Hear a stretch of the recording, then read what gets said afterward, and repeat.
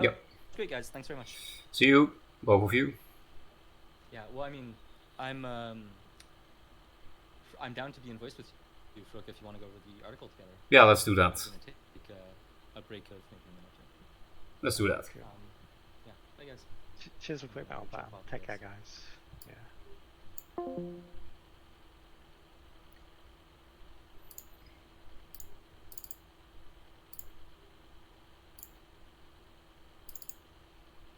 Oh, actually, I do have to go. Actually, I do have to go to the browser one.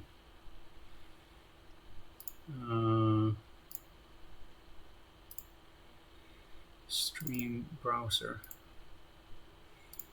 So, because we are supposed to open Blatm's article.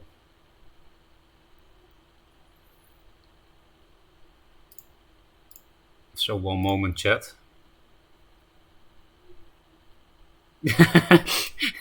Nick, nice joke.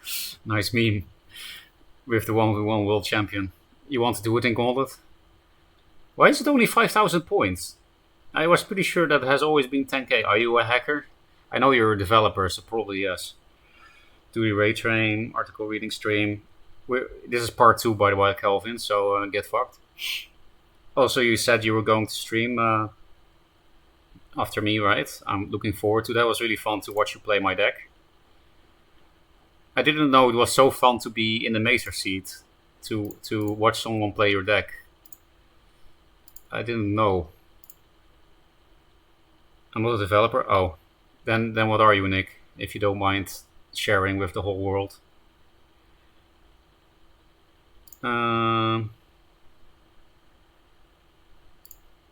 Duelist in browser. The whole world, probably like 10 people, but okay.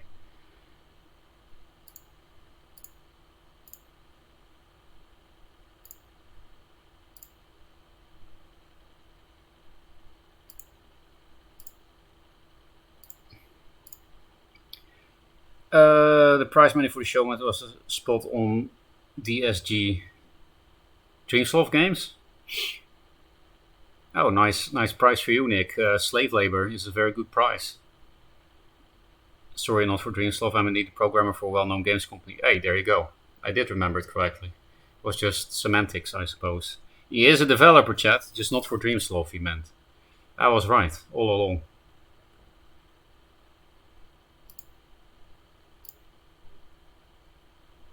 Anyway, we were on number 6. We were in chapter 6, funneling. He's not a developer, he works in game dev. I mean, you know all about it as someone who is, I don't know how you call it, a software engineer or something.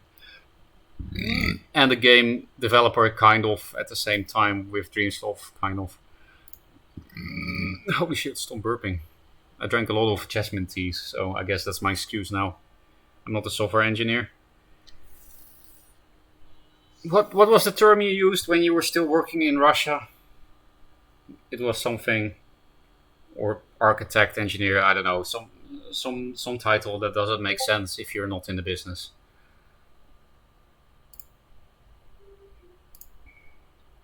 Where should we voice?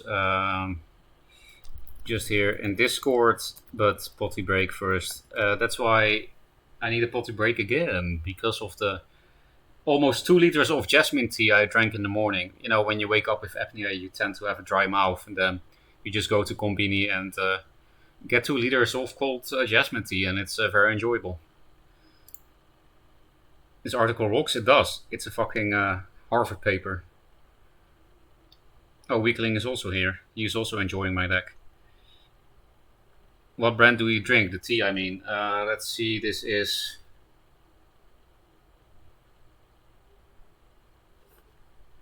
I don't really see the brand name, but it's a green smiley. So it's just what's the Combini again? Family Mart. It's just Family Mart thing.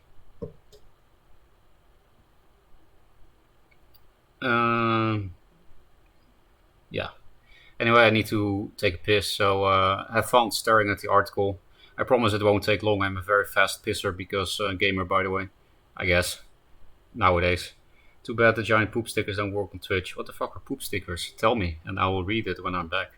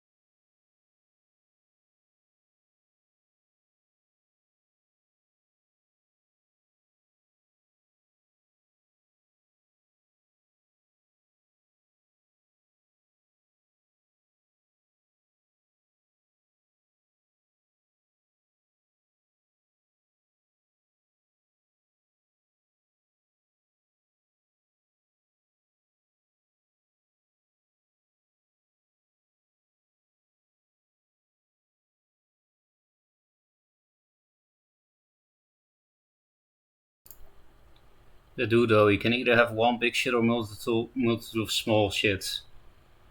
I wonder what Zowie would prefer between those two options. Like the giant ice cream cone poops. Ice cream cones can poop. They have anuses.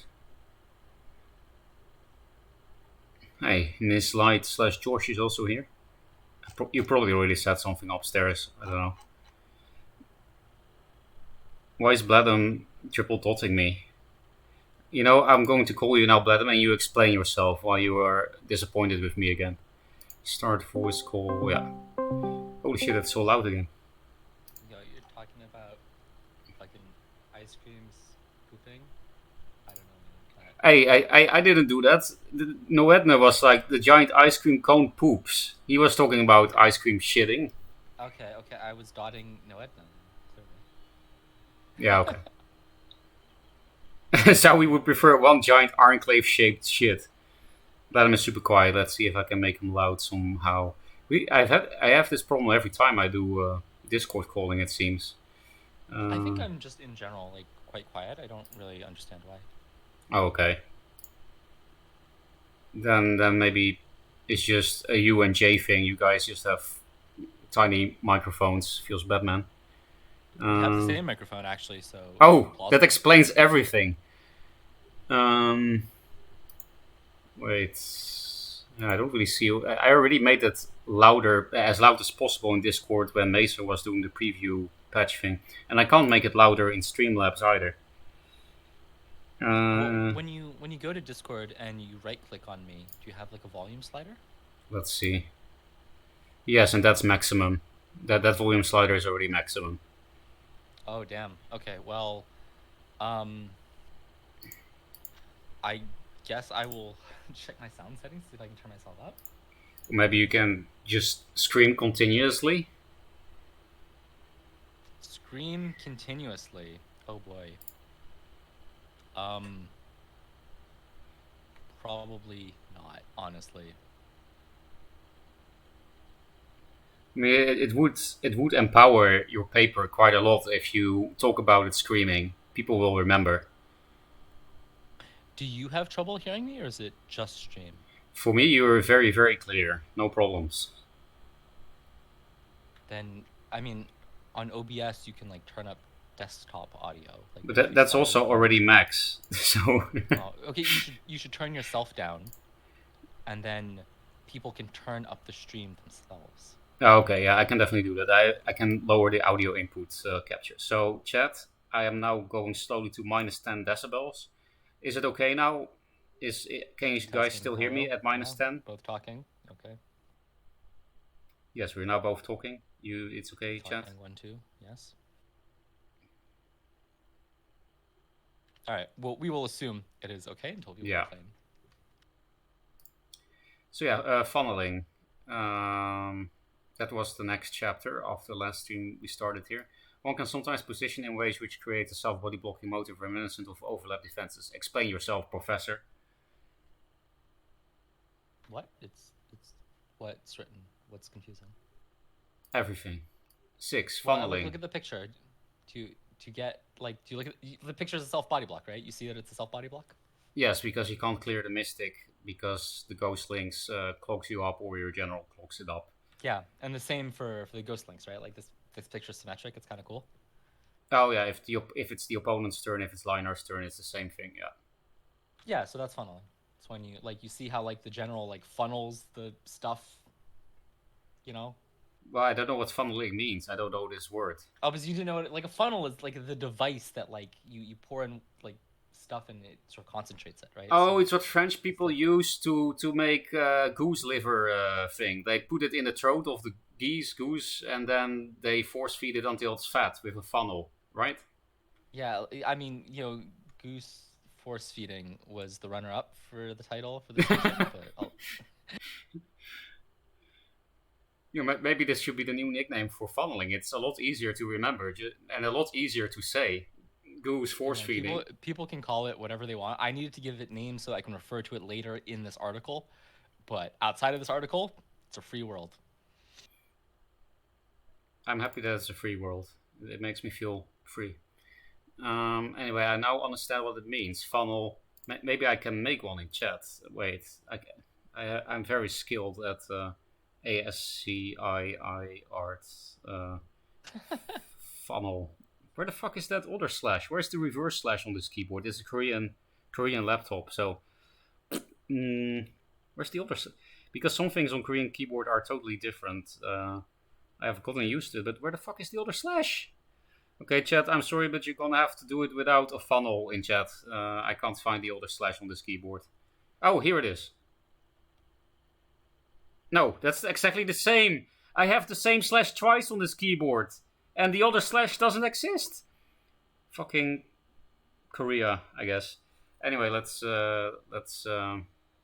yeah, that's exactly what I wanted to do, Blatm. That is a funnel, chat. I'll call this funneling, as there's the overlap defenses.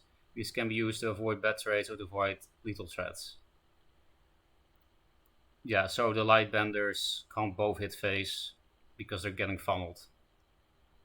In this, what was the name of this tiny software thingy again? Oh, I use Roll20. This is an online platform for tabletop role playing games, and I just it gives you huge flexibility, right? Like if you're a game master, you can put whatever you want in front of your players, and I just made something that lets me move around duelist sprites easily on a board that looks like this. I have like a 10-step setup process posted somewhere. It's very easy. That's pretty cool. How about Tabletop Simulator? I have that one too on Steam. Can you? You probably can't do it there though, right? It's not as easy as this. I've never used Tabletop Simulator, but I mean I don't know. It sounds like the kind of thing that it could work if you want. I mean, just anything will work. I'll respect the OG Duelist recreation software if I ever do this.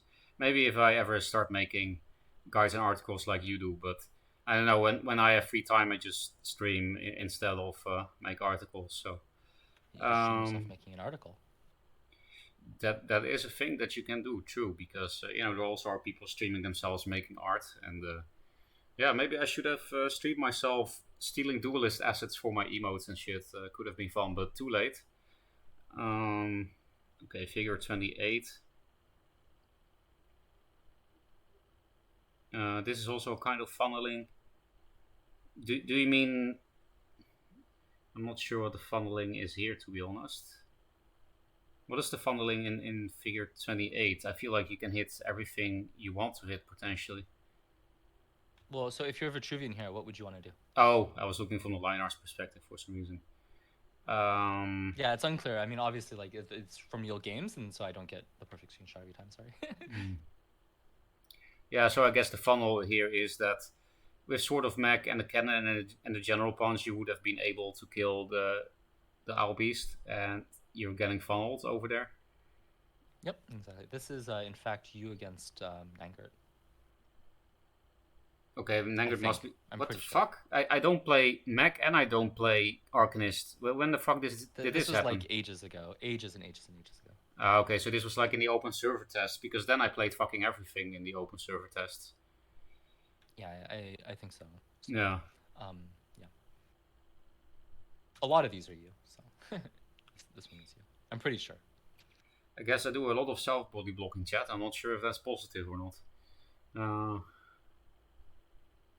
So yeah, figure 29.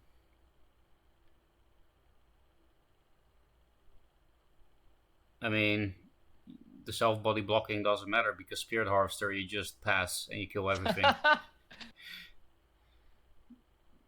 Yeah, so nice figure, Blatm. Am I supposed to look from Lionar's side again? Because then Yeah, obviously you're supposed to just identify where what's going on. So like, I mean, okay, not yeah. This is like Lionar is getting screwed here. Oh, so then it must be Magmar's turn, because if it was Lionar's turn, you just trade your minions into the 5/5 and you're gonna be more than fine. Just play. No, I mean, no. The point here is that Magmar's playing around lethal. Oh, okay. Yeah, okay, just ammo on the rejuve if it can hit face. And yeah, they're getting funneled because, I mean, with Young Silatar, you kind of get double body blocked because of the egg. Yeah, that's why I like this example.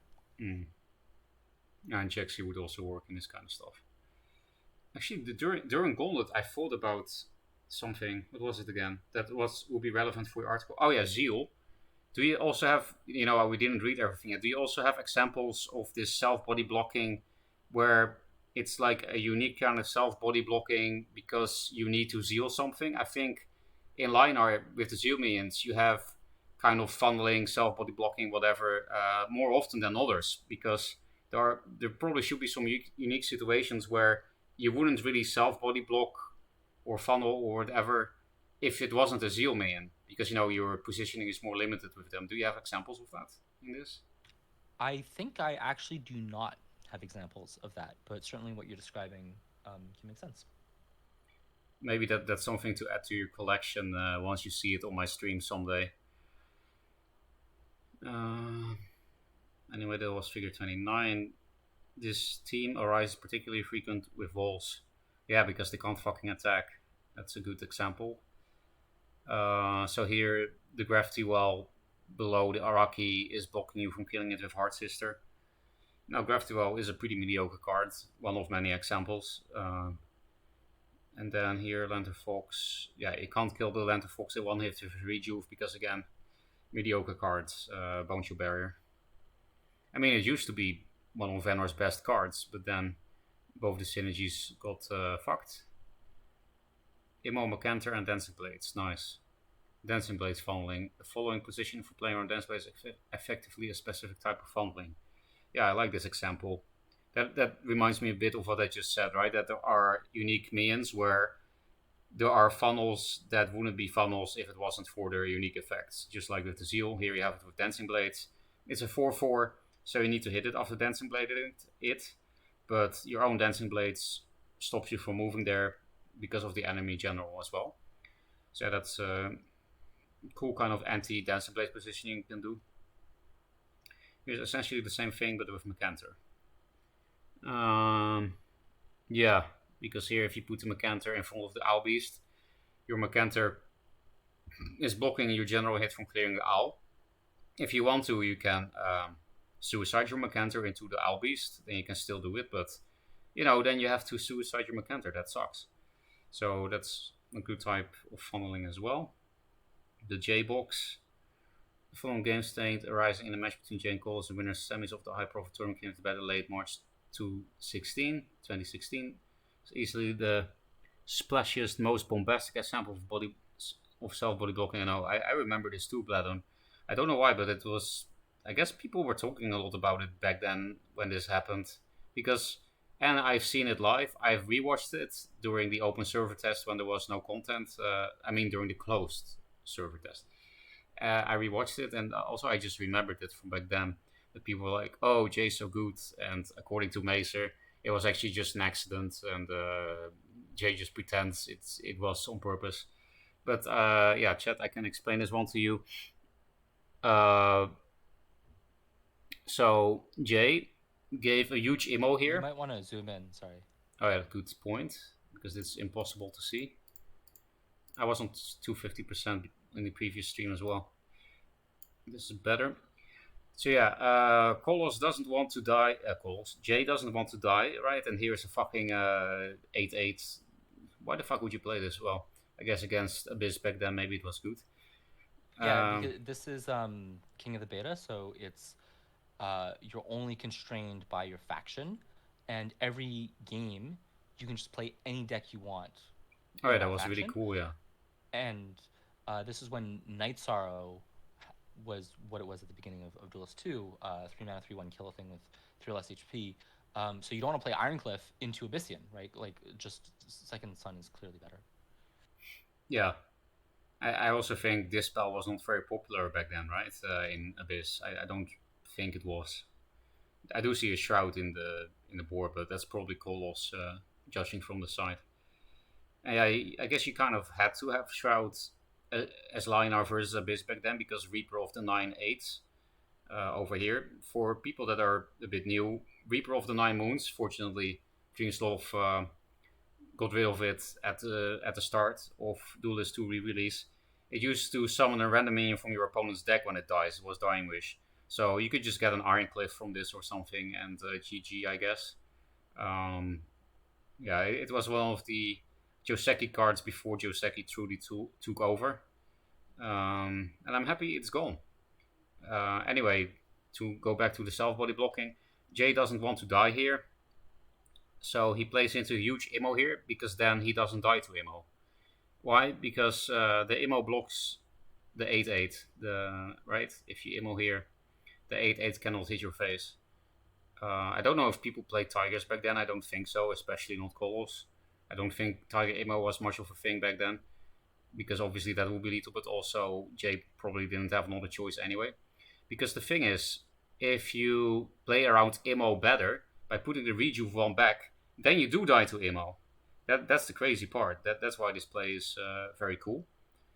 If the Rejuve was one back, you just Immo where the Rejuve is standing now, and it clears both the 2/3 and the 5/4, and then the second sun still kills you after the Immo damage.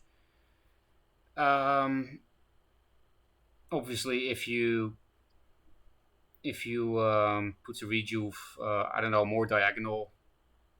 For example, if you put the Rejuve here, diagonal from the Prime Fist upstairs, that kind of plays around Immo better, right? Are you okay, Blatm? I heard some sound. I said nothing, but I am fine.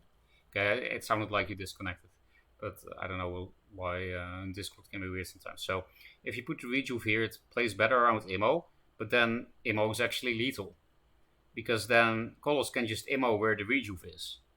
And then, the damage hits you and the second sun can hit you.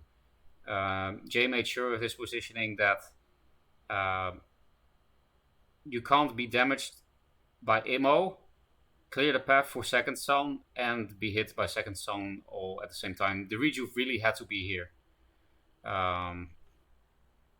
Yeah, and this is some like foreshadowing that, I mean, so really the crux of it is that there is exactly one space to Immo on, and there's exactly one space the second sun can move to, and those two spaces are the same space, right? Like that's the idea of self-bodyblocking, is that you make like the two spaces that you need to use the same space. Yeah. Right?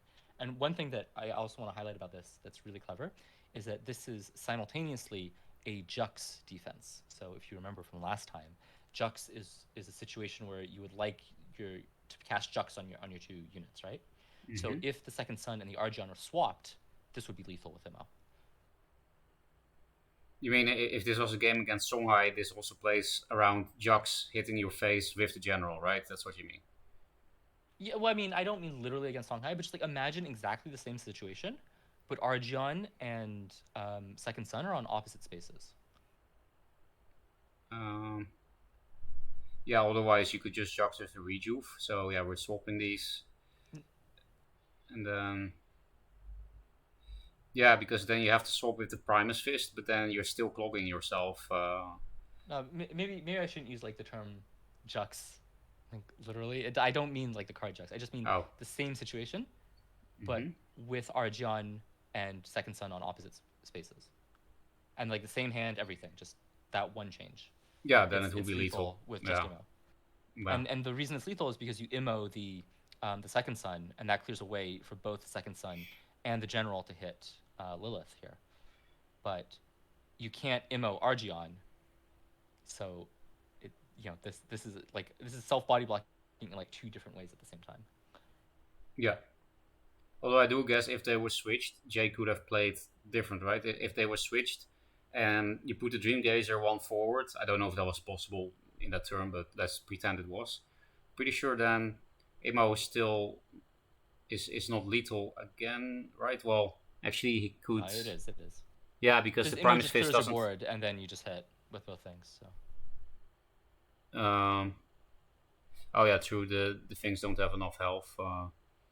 Well, but wouldn't it work if the Primus Fist had more than 2 health?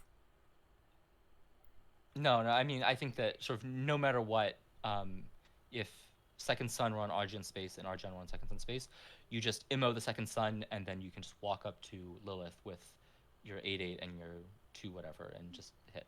Yeah. So it's, I mean, this is like a more minor thing. The major thing for this example is really like the super bombastic. Like there's that one glaring space, but that one glaring space is exactly the space that second sun needs to move to. But there's also a second form of self body blocking going on here. This is really a very delicate situation, and that's why I think it's so amazing. Yeah, and it also is a great example of if you can afford to, don't play threats diagonally from your general, right? Because um, it's usually better to have your general and your threat cardinally aligned rather than diagonally. Not just because of corner provoke, but also these kind of situations, even though they're rare, they can happen.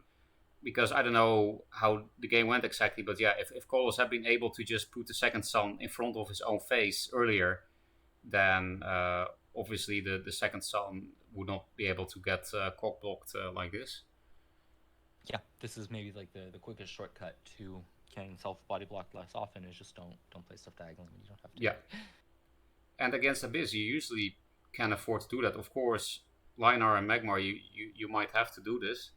And that's also what I always say on stream, right, chat? That I think the main reason Imo and Macanter are so good is not because you can play them, but because your opponent has to play around them.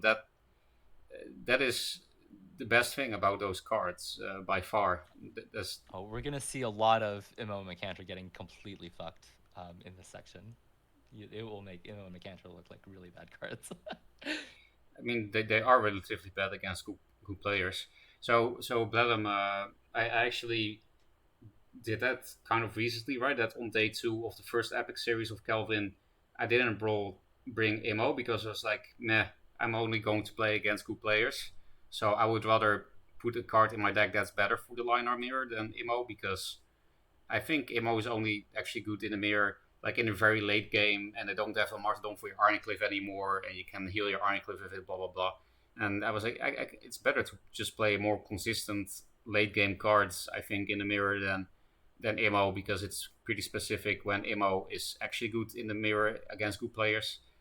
And then I still kind of missed it, but that was really only because of the damage, and if I was very ahead. If you're very ahead, the opponent cannot really afford to play around Imo and Macanter, usually, even if they're good. Anyway, let's move on. Yeah, that's too advanced for me. Let's maybe see the next example of this motif coming up. OJ actually wrote about it. Not that Jock's defense, you just explained that. As Imo and Macanter are both ubiquitous and positionally exacting, but of the sort above are surprisingly common. Here is a game state from a Grand Finals match in November 222, which contains the same motive. Oh yeah, I remember this. This was pretty recent. Droplet, like he won the tournament, even though he hadn't played in ages either, and I haven't really seen him since either. But he just won. I'm pretty sure he won, right? Not in the end. I'm actually not totally sure because I remember this is Saiban, and he won with some aggro Lionar stuff, so I'm not sure. Anyway, this is a cool self-body block that was indeed very similar of this situation. When this happened, when I watched this, I actually thought about this J. Kolos game too, Blatm, Yeah, it's pretty much the same principle, right? Here is the good immo, but it blocks the Windblade Adept from hitting you. So immo alone is not lethal here because of that. Yeah, so you might think that like the J box was like a once in a blue moon kind of thing, but here I'm trying to say actually this comes up all the time. Yeah, at And least if with there's good a good players. reason why it comes up all the time, it's because when you immo, there's like one specific space you need to immo on, so it's quite easy to self body block with it. Yeah, yeah, and that is. I mean, Mercantor is better than immo on average by far, and that's one of the reasons I think is that it can move. Because, for example, Mercantor here, it could just Mercantor over here, right? Like the Fenrir and the General. Um, but with immo, you would need 2 minions in your hand to be able to immo here, because yeah, immo here is lethal. You just do 4 and 4, and you kill the next Fenrir with your General, and the Primus Fist hits, and then the Windblade moves in. Yeah, Mercantor would have been lethal here. Immo, not immo bad card, also gets bugged by fucked by Prophet. Mercantor doesn't. But just in general, the fact that Mercantor can move is great. Also, it's only one card, unlike immo. You know, you need a minion to play with it. It's a 2 card play most of the time. And also, it's not a minion, which is not just relevant for Prophet, but also for stuff like Greater Fortitude and so on. Immo bad compared to Yeah. Mercantor. When I was casting this, I actually started blabbing about Jay's play from 2016 and probably alienated all of chat. But I was casting this live, and when when I was here talking about this, I'm like, yeah, Jay, this guy should have known his history. Well, you didn't alienate me, if that makes you feel better. So I would suggest reading on because the stuff directly below this figure is about this figure and it's strong. Okay. So body blocking. In fact, the Lionar player has lethal here, which is instructive to find. This was missed in the match. This game was double tournament point for the Lionar player. And after this missed lethal, the Venom opponent went on to themselves with the tournament. On to themselves with win. After this missed lethal, the Venom opponent went on to themselves. I don't get the sentence. Is this proper grammar? The Vanar player won. Droplet won. Okay. The tournament. Yeah. Went on to themselves. I don't get the themselves, but okay, I'll just ignore it. One can observe the same motive with all the cards. So when I say which is instructive to find, I mean go find it. Okay, let's go find it. One can observe the same motive with all the cards like Naga and Sword Inner Focus. Oh, I was totally confused. I thought we were talking about this image here, but we're still talking about the previous image. In the image above, the November 2022 finals, like in this image, Lionar has lethal, and if they have the lethal, they win the tournament. So they were 100% guaranteed to win the tournament with optimal play in this situation, this turn. Yeah, because it's just Tempest, Martyrdom, Immo, that is lethal, right? Because you hit the first Fenrir forms with General and Primus, then you Tempest, then you Martyrdom, you move in, you Immo Tempest. I'm not even sure if Tempest is required. I didn't count, but yeah, it's definitely lethal. Did Simon won this shit? Loses the game for Lionar because. Oh yeah, because he has 4 fucking health, so he can't Tempest. Yeah. So I guess that means you don't need Tempest to win. Well, I guess I'll just count because it was instructive and we were supposed to think about it. So we had hit the Fenrir twice. We marched on to go to 10. You move in. You hit. You immo. So that would be a tie if you then Tempest, right? 8-10. Yeah. So where is the actual lethal? I mean, Windblade definitely has to hit.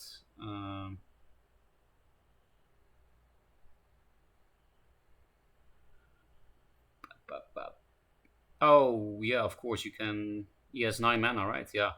You can martyrdom your own immo boy. So you go down your immo with the Silverguard Knight and you martyrdom your Silverguard Knight. And then you kill the next Fenrir form and you hit with the Windblade. Yeah, so the reason why I think it's instructive to see this lethal is because, if you scroll up to the previous figure, right, like the J box, the J box is effective because like that minion that you play to immo, it's self body blocking. It's the one space that your minion needs to move to. And so the key insight is that because you have martyrdom in hand, you can remove that minion and remove the self body block. And without the self body block, it is lethal. Yeah. So yeah, that's a very cool lethal for that reason. You know, and I think you're right. As instructive. If you just, I don't know, if you force yourself to look at this every 3 days for the next month, I'm pretty sure that will be good training. Like I'm not gonna do that, but if you would be, if Duel is at an esports scene, like a really strong one, then I think that will be actual good training. Is to collect these kind of images and force yourself to look at them like every 2 or 3 days for a few months, and then you will never, like after repeating that for 1 or 2 months, you will never forget it probably because yeah, this does come up, and it's actually not that hard to see if you imprint this into your brain. It's actually not that hard to see. So that's your article will be good study material if we ever get an esports scene, Blatm. Mm, Nice. I'm gonna observe the same motif with the corners like now with sword in the photo. Oh yeah, we were supposed to think about this one too probably. Or is there the Venom opponents went on to themselves win the tournament. Oh, okay, nice. I'm happy they didn't win, considering they missed that lethal. Deserved. One can observe the same motive with other cards like Naga or Sword in the focus. Sword in the focus here, and you kill off your sword onto the 4-2. Yeah, I talked about it a bit earlier with the Macantor into the Owl Beast.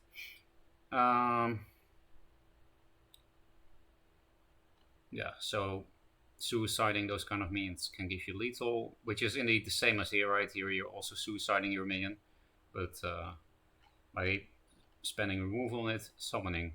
Similar to, but distinct from the situations above, are instances where one would like to play Dancing Blades, Macanto, or Minion to immo where an ally currently is. Now the other factors constrain the ally from moving. Similar to, but distinct from situation above, are instances where one would like to play Dancing Blades, Macanto, or Minion to immo where an ally currently is, so all effects. Oh yeah, this is something I do very often. Well, relatively often because you don't get many opportunities, but that I act something and don't kill it on purpose, because then you can play into Macantor, because the egg blocks it, and then you can still have aggressive positioning, which is amazing.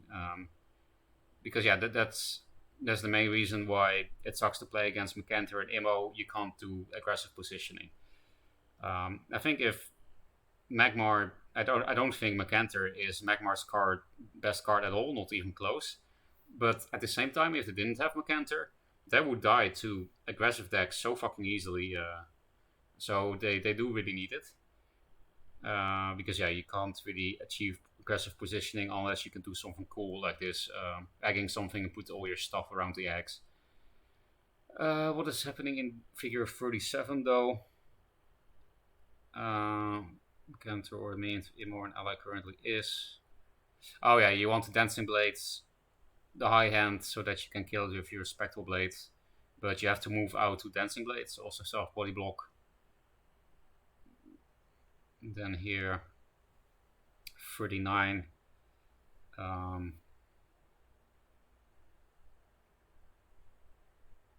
we still talking about Dancing Blades and shit here? Dancing Blades, immo, and Macantor, yeah. Oh, okay, Dancing Blades, immo, Macantor.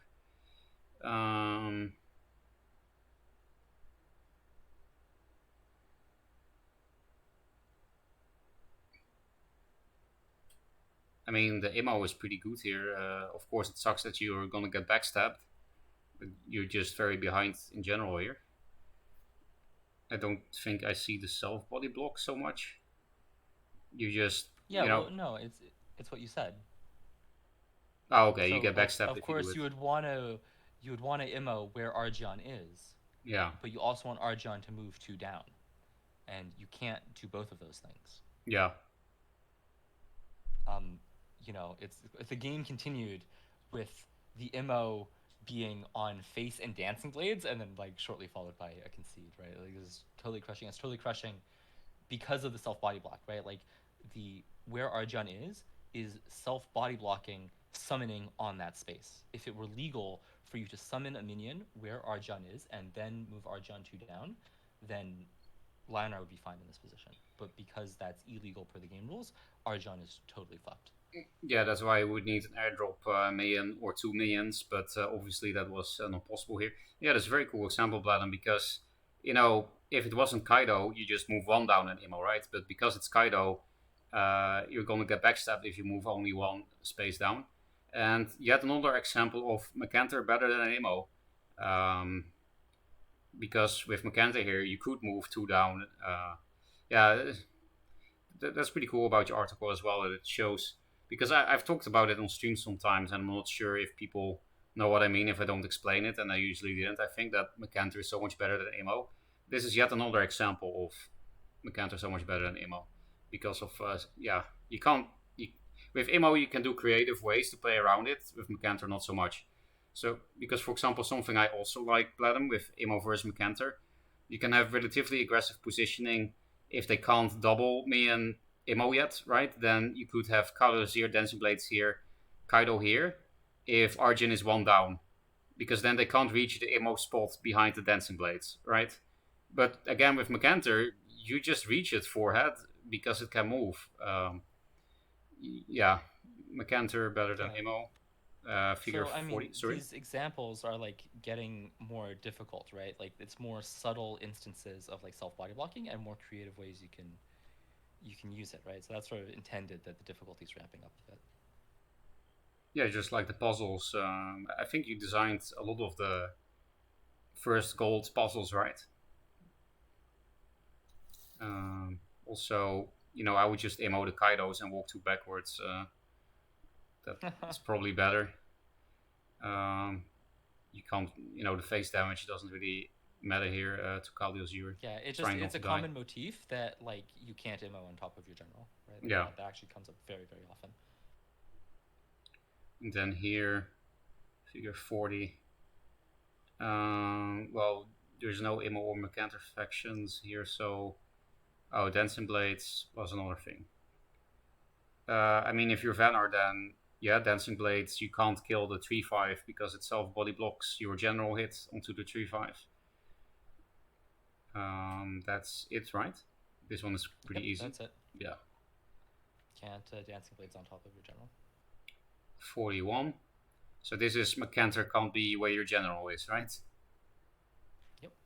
Just play Spirit Harvester. And this is a really common pattern, right? Like when you're playing walls, it's very common to want to put your 2 most valuable things diagonally across from the thing that, like, where Vath is. Yeah. Because Macanter can only hit one of Razorback and Fenrir here. Yeah. So, yeah. like, the Magma player's just totally fucked here. What do you mean? They just Iridium skill with Metamorphosis or Claws or something. Easy. 42. More Mechaning.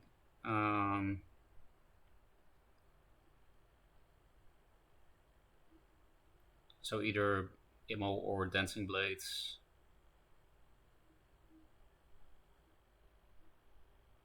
I guess we're trying to get lethal here, right? Because we have 4, 8, 12. Yeah, Imo is lethal. But again, the Imo spot here that helps you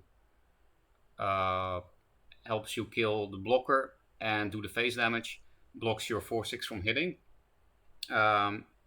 And you could also Imo here, but then you're blocking your general hit, so then it's also still 2 damage off lethal. So it's a double self-body block. Self-body blocks in 2 squares, where Imo could have been lethal, but it's not because of the self-body blocks. Figure 41 highlights that when playing walls, use the 2 most, what you just said. Body block blockers. One particularly dangerous class of self-body blocks are what I would call body block blockers. There are situations where a player cannot effectively body block against their opponent because of self-body blocking. Situation where a player cannot effectively body block against your opponent because of self. You're self-body blocking yourself, so you can't body block the opponent. Yeah, I get it. So here, this is also a Jux situation, right? Where you wish you could switch around your Pando and your General. but because of how diagonals work in this game, you cannot jux between diagonals. Because of course, sometimes you can swap positions with things. Um, Actually, it's very hard to jux. I realized, right? Because, for example, if the panda was, I'm not really talking about figure 43 now, but other cases. If the panda was in a cardinal direction, you could still not jux with your general and the pando. If the panda was 2 squares away, you could still not jux with them.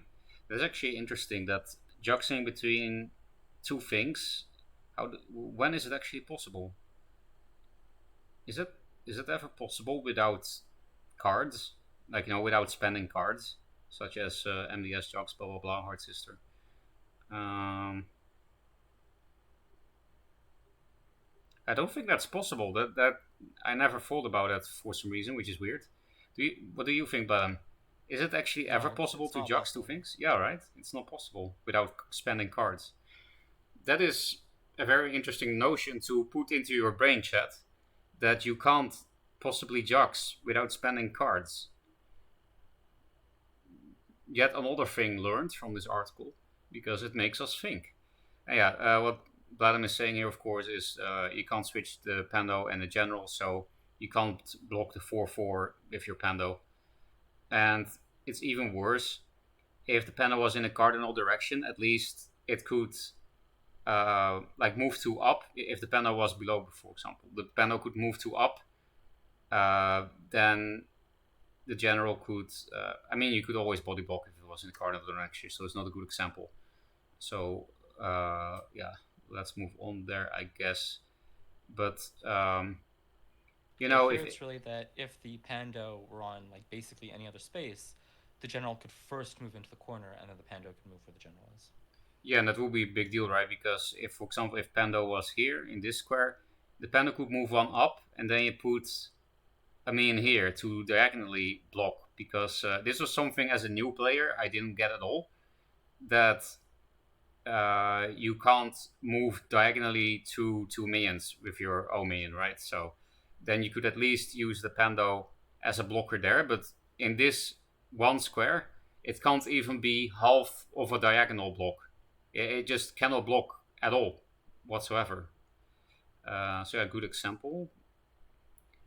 The most salient, does it mean there's a lot of salt involved or something?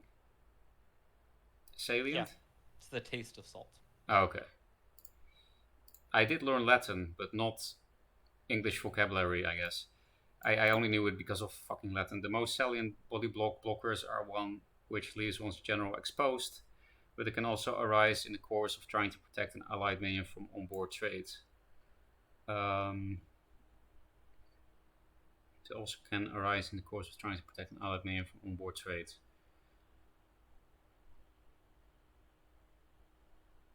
You mean that? In figure 44, you're just fucked, but you mean that the owl cannot kill the Arkham, which is irrelevant because it can just kill the general forehead. So I'm not sure what you mean here. Yeah, the figure 44 is not protecting a minion on onward trades. You're just fucked. Yeah.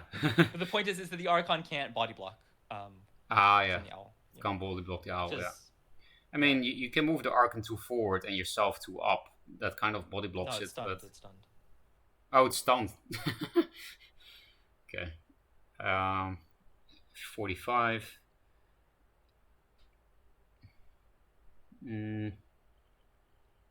Oh yeah, this wind shrek stun is the same principle as this stun. You can't move where the Shrek is, and that would be nice because then you could put the blocker where Xerix is to block and the Arakis and the Keeper of the Veil. That's what you mean, right? Yeah. Yeah. And of course, if the Heart Sister wasn't there, you could move to up, but that's why the Heart Sister is there. Yeah, so I like this one because this is like sort of getting into the territory of like slightly more involved examples where like if you look at figure 45, like Vitruvian's just getting completely fucked, right? And it's like, in part because Vanar has more minions, but in part because like the positioning is just disgusting, right? Like this is absolutely atrocious for Vitruvian. Yeah. I think your best bet here would be fucking Maelstrom run away. 346. Ideally, Glacial Elemental would move to A3 and Fate to B4 to body block for it. Yeah, but the fucking wall is stopping. Wait, A3. I can't visualize when it's cut off. Glacial Elemental would move to A3. Mm-hmm.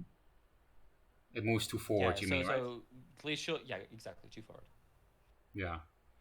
And it would be nice to have Faye where the wall is, because the general is the best body blocker in the game by far. Because the only thing that can move a general immediately is Pedo. Honorable mention to Reaper of the Nine Boons with Darkfire Sacrifice, Ritual Banishing, or something. But that's all pretty XD, just like Pedo. So yeah, it would be nice if the general could be where the wall is, but walls suck, so it's body blocking. Vav can't body block for the Archon. Vav can't body block for the Archon.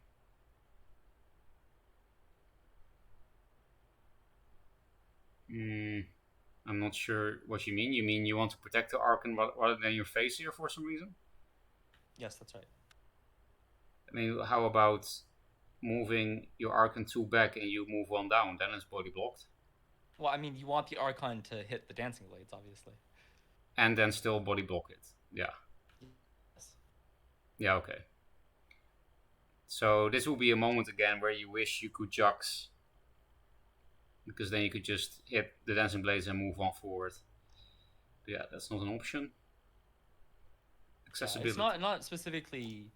I calling this a Jux, I think, is a bit of a stretch, because it's not like Vath, like, really needs to be on Archon's space. Like, Vath needs to be just anywhere else, right? It's this one space. Yeah. When Vath is on this one space, you're fucked. Yeah, but I meant you are fucked here because you cannot Jux.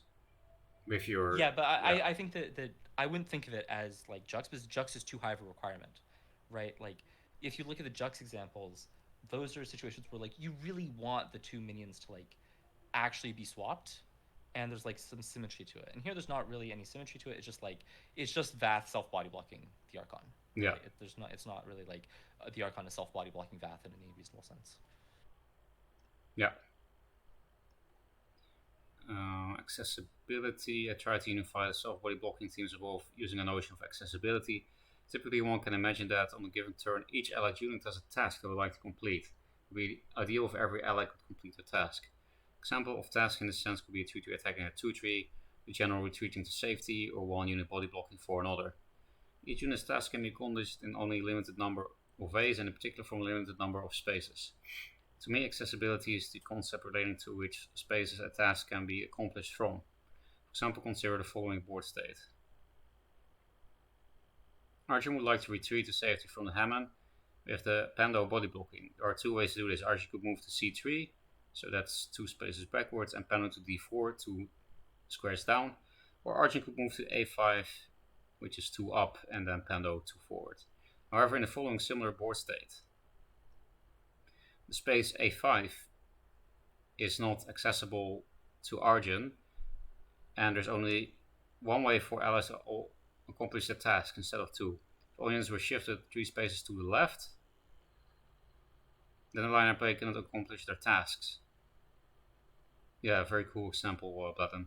So here, chat, you if you move the Pando 2 forward here to block, your Arjun cannot move 2 up, and then you're fucked. And obviously moving 2 down with the Pando doesn't work because you can't move 2 squares backwards.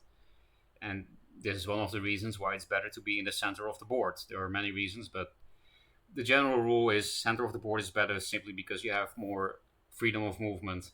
And this is a good example of why freedom of movement matters. Because now you can't move 2 backwards after you move the Pando 2 down. Arjun can't access beyond when the Pando is moved, and vice versa for the Pando body blocking C2. The above is an instance of self-body blocking and call the body block blocker above. Reasoning as with the example above leads me to view self-body blocking as arising from situations where accessibility is limited in some way. Self-body blocks are more common near edges or corners of the board because those edges and corners inherently limit accessibility. Self-body blocks are more common with cards like Dancing Blades, and mechanics because tasks involving these cards can be accomplished from very specific spaces. To mitigate an opponent's ability to leverage self-body blocking against me, one heuristic I find helpful is to try to position such that my units can accomplish the task and anticipate assigning them from as many spaces as possible. In effect, maximizing accessibility. In figure 43, there was in fact no reason to play the minion that got Onyx Bear sealed on E1. There was in fact no reason to... Let's go back to 43.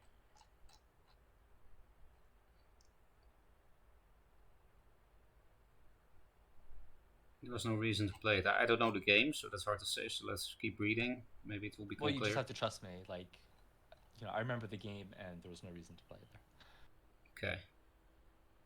Yeah, because it's not like you're playing around emo kill on that thing against fucking Songar. They've got Onyx Bear sit on E1. E2 would have been just as safe. Yeah, so what Blatm is saying here, chat, for the weaker players in chat, don't put things diagonally if you don't have to. It's usually worse than cardinal directions. Because, yeah, diagonals are weird in this game. Again, I clearly remember so well that as a new player, diagonals confused the fuck out of me. That was the hardest thing to learn for me for the super basics of positioning. I didn't really get diagonals. I'm not even talking about self-body blocking, but just why can I move only one square diagonally? Why can I move diagonally through my own units but not through opponent's units and so on? Strong players already know intuitively that in some vague and general sense they can get into trouble more easily when near edges or corners of the board. Also true. Departing momentarily from the topic of self-body blocking, there are two positional motives which I have an easy time generalizing when considered in conjunction with the notion of accessibility. First, one common way to position the main challengingly is as such. When the ally is 2 spaces away from enemy in an orthogonal direction, is that the same as cardinal? Orthogonal?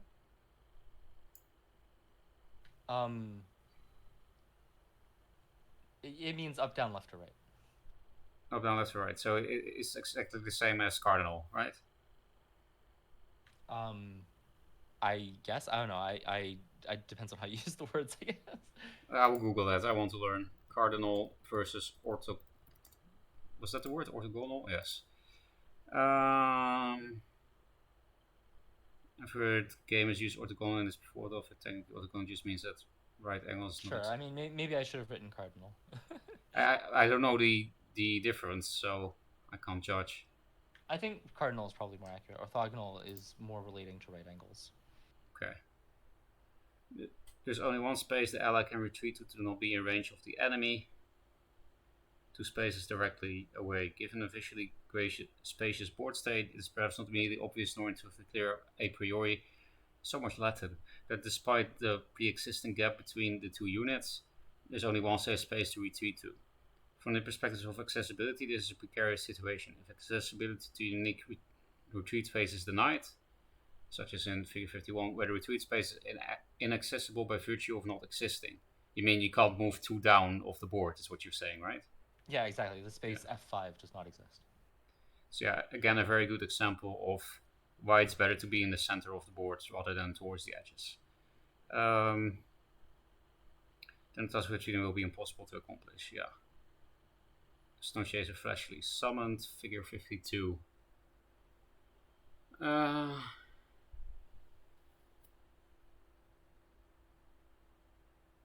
You mean the Bone Shields are blocking Vanner from walking away from the Kaido? Is that what you're talking about here? Yeah, exactly. Okay. 53, if Kaido backstabs, Reva gets it by rejuve. Yeah, because you can't move 2 squares forward because of the Kaido. We've already talked about this in the first stream of Blatm's article, chat, that is usually pretty bad if you align things 2 squares away from each other. That's something I've talked about on stream before, and Blatm gave some not very direct examples, but some examples of that. And here's another very good example of that. If you can avoid it, don't put things aligned 2 squares away from them. Like 2 squares away diagonal, which is technically 3 tiles anyway, is usually better. Like if minions are here and here. There is one downside, of course, if you have a minion here rather than here, is that you have one blind spot here. They can put one threat here that you can't hit with the minion you do there. So you have to assess your risks, right? For example, if you have removal in your hand that deals with any kind of threat that the opponent's faction can play, then you might want to do diagonal 2 spaces behind rather than aligning them like this. Again, risk assessment depends on your hand, depends on the game, the opponent, blah blah blah. And to piggyback off this, what you're saying a bit, um, if you imagine that the board is checkerboarded, black and white, Mm-hmm. like a chessboard or something, Mm-hmm. ask yourself, how often do you move only one space with a unit? Probably not very often, right? Probably like maybe even 90% of the time you move 2 spaces with everything you can move with, right? Yeah. And now you can also ask, how often do you summon diagonally versus cardinally? And I think you probably summon diagonally way more often than you summon cardinally. Well, if you move 2 spaces, you stay on the same color on this checkerboard. And if you summon diagonally, you're on the same color on this checkerboard. So even though the board has 45 spaces, if you only stick to one color, you're only working with half that many spaces. And you can imagine that, I don't know, maybe it's plausible at that point that you're going to run into a lot of situations where you self body block yourself because you only really have half as many spaces to work with. So I would maybe suggest generalizing the thing that you're saying that's absolutely correct. You shouldn't line things up 2 spaces away like that. Is when possible, try to not be on the same color in this checkerboard. Yeah, that that is a cool analogy. Like having two colored bishops is so much stronger than a single bishop, right? Like at least I personally feel like the difference between one bishops and two bishops is so much bigger than like one or two knights. That doesn't matter as much. I mean, it's not very related to what we're saying here, but I don't know. I had to say something, I guess. Figure 54. Can't move, it's sand trapped.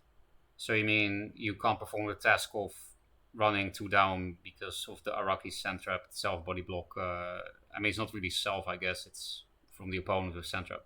That's what you mean, right? You can't retreat 2 down from the Yeah, Aymara. exactly. Yeah. Second one, often wants to position their units such as that there is considerable distance between them. For example, the player have mechanical juxtaposition. It's possible to play minions such as mechanical only damage one unit if the general starts the turn on E3.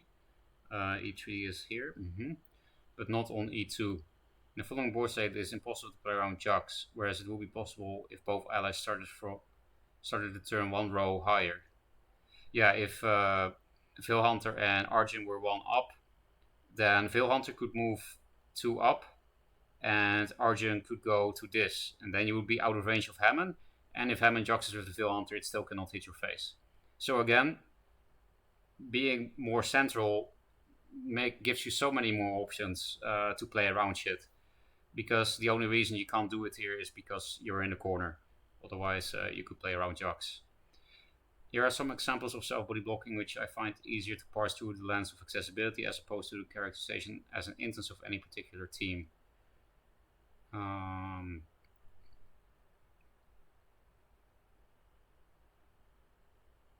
Accessibility.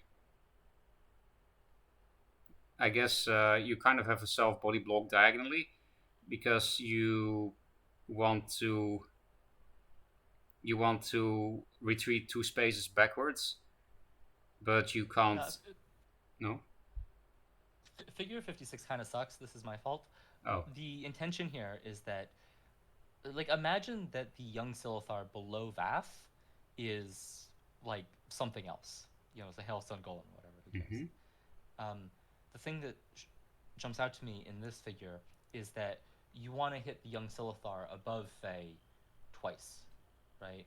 Once to put it into the egg, and then another one to put it in the egg, right? But you can't do that because there's only one space that can access the young Silithar, right? It's the space that Fae is currently on. And, so thinking of it as like, how many places can you accomplish your tasks from? There's only one space you can accomplish your task from, but both Fenrir and Fae have a task involving moving to that space, and so you can't do it. Okay, yeah, then there's a lot of red herrings for what you want to tell here. Yeah, this Um, is yeah. Sorry, this figure is probably the worst of the details. and here we have 57. Yeah, same thing as you want to clear the egg, but you can't because of this corner L shape thingy. Um, yeah, that's also why the Scimitars are good. They're hard to clear if you position correctly. Um, figure 58. So yeah, this is just diagonal provoked meme, is right? Is what you were showing here?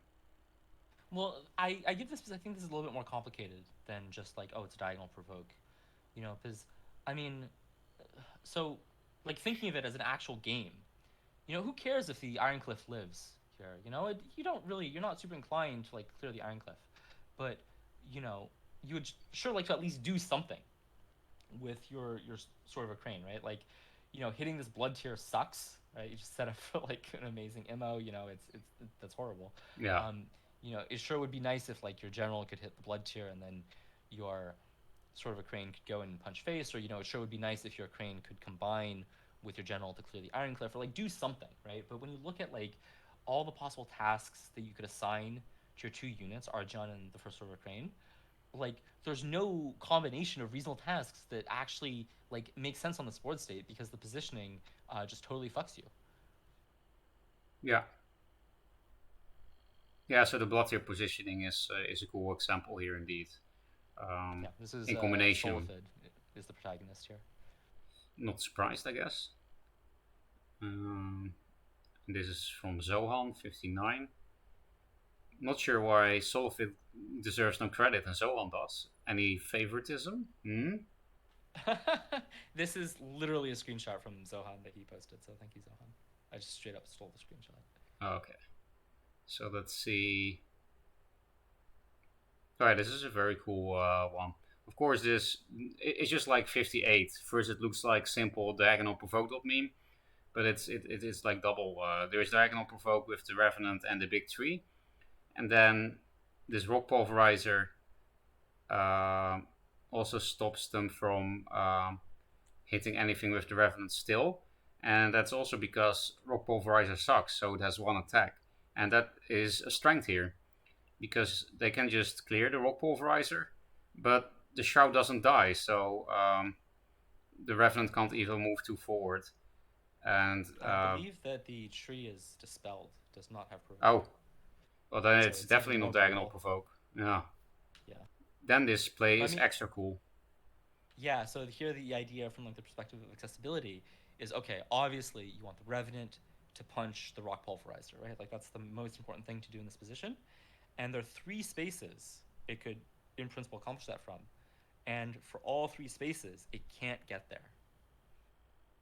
Yeah, and at the So same it's time, again it this idea also of like, yeah. but it's not just that you want to hit the rock pulverizer with Blatm, you also might want to hit the tree with it because you just need a ping. For example, suicide the Rustcaller. So Absolutely. yeah, I it's mean, yeah, a the very cool Abyss player is play. just getting completely annihilated. I mean, there's so much more. Like the Riftwalker is totally useless in this situation, um, but the point is for these examples to try and learn to view them through the lens of accessibility, right? So, what are the things you would want your units to do, and what spaces can they do that from, right? The only useful space for the Riftwalker is where Lilith is right now, right? Or the three spaces that would be useful for the Revenant are where Lilith, Rustcrawler, and Shroud are right now, and all of those are inaccessible to those units because of the positioning, right? And they can't even be made accessible through other actions in the turn. Like, it's devastating. And the way to, I think, to parse it, and the way that's instructive for then later generalizing, is really thinking, where can my unit move to do something productive? Yeah, very cool example. It also shows yet again how extreme the position of provoke is. Like Lionar, Magmar, and Abyss are kind of dumb. They don't require much brain activity, but I do always put Linar above that simply because of Provoke. There's so much skillful positioning you can do with that, and then of course also Zeal, that again that can do a lot of unique self body blocking, I think, and self fuckery in general. And you can even do some really cool plays, right? Like keep a Windblade Adept out of zeal range to play around net select or something. That kind of shit. But yeah, this is a very cool example. So on good. Figure 60. Yeah, it's kind of double self body block with celerity if you want to clear the Mystic, yeah. Because if Arjun wasn't here, then Lion could actually move towards the Mystic. Now it can't. And on top of that, even if the Lion could move towards the Mystic, because you could have Lion and Arjun on the same tile in the first instance, but not on the second instance, you know, if you move to up. So let's just imagine that Arjun already was one up. No, then you could just move there. Whatever. If you move to up to hit the Mystic with Arjun, then that blocks the Lion again. But it could have moved there in the first place. Um, so yeah, cool Yeah, positioning so as well. what I really love about this one is like normally celerity is so flexible, but here if you think about how the lion is going to reach the mystic, it has to take a very specific path. It first has to move to d6, right, where Arjan is, and then it has to move to b6. It has to go to exactly one space and then exactly one other space. So that's very constrained from the perspective of accessibility. There are very few spaces. I mean, it's even worse than just like a non-celerity minion. It's like two spaces, one after the other, and both of them have to be accessible.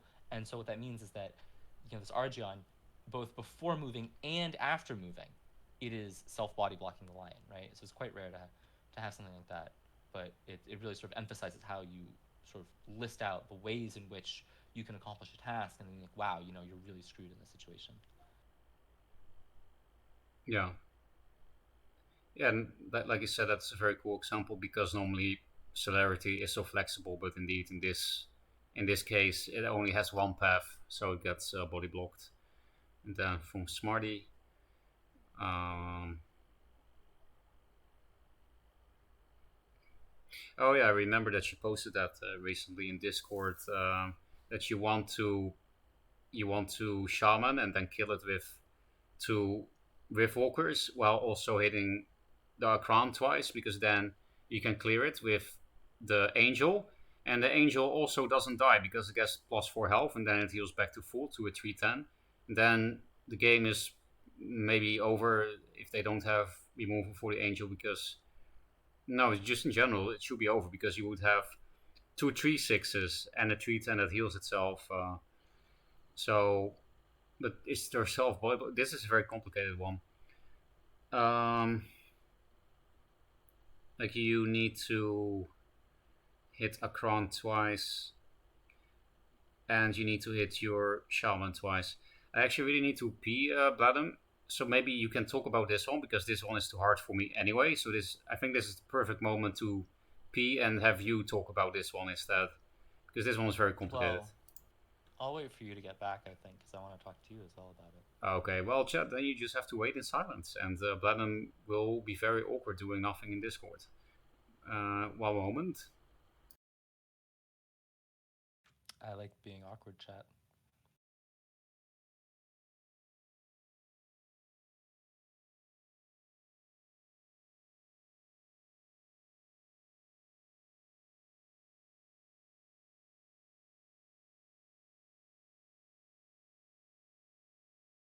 Man, so Furoka probably muted himself on stream. I hope he muted himself on stream, but he did not mute himself in Discord.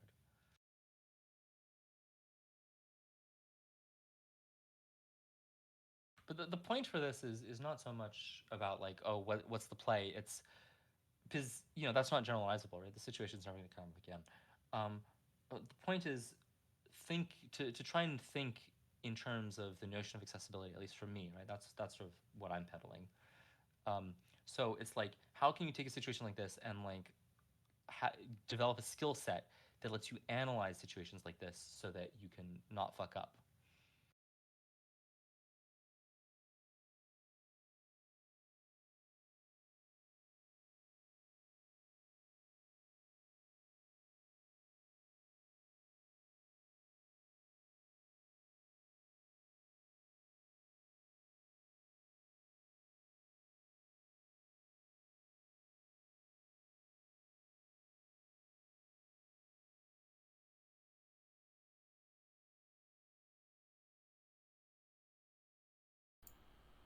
Okay, I'm back.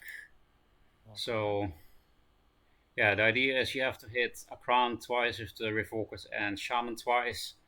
And you also have to be able to hit the Akran with the Angel. And then you would also like the Angel to be in Zeal so that it heals back to full, because otherwise it will be on 3 health. And then, it can be easy to kill with an immo or something. Yeah, Um, absolutely. So this is, I want to emphasize this first step. This first step of listing the tasks, right? What are the things that you would like to accomplish?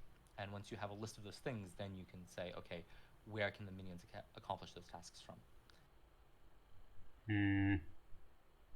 Well, again, because you're kind of at the edge of the board, you it's harder to accomplish your tasks, right? Maybe that's why you chose this example. Yeah, so here it's impossible to do everything you want to do, but you can come close. So figuring out how to come close is good, and understanding why it's possible is good. Let's think about it then.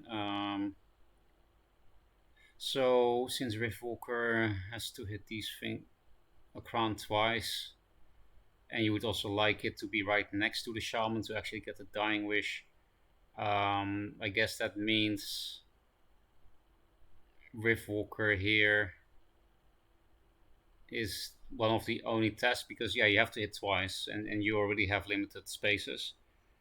That means the shaman has to be here, which means the next Rift Walker has to be here to get a dying wish.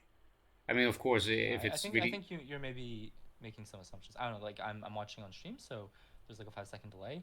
Mhm. But what I would say is, okay, let's just concentrate on, okay, a Rift Walker wants to hit two things and be adjacent to one of them, right? Yeah. So, what are the ways that it can do that? Like one of the things it wants to hit is the Sword of a Crane. Like, where can you put a Rift Walker that hits the Crane, hits one other thing, and is adjacent to that other thing? And there are a lot of ways you can do this, but like list them. So it has to be adjacent to one of the things you play, and it has to be hitting the crown. What was the third thing you said? Just those two things. It needs to be. It's okay. So, sorry. It needs to hit a Crane. It needs to hit Shaman, and it needs to be adjacent to Shaman. Yeah. So where can you put a Riftwalker and a Shaman that accomplish just those three things? And there are a lot of answers, but like list them all. So yeah, shaman here, Rift Walker here hits both shaman and a crane. Yeah, Um, can you maybe use letters if it's not too difficult? Because the delay. Okay, it's fine. It's fine. I'll figure it out. I guess I can draw, right? There is a draw option here. Yeah, this works. PDFs in Nice. Firefox OP. So yeah, can you Control Z this? Yes, you can even Control Z it. So I'll do a 2 here because Shaman is 2 mana, and then a 3 here because Riftwalker is 3 mana. And then, yeah, the next Riftwalker would have to go here because that's the only spot where it hits Akran again and the Shaman Yeah. Well, again. but before going on to the next Riftwalker, I would suggest maybe listing all the ways you can accomplish your three goals with just the first two cards. Okay, so yeah, that's So there one. are many, but yeah. Yeah, because the next one would, for example, be Shaman here and Riftwalker here. I guess I'll Control Z all these. So we have Shaman here. We have Shaman here, Riftwalker here, and also with the second Riftwalker option here again. Um, so in all cardinal directions around Arjun, except where the Akron is itself, of course, and then what else?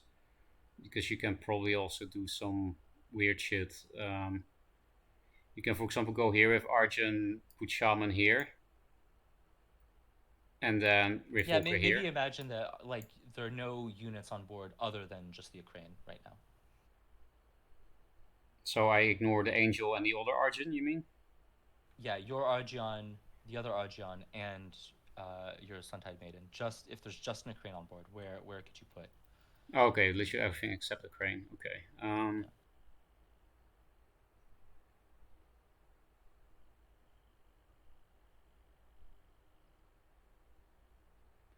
then it's like a diamond, right? Because you can put shamans here and Riftwalkers right next to it. You can put shamans diagonally from the Ukraine because then you can put a Riftwalker cardinally. So it's like a diamond, right? Yeah, well, so there's actually much more. Um, for example, you could put the Riftwalker like on D1 and the Shaman on E1, and that also accomplishes these goals. D1, E1. I'm not sure, or because it's hard to visualize. So A, B, C, D. This is D1, right? Yeah, D1 is one above the corner. Well, one above. Yeah, what you wrote. Yeah, that's Okay. correct. That is where D1 is. So you would do Riftwalker here, you said, I'm not saying I would, no, but but I mean the my options, right? yeah The possibilities. yeah. I mean, because remember the requirement was the Riftwalker needs to hit the Ukraine, it needs to hit the Shaman, and it needs to be adjacent to the Shaman to get the buff. Yeah. It needs to be nearby the Shaman. And if the Riftwalker is on D1 and the Shaman is on E1, and the only other unit on board is the Ukraine, that accomplishes. Those two objectives. Yeah. Yeah, like literally speaking, this does the thing you need to do, and you need to sort of do it this way to make sure you're not missing anything, you know. Yeah. So you see, actually, there are a ton of them, right? In fact, you can put the Riftwalker with just these three objectives. You can put the Riftwalker on any space that is on either the same row or the same column as the Ukraine. Yeah, just not diagonal, of course, because of how the So card that's works. 12 spaces, and then for each space, I mean, you can put the Shaman on, any orthogonal, any cardinal space from where you put the Riftwalker, right? So that's another 4. Yeah.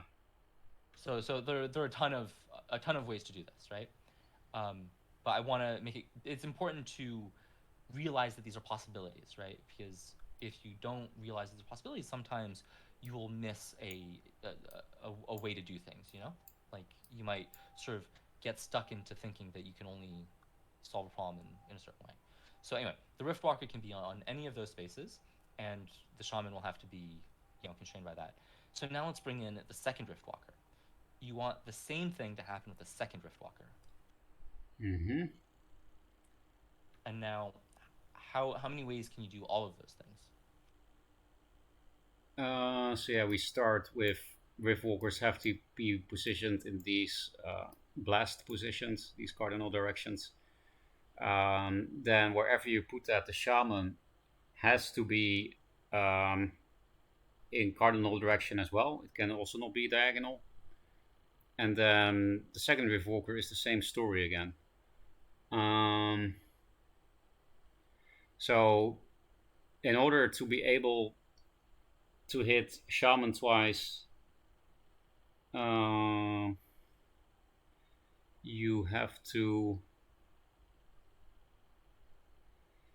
Yeah, I guess it means you have to put shaman diagonally from a crane, no matter what, right? Because otherwise, that's yeah. So I mean, to spell it out, here's how I would reason. So, looking at this requirement that both Riftwalkers need to hit the Ukraine, that means that you can't put both Riftwalkers on the same, like in the same of these four blast lines. You know, like they can't both be to the left of the Ukraine because, well, they could, I guess. That's what I'm saying is false. Yeah. Okay. But yeah, and then the fact that additionally they both need to hit the shaman, this really constrains it, right? Because but that makes it correct what you said, actually. Because it has to hit the shaman twice, what you said earlier, what you said was incorrect, is actually correct. You can't have them in the same line because then you can't hit the shaman twice, right? Yeah, exactly. And so with only just those two conditions, that it must hit both units twice, you still have more possibilities than what you've drawn. So for example, the shaman could be on B3, so this would be above where the enemy Argion is. B3. And then you could have your two Riftwalkers you see on d3 and on b5. D3 and B5. Here is B5, and this is. Why does it keep doing this? I don't want to select this. I want to draw.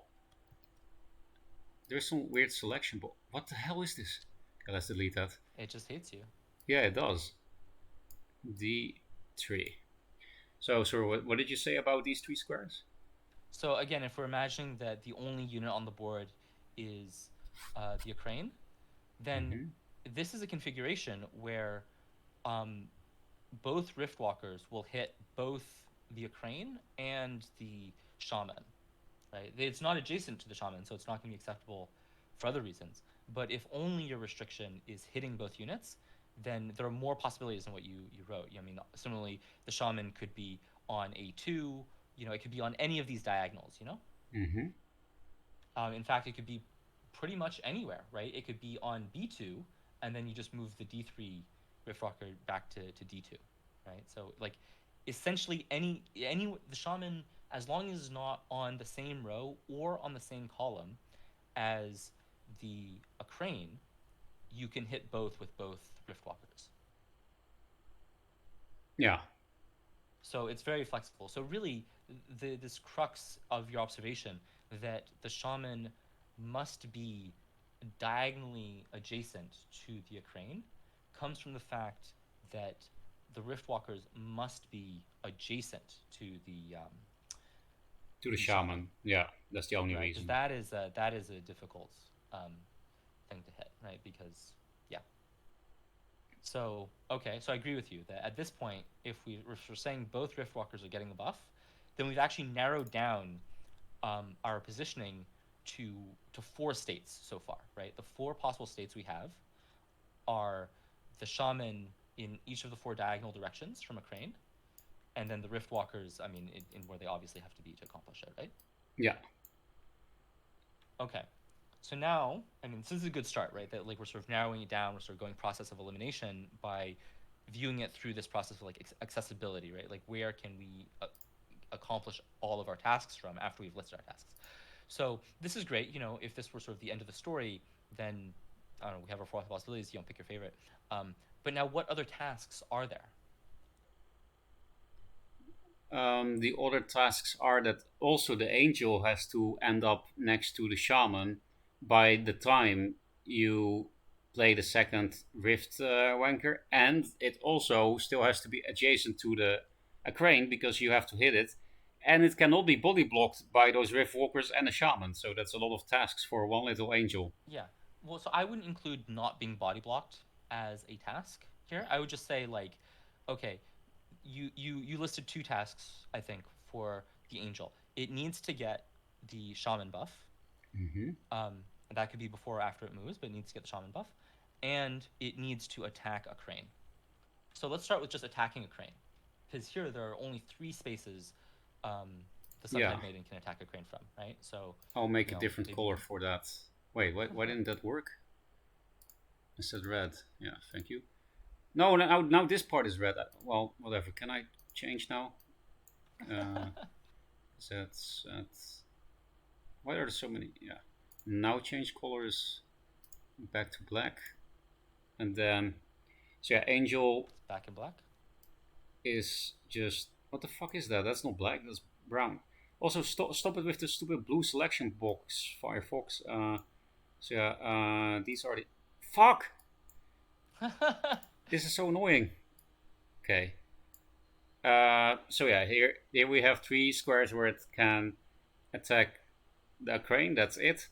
Obviously, if you move it only one forward, then one of the shaman positions is impossible, and you want to be next to the shaman. So this shaman positioning is, of course, not possible. This one, but we already knew that. That's incorrect. Yeah. Oh, sorry. That one. That what you said there is correct. Yeah. You said something that's making an assumption, right? So this space directly in front of the Suntide Maiden, you said that's not possible. That is possible, and that ends up being the best play. I mean, I was not saying it's impossible. I was saying it's impossible to put the shaman there if you put the angel there. It's Because possible to do both because the shaman's going to die. oh, that's what you mean with the assumption. Yeah, Yeah. I know what you mean now. But your rift walkers, they're there to stay, and you know that your rift walkers are, I mean, you know, if you're using the top right circle for the shaman, then there's no way the sun tide's getting the buff, right? Yeah, And if you use the top left or bottom right circle, then you're you're guaranteed to have a rift walker um, on the space that the sun tide would have to move to get the buff and attack, right? you mean if you put shaman top left or bottom right? Yeah, so imagine the shaman is on the bottom right space. Hmm. Now, Then angel has to move 2 forward. No choice. yeah, but it can't because you also need to play a rift walker there. Um, yeah, because Rift Walker, in order to hit the shaman, it can then only go here. It doesn't hit a crane. Here it does hit a crane and shaman, but then the next one can't do it. There's only one space where it can do it, and we need 2 spaces where it can do it. Yeah. Yeah, exactly, right. So we've established that, I mean, these red circles, it's not just the red circles, it's that the two places where the rift walker is going to go are like sort of to complete the little 2 by 2 square, right, between the red Yeah. circle and the crane with the rift walkers.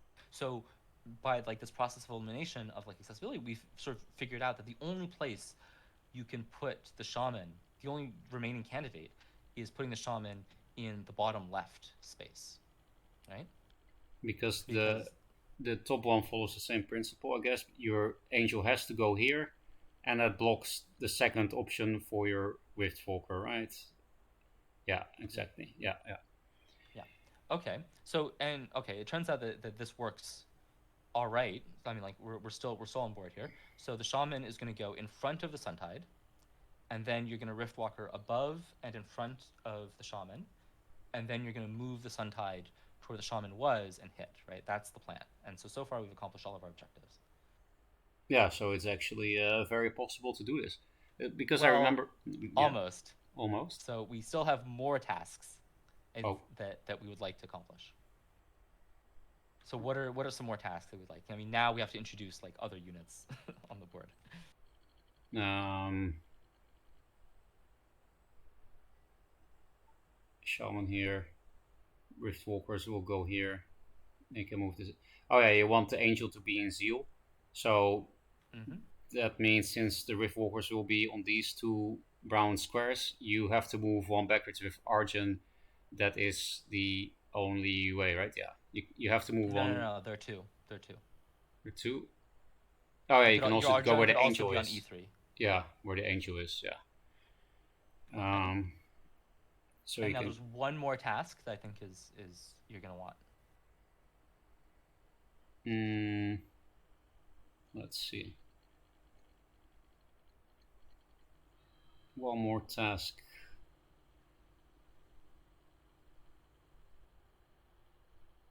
Will be there.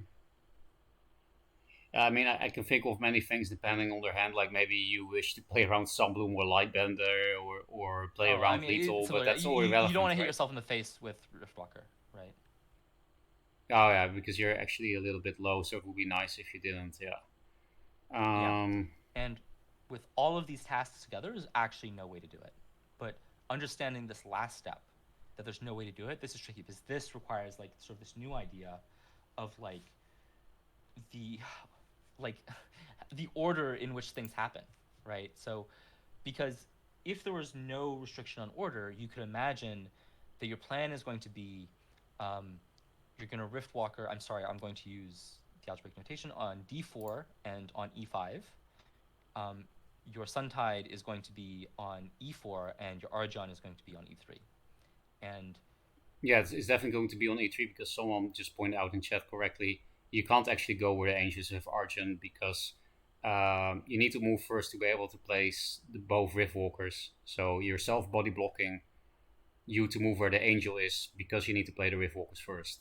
yeah, exactly, right. It's like this. It's this order thing. So the thing about accessibility is that like it is like this transient ephemeral thing, right? The um, if you think about like the body blockers, um, that one where the Pando was in E1 and um, Kalios was on D2 and wanted to retreat to E1 to be safe from the rejuve.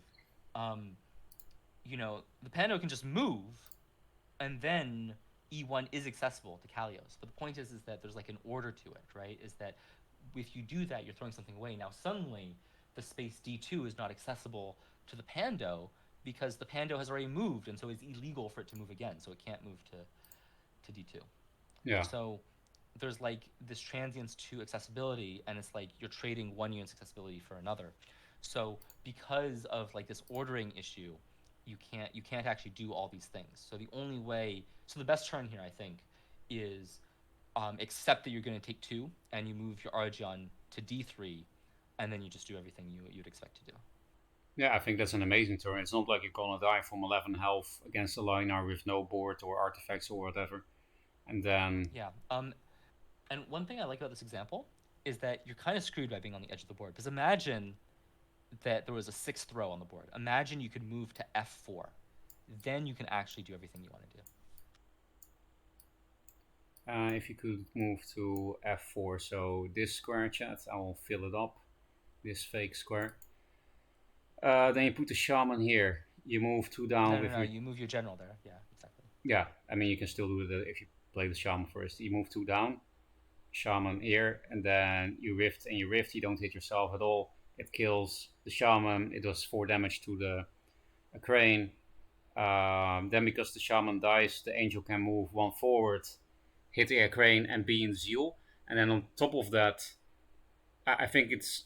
I think that you avoid 2 damage is not even the biggest deal here, Blatm. I think the biggest deal here is that you are close to your minions in a really good way, because with the best play here in this turn, um, your angel can get diagonally provoked out of the game, for example, and the other Rift Walker as well. Only one Rift Walker will be close to you with the diagonal provoke, and considering how impossible it is to deal with that board state for Linar, their only way to win would be diagonal provoke and go face. So that means I think then it's uh, really hard to lose if you could indeed move 2 down and do all that, because then all 3 minions could help you very easily with stuff summoned in your face. Maybe not this Rift Walker, that one could get provoked out of the game, and I guess for that reason also the top Rift Walker, because they could move 2 down. But then at least your 310 Angel can hit whatever is here. And if Yeah. it's, yeah. And then if it's not provoke, he can just move 2 forward and hit with the Rift Walkers as well. The way that I would parse this through the lens of accessibility is that really like I mean, obviously there are a bunch of constraints that's sort of built up, but F4 is a space where you would be able to zeal your Suntide, right? Because that was pretty limited in accessibility. We found that, I mean, I get you could also move to D2, right? Or sorry, no, D3 was a unique space you could zeal your Suntide from, Yeah. right? And having a second option for that, F4, having like an additional, having more accessibility, that is like you can view that as being the difference. And I I'm trying to encourage in the section using that framework to sort of to calculate in situations like this, or to like parse them, or to go through them systematically, where you sort of each step you're saying where can I do this from, and you systematically start eliminating like that, and then allowing yourself one extra option um, when you're down to one option. So doubling your options can make a huge difference in sort of a critical moment. That was a very cool example, Blow. Like, I wish we had this stuff happen in game very often. Then this would be like shogi kind of level game, just like impossible to do everything on Uh-huh. time and stuff. Yeah, Yeah, and then for this example, right, we found that like convincingly now we're sure that there's no way to accomplish all your goals, right, which is nice to know, because otherwise you might look at a state game state forever and ever and think, oh, but is there better now? You're pretty convinced that there's not better.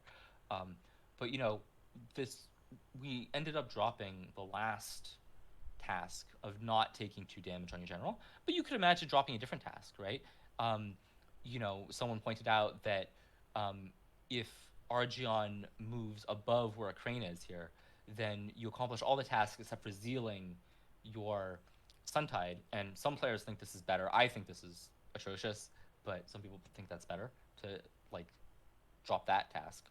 Um, and other things you could do is you could just accept that one of the Riftwalkers will not get the shaman bonus, and then you could say, well, what can I do in that situation if I'm willing to give up on one of the shaman bonuses, and that could be interesting.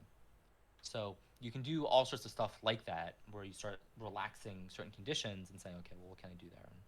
And But how do you do that in this, what is it, 60 or 90-second turn timer? yeah, I mean, obviously, game's impossible, but Yeah. you do your best. But I think you like, showed a way to be able to do this within time, though. Your process of elimination, it's like very basic tactical thinking, but at the same time, I'm sure, 99% of Magmar players wouldn't think about that kind of elimination process.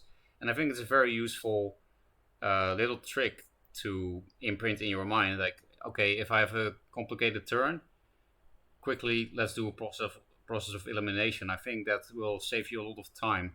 I'm gonna try to apply this in games. I hope I will remember, because remembering things is hard with my sleep deprivation. But yeah, I think this is very useful, because then you save so much time after eliminating for 5 seconds. Okay, I don't have to look on shaman here. That's pointless.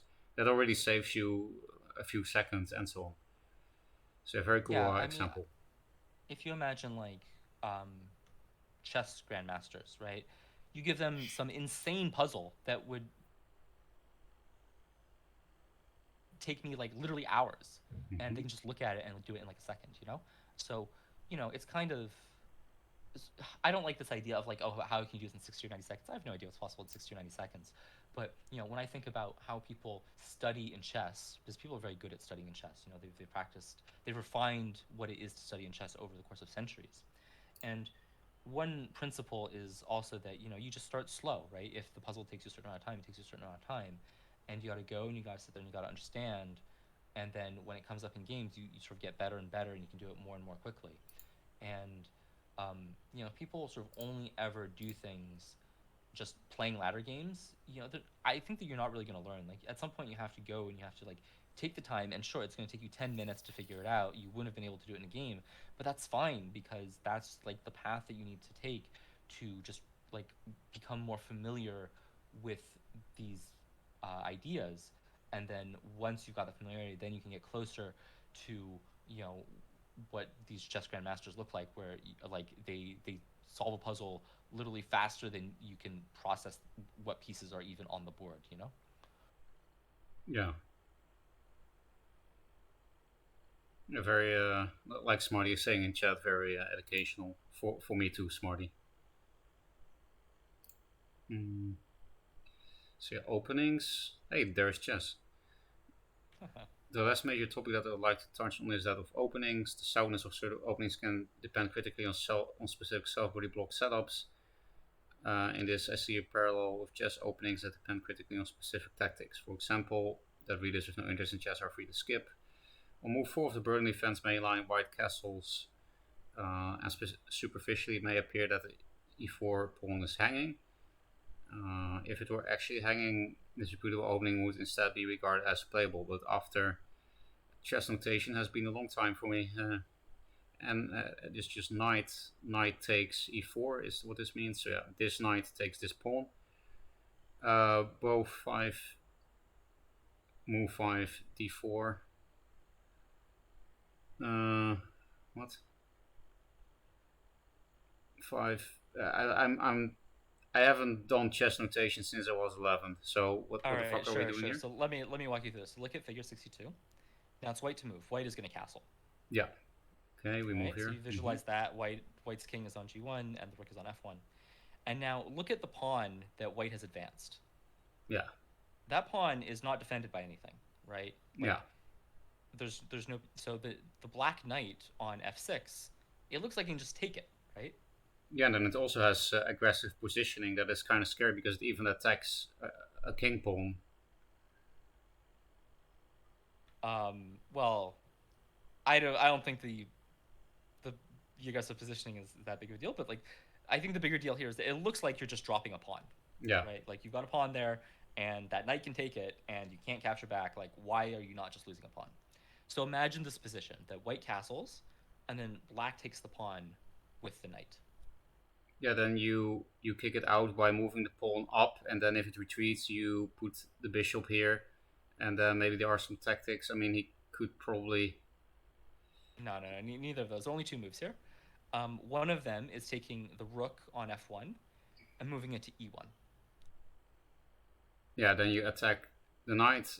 If he So the knight retreats, has to then retreat, and yeah, then you just then their pawn you is hanging. capture the black. Yeah, exactly. Yeah. Um, so that's one way you can do it, and then the other way you can do it is you can take your d pawn and advance it to d4, and this also wins back a pawn very quickly.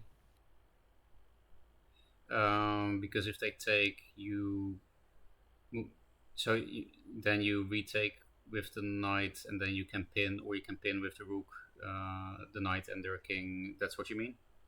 Yeah, I mean the details aren't important. The point is that like, hey, it sure looks like on move 4, black can just take that pawn, right? Mm-hmm. And it turns out that I mean, they can. It's the most reputable move to take it. But white is not losing a pawn here, Yeah. right? They'll win the pawn back. And the soundness of this opening. So this opening is extremely reputable. It's one of the most solid openings you can play. And it's played at the highest levels all the time. And if you just went down a pawn on move 4, like it would be atrocious. No one would ever play this. Yeah. So and it comes down to tactics, right? I mean, like pretty minimal tactics, but still tactics. Like it is not like the most bare bones, like oh they took my piece, I take it back immediately. Like it's the tactical defense, and the tactic is what justifies the soundness of this opening. Yeah. So let's see how that applies in Duelist. Um, yeah, I guess here you, for example, already have, okay, my Windblade is dead on board, but then I ramp into Ironcliffe, so fuck you. In the figure above, the healing mist turns to walk on the top mana tile next to allowing player 2 to play a 5 drop. Yeah, player's 2 position creates an overlap defense, preventing the player from clearing the Mystic. Yeah, if these were swapped, Windblade and Mystic, then it would not be an overlap defense because the Primus would die to the 4-3. And that's why it's positioned like this, because now it's hard to deny the ramp into 5 without putting something into the tile or spending a card to deal with the Mystic, which you would rather not do unless it's Boar. If it were not for the self-body block, this opening would be significantly weaker than alternatives without merit, but as it is quite effective at pressuring player 1 if player 2's threat is sufficiently credible. Placement of the Mystic on b6 and the Windblade on c6 and on vice versa is crucial for several reasons. The position of these two minions were swapped, then it would not in fact be an overlap defense, yeah, I just mentioned that. Would allow the Mystic, now hypothetically on c6, to be cleared efficiently on board. Also true, because yeah, the clear on the Windblade you don't really care that much about in the first place, because you trade a 2-drop for a 2-drop and 4 damage on the opponent's face, so you basically get free 4 damage on the opponent's face. Yeah, I mean this comes up even more often as Mystic Primus. So um, the Windblade would be a Mystic, and then the Mystic would be a Primus, and so it's a 3/3. So Yeah. 3/3, and then I think people are even more okay with that just trading. Yeah, definitely.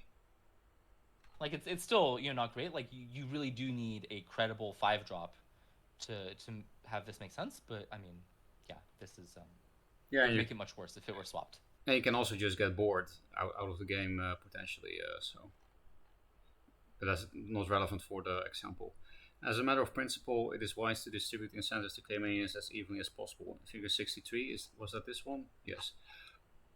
Player 1 is incentivized to clear the Mystic, for example, with Phoenix Fire or Mask of Shadows or Boar. This prevents player 2 from ramping to 5, and player 1 is incentivized to clear the Windblade, because this is the more powerful standalone unit. If instead the Windblade were on b6, then player 1 could have their cake and eat it to b6, 3, 4, 5, 6. Yeah, that's what we just mentioned. You can clear it and no 5-drop threat.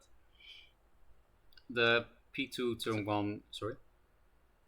So I mean, this is I think a pretty important principle that like you want to diversify like the reasons your opponent has for clearing stuff. People already do this, for example, in playing around Mecanter. If you have like two piles of units, you want those two piles to be about equally juicy for the Mechanter, right? Because if one of them is way juicier than the other, you could just like for free take one of the units in the juicy pile and move it to the not juicy pile, and you're effectively just saving that unit, you know? And Yeah. it's the same kind of principle here that like you want to um, make the Mystic be the one that's threatening to ramp because they already want to clear the Windblade because in general you just want to clear the stronger minion. So make them want to clear both. It doesn't make sense to like put all your eggs in one basket. Yeah. Yeah, or like you can give them a good Mechanter, but then you put a big threat standalone outside of Mechanter. So even though they have a good Mechanter, they will die to the other thing that is entirely out of range of any Mechanter shit, and then Mechanter to slow dot meme. Also that kind of thing, right? This threat opening can also be played with Alone Fenrir, Alone Jaxi, Alone Young Silatar. Yeah, all these sticky ones, or even Alone Mystic, but these are less common since in very few matchup is the case that the player 2 scope threat of playing a Danger 5 or additionally player 1 is playing deck with few ways to efficiently clear player 2's B6 main. Yeah, so I see a lot of new players do this chat if you're new. A lot of new players just greed opener really hard and just put a Mystic here with nothing else, right? And then you get totally fucked if I Primus my Primus, for example, into your own tile. Then I can play Primus my Primus with another 2-drop. Or maybe I can do 3+2, and the 2 is a Spectral Blade, for example. Then you have a 3-drop in your fucking face, and I kill your Mystic kind of for free with Spectral Blade and so on. There's so many punishes for doing that with a lone, non-sticky minion. And even with sticky minions, you might not want to do it. For example, I don't know, the opponent it's a Venomir, player 1 skips turn 1. They might be like, okay, I have Venomir opening as well. I win. Let's greed opener this because I can definitely play Dancing Blaze next turn, then it's even more over. But Venomir has a way to come back into the game immediately if you do that. They put a 2-drop in your front tile and they Chrome Cold the Venomir and clear it. So even with these sticky minions, you have to think about the matchup, the cards they could have, and so on. If you can afford to greed opener like that. But for example, if Linar skips turn 1 and you are Venar and you have Venomir opener, then I think it's totally legit to greed opener like that. It's probably just correct. Because Linar... I probably still wouldn't because of Martyrdom, but... Yeah, but I don't think 2-drop Martyrdom is as big of a deal. Well, it depends on your deck, right? If you just have no big minions in your deck, then yes, you should probably not do that because of 2-drop Martyrdom. But I personally think that's worth if you play some big minions, because if they play Martyrdom on the Venomir, then in the long run they could get fucked by a tree or something.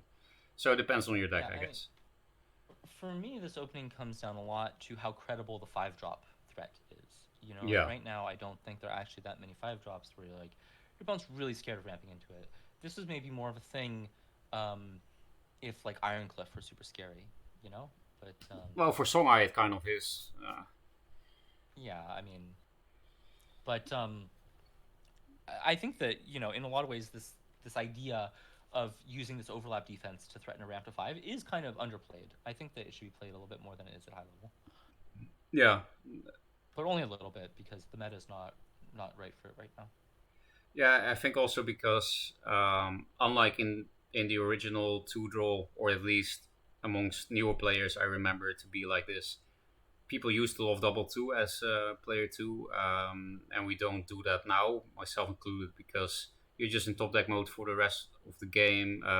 But now that Crazed is in the game and shit, or if you play a greedy list with a lot of high drops, you can just afford to double 2, and you know your top deck plays that increase your hand size. For example, in Mazer's Insanity deck, right? It's basically just 2 drops, lock Portal Guardian, and the rest is 5 drops. So that deck is very likely to have double 2, because most of the deck is 2 drops.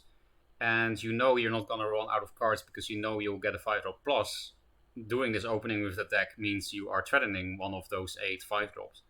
And, you know, I really like that deck for that reason, that Maybe that was Mace's intention, trying to solve player 2 for Zuvet. I feel like that was good reasoning, that you could maybe solve player 2 for Zuvet that way, being able to play the 5-drop first very consistently. That might be a way to solve it. But yeah, I guess it didn't work because Mace kept complaining about player 2, so wrecked, I guess. In the figure above, the healing mystic trends to walk on player 2 to play a 5-drop. Okay, we already talked about that. Yeah, I already read all of this. But yeah, I agree, it's probably underplayed, but you do have to have the right deck for it. And like you said, there are not that many 5-drops at the moment where you really care about that. It can be Dancing Blades, but good players can blank that. It can be Zenrui, but maybe they don't play a target. But yeah, for some, Ironcleave is one of the better examples, I think. Unless you play against Abyss or something, I really don't think they care about it. But yeah, Songhai does.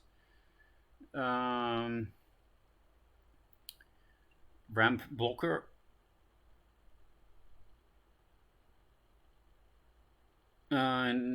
Oh yeah, this is probably one of the most common opener self body blocks. Yeah. You want to move the Windblade in where the Argent is first, so that you can kill it, and then you can move to up to play a 5-drop. But it's the thing we already talked about a lot during this Blatm article, that if you align 2 minions with 2 spaces in between, you might get fucked. So, but yeah, in this game, it was not possible to prevent this because they had to play turn 2 Regalia, so there was no way to avoid this, I suppose. But I don't know, if they double 2'd, then maybe...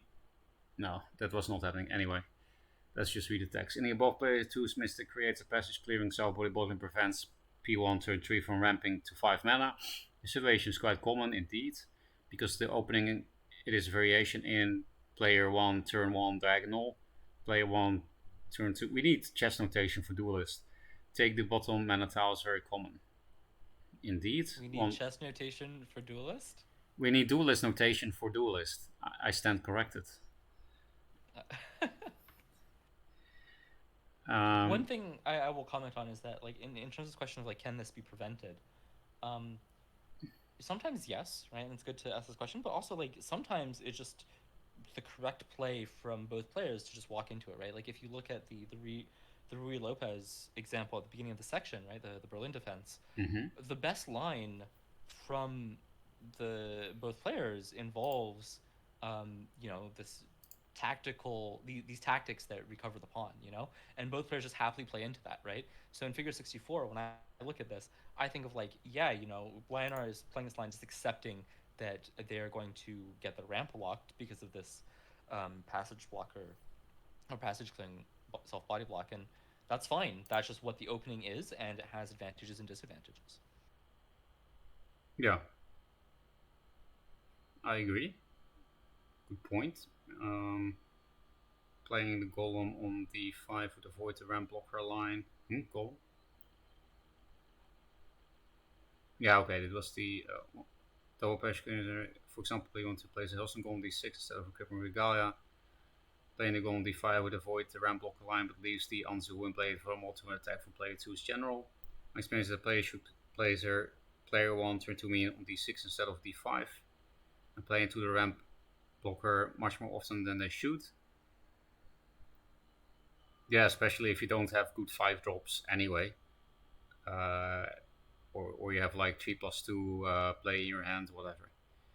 No, I think maybe you misread this or something. What I'm saying is, so imagine instead of playing Regalia in figure 64, you're playing a Hailstone Golem. And this question is, where do you play the Hailstone Golem? Do you play it diagonally from your general, or do you play it directly below your general? Depends on how scared I am on a good clear for the Windblade Adept, because I do sometimes put it right below me if I think the stuff they can put in the tile could be fucky to clear, and I have to do it. So for example, against Vet, like Obelisks and Portal Guardians, they suck to put in this tile if you have a lot of damage near it, right? And 3+2 can be very powerful in that kind of obelisk fed deck. 2 threats with infinite health, basically. So if you put the Hailstone Golem here, they could go here, put Portigarden here, and 2-drop obelisk here, and you have basically no damage on these minions. Well, if you put Hailstone Golem only one below you, they can't really put anything there. If it's an obelisk, it's dead on board. If it's Portigarden, you need only 1 damage to clear it. And that kind of deck doesn't play pings, blah blah blah, so it's unlikely to get a good trade on the Windblade anyway. And in general, I think against that matchup, you have to plan for the threats more so than to protect something that is in Narnia anyway, because their deck is so proactive and it can snowball so hard. But if you stop their early game snowballing, then the deck actually really sucks, because after that they can't play anything safely anymore and everything dies for free. Is that the kind of thing you mean? Yeah, so I think the takeaway for me, and I agree, is that um, there are merits to both D5 and D6 for your hypothetical Hailstone Golem, and it just depends on the situation.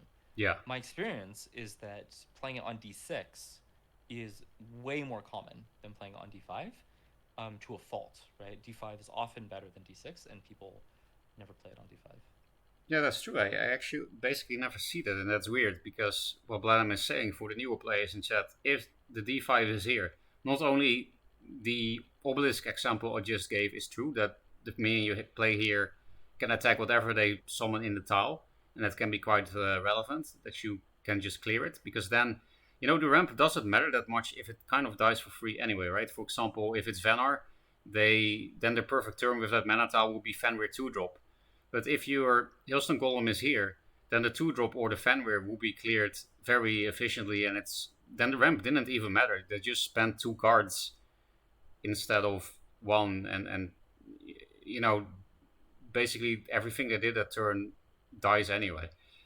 And Venar without a board is kind of helpless. So, but yeah, like I'm saying, it's so common that people put it here. I think maybe they're a bit too afraid of having the 2-drop over their die, but that doesn't necessarily matter. 2-drops are not necessarily things you need to protect so much, unless it's like a Chakra or something.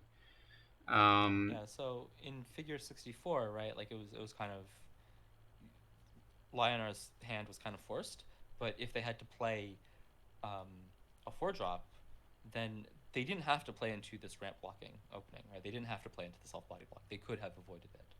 Yeah, because again, the self-body block Blatm is talking about, if you do put it here, not only can you not attack what could be summoned into the tile, if you have good 5-drops in your deck, you're also denying the ramp into 5.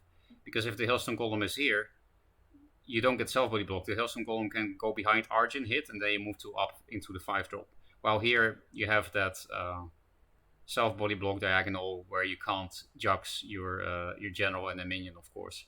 They need to move first to be able to attack it, which means you can't ramp into the 5-drop. So yeah, that's a good point. This is underplayed. I have the same observation as you, Blatm. Basically, nobody does this. So, chat, try doing that on ladder and see what happens. But think about it, because, like we said, there are merits to putting it here. It depends a lot on the matchup, your deck, blah blah blah. Whatever this 2-drop is, do you need to protect it, yes or no?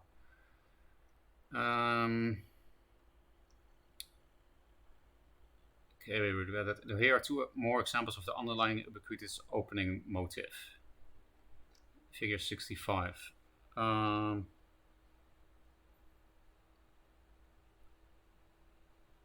You mean because the Mystic ramped into the tile, you now are self-body blocking to hit the Bone Chill, and therefore you can't ramp into a 5-drop, is what you're saying? Yeah, that's right. The Vitruvian is getting kind of screwed here with the passage clearing self-body block. Yeah. Yeah, because even 3+2 is not possible if the Dervish never happened because it got Chrome Called, right? So you can't even 3+2 here even. That's even more fucky. Hey, Calvin. Figure 66. So what happened here exactly? Oh yeah, now the cryo, you can't kill the windstorm obelisk with cryo because you're self-body blocking the chaser of clearing the 4-1. Is that what you mean? Yeah, you could also, in principle, have done Tiger Winterblade to clear the Windstorm Obelisk, but yeah, Yeah. you've the Snow Chaser is self body blocked, so you're completely screwed here. Yeah, so Blatm, maybe we should even think about sometimes I do some weird openers on purpose to test. And then against vet, what I sometimes do is not take middle because of Bone Swarm. Some Bone Swarm can be very strong in the opening turns because of contesting the mana tiles, and then sometimes I'm like, you know, I think breaking your Bone Swarm is more important than having middle tile with my general. Yeah, being in the middle rows is great, but it's also kind of overrated if it gives you other advantages that are stronger. Because you could also go here on turn 2, and then you wouldn't self body block, and you could do the Tiger Winterblade or Cryo play. Um, because if you go here, you might still be threatening. You're still threatening tiles, right? But I guess it depends on if you are going to deny the front tile. Of course, you can't often go here. You will almost never do that. But just wanted to point out that just like in this figure, you should maybe think about this position because sometimes this is better. And while it's much more rare, there are situations where this is also better. But yeah, I almost never do this, new players in chat. But yeah, it will be Yeah, better in I this think that situation. for advanced players, I don't think that they respect self body blocking enough. You know, it really is in a lot of situations like a free beam shock, Yeah, and that's a lot. Beam shock is really not bad. So like at some point, you're going to need to start respecting your opponent and thinking that they're going to take advantage of the opportunities you give them, like in the screenshot. yeah, I agree. Beam Shock can be insane tempo. And now that the Zark is a card, we can play archetypes like that. Because that was really the only reason why it wasn't really playable, is because you run out of cards, not doing enough. But with shit like the Zark, we can build new archetypes such as Beam Shock Tempo Liner. Because yeah, Beam Shocking, I don't know, a 6-drop or something can be insane tempo, just like Flash Freeze. Um, Player 1, turn 2, middle opening, double 2 versus Turtle. Don't Turtle versus middle. Yeah, Macer mentioned that like 2 streams ago, that one of the reasons middle tile opener happened is is as a punish for people turtling. And we just saw this in a show match, Blatm. I opened middle tile with Azure Lion, and then that fucked Nick. Are you still there? Because I heard a Discord sound again. Yeah, no, I'm here. Yeah, and middle tile is super underplayed. But this in particular, like, I don't know, this is my favorite section of the whole article. Just don't do it. You just take one look at the screenshot. Just don't do it. Yeah, it's over. Yeah, you lose out of the opening. But yeah, to the thing against Nick, I already had Primus Fist in my hand, and I had Azure Lion. So if I had put Azure Lion here, then Nick would do 2-drop here and 2-drop here, and then I wouldn't be able to kill this 2-drop here. And that turned out to be very relevant because Nick walked 2 forward, he put the Cloaker here, and then he couldn't put the Araki in any safe space. So then Primus Fist on Lion allowed me to clear both 2-drops because I opened mid tile.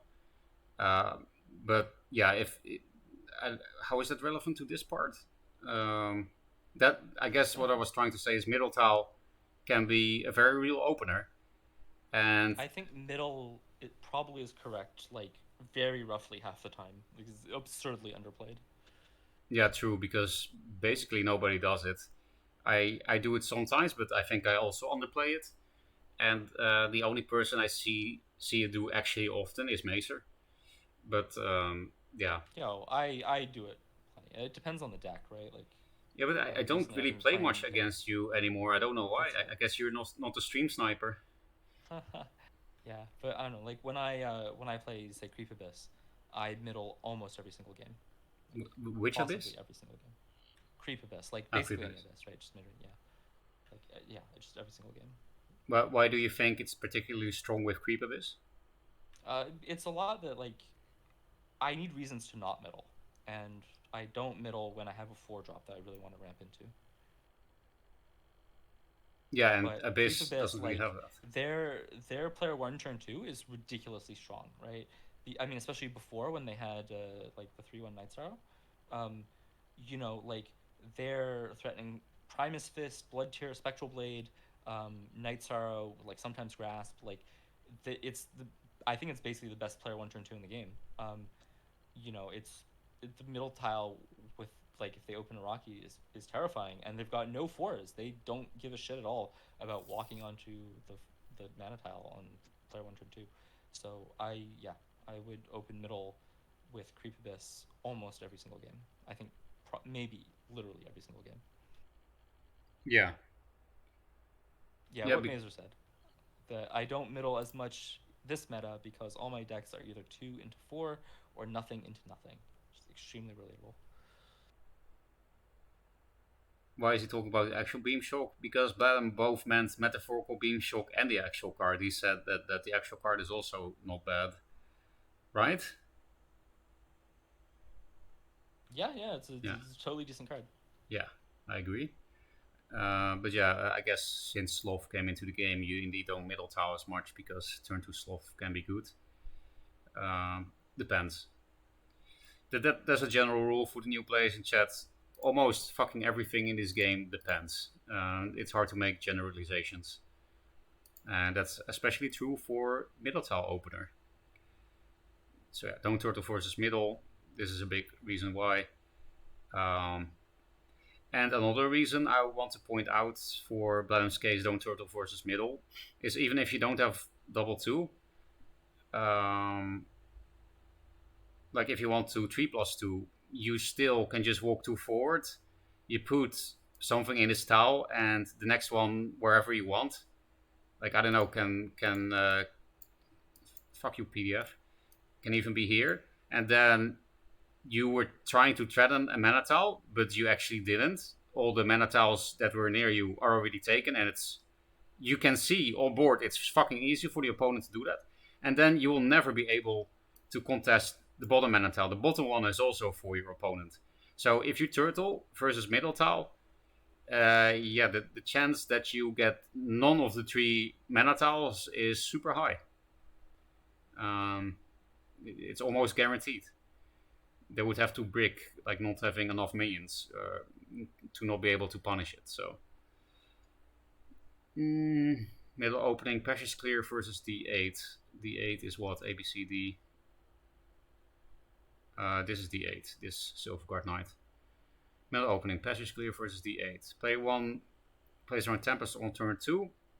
By setting out the Passage Clearing self-body block pictured above. The example is particularly brutal because of the surprise Wings of Paradise. Blatm's favorite card. Yeah, and if the Silverguard Knight had been 1 forward, then it will be able to move to up clear, and then Tempest clears board, which is still not a great turn, but is that what you were pointing out here, Blatm? Yeah, just it's a like classic passage clearing self-body block, right? Like, but this really sucks for Lionar because you're saying, oh, if the Silverguard Knight had been 1 forward, but like, are you really putting your Silverguard Knight In range of in Iraqi? range of the Iraqi like Yeah. that? Like it's not clear what the Lionar player should be doing here. Like, it's quite difficult.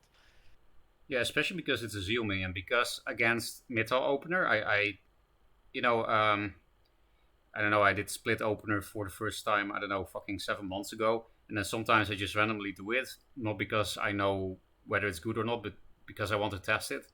And I've seen that Mazer also does it, but he probably does have an idea behind it. I usually don't, to be honest, except against Linar, because it's a great way to not get provoked at all. Then it's on purpose, Yeah, otherwise it's... Yeah. Split is the only thing that would save you here, actually. Yeah. But because it's a Silverguard Knight, it doesn't save you as much. Because the Zeal thing is very awkward. It's fine, actually. Yeah? You can recover Zeal for everything you want to do. Yeah, true. You just move it in front. You hit the Rocky if that's the threat, or the Primus Fist if you want to hit the wings. Yeah. Yeah, but it's pretty specific. Like, I mean, just it might be too results oriented to say you should split in response to a middle Iraqi. Like, maybe I don't know. I do think But split. Uh, like I made half of a meme about it. Again, almost nobody opens mid tile, but if people do it against it, then it's oh, you open mid, I open split because it rhymes, and it has felt decent in my experience. I don't remember getting giga punished for it. Again, I'm also not sure if it's good, if it's optimal, because I don't know. I don't even know how to start these kind of opening studies. So yeah, I'm not sure if it's optimal, but it has felt better than turtling, that's for sure. yeah, no, I mean, I think that you absolutely have a legitimate claim that you should split a lot against Italy. It's just very tricky. I mean, this opening is continuing, but I mean, certainly this, um, if it weren't Wings of Paradise, if it were like a Pearl Garden or something, you could like just let it chill for a turn or something. But I mean, Lionar is so fucked here. This is just disgusting. Yeah, maybe decoy is onto something to play. No martyrdom, but lesson judgment XD. Player one plays around 10%. Okay, we just read that. Hey, his own opener. Blatm opener, 2+3. The Blatm opener is what the community calls P2 turn 1 D8 Fenrir, or other main that can trade well, versus player 1 to 4 D4. Yeah, so this Mystic, and you put Fenrir here because then if they ramp, you threaten to just kill it. This is also a real opener chat, but you have to know your matchups and it depends on what minion you're playing. Because if you put it here, whatever is played here might be able to kill that, and you might get fucked. Like imagine that it's not Fenrir, but also a 2-drop, and you put the 2-drop here. You just move 2 forward, Primus Fist this thing, kill it, and play another 2-drop, and you're fucked. Fenrir is very sticky though, but still against Vet, you could still get punished by putting Fenrir here.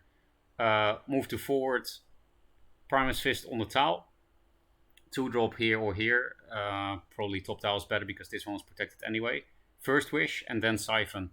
I mean, Siphon on Fenrir is kind of good for you. It's not really worth siphoning, but still, the early game tempo will be insane if that happens. It's not likely to happen, but yeah, it can happen. And it could also be, instead of Primus First Wish, it could also be double First Wish, right? Or maybe it's a minion like Araki that doesn't even need Primus Fist, just First Wish and another opening Gambit, plus a Siphon, blah blah blah. So yeah, that's why Blatm likes to put it here, because it's just a lot safer. But against some matchups with certain minions, you can also put it one more forward, because it's slightly more aggressive, slightly more awkward for your opponent. But yeah, on average, I would definitely recommend this because it's so much safer. You really have to know your matchups and your minions well to be able to put it one more forward. And then what is he saying otherwise? One way to mitigate the effectiveness of Blatm open is pictured in figure 69, where a self-body block is created on D6. D6 self-body block is created here. You mean that you can't hit the Mystic, but does that matter, Blatm? I'm not sure what you mean here. Yeah, I think the Vitruvian player in the screenshot is doing a really good job of mitigating the Blatm opener. Feels strange to say that. Like, the Vitruvian player is playing well here. This is a good response to the Blatm opener. And it's a good response because of the self-body block.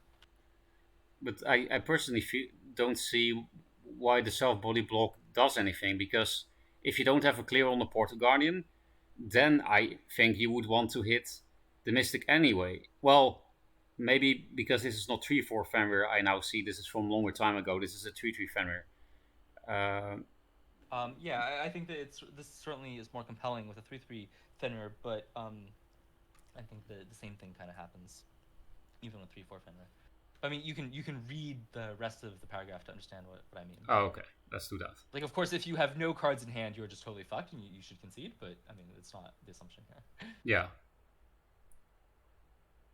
For instance, one could imagine that player 2's hand contains Flash Freeze and Winterblade or Blood Tear and Hailstone.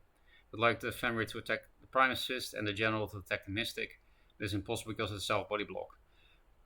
Playing the Primus Fist on d6 instead of d5 would have been a mistake. Yeah, true. If Primus was here, Fenrir could just move on forward, hit that, and then they can do the Flash Freeze or Winterblade or Blood Tier play. And on top of that, if they have like Chronocold for this, with a Fenrir on this tile, like second Fenrir Chronocold, then this Primus Fist can also hit that Fenrir if you want to, which can be very relevant if you have a first wish for this Primus Fist, for example, and it's 3/3 Fenrir, not 3/4. So the vet player here is Mezilji, and I think he did a really good job of coming up with this opener that is sort of like really mitigates the power of the player 2 turn 1 opener. Like people don't play this, right? Like I've never seen this outside of like this one game, but it's quite a good response to the Blatm opener, and it's just extremely unpopular. But it shows you how this sort of transient tactical exploitation of using self-body blocking can really bring an opening together. If this Primus were on d6 instead of d5, then I would choose to be Vanar, and with the Primus on d5, I would choose to be Vitruvian here. Maester says something interesting, Blatm, that your Blatm opener is inferior to when General and Fenrir would swap. Like you go diagonally down and then put the Fenrir in front. I'm not sure how it matters so much, but what do you think about that? I mean, probably it depends. As a rule of thumb, I think I disagree, because kind of the point of the Blatm opener is that their minion can't hit your minion, right? So that makes their hand awkward. Like, the Primus Fists are like awkward, their Saber Sun Seals are awkward, whatever, So putting your minion in range of their minion and letting them be the one to sort of initiate and like use all their proactive trading tools, that's kind of what I like would endeavor to avoid. So I'm sure that there are situations where swapping the two would be better, but as a rule of thumb, I mean, I don't feel that way. Also, I have to reply to another thing Mazer said. Yes, I know you told me how to learn openings, Mazer. I didn't forget. It's just that sounds like fucking torture. I will only do that if I become an esports tryhard, I think. But yes, that is a good way to study openers. I agree. The point of Blatm opener is you never give opponents any initiative, even if it's the better play. But anyway, what you just said, Blatm, I think I agree with you that the thing Maester mentioned, then it's actually better to just move 2 forward and put the Fenrir 1 below you, because with both plays, you give their minion can hit your minion, right? But if you move 2 forward, your general is in a better location. So yeah, I don't really know why you would like move your general diagonally and then like do it the way Maester said, but I mean, I'm sure that there are situations where it's good. Same. Like maybe if your opponent is playing like something super aggressive or something, I can totally see that. May says playing into rushes and provoke at the same time, giving the tile amazing. I mean, yeah, I would not put Fenrir here either against that, if that's what you're saying, Mazer. I would do Blatm opener or open split. Would have also been an option, I guess. But yeah, if you're playing Flash Freeze, Winterblade kind of deck, then it kind of sucks, I guess, to go here, because then you can't clear this nicely with your general. And yeah, you got self-body blocked. Yeah, when I want to avoid stuff like provoke, I'll actually just move my general 1 forward to c8 and then play the Fenrir on d8. I do that pretty often versus Liner.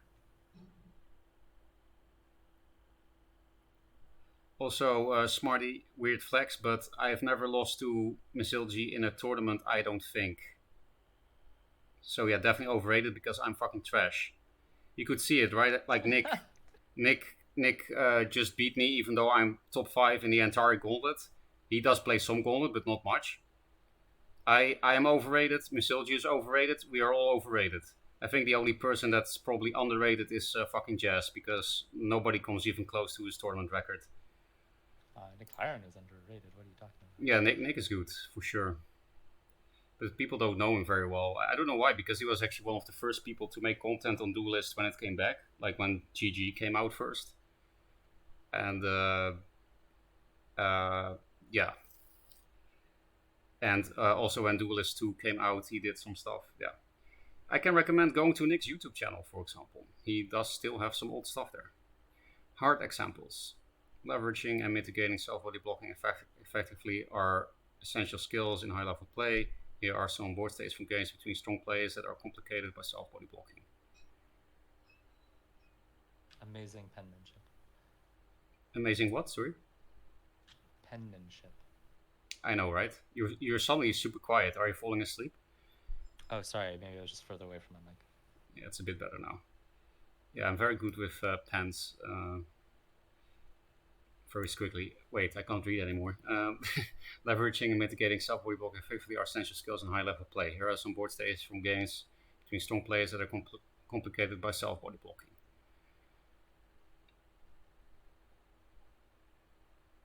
Here are some board states from games between strong players that are complicated by self-body blocking. Liners playing full fatigue.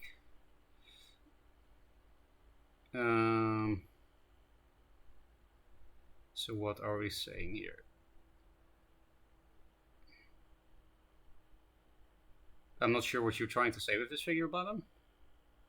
Well, the point of these figures is that it's complicated, right? Like, it's not like there's one clear thing, but like self-bodyblocking comes up and it really fucks with you. So like, your liner here, you know, you assume you have the hand you want. What do you want to do? Like, what would your play here be? You can like, you know, it's tricky. It's tricky to come up with a play because of the self-bodyblocking.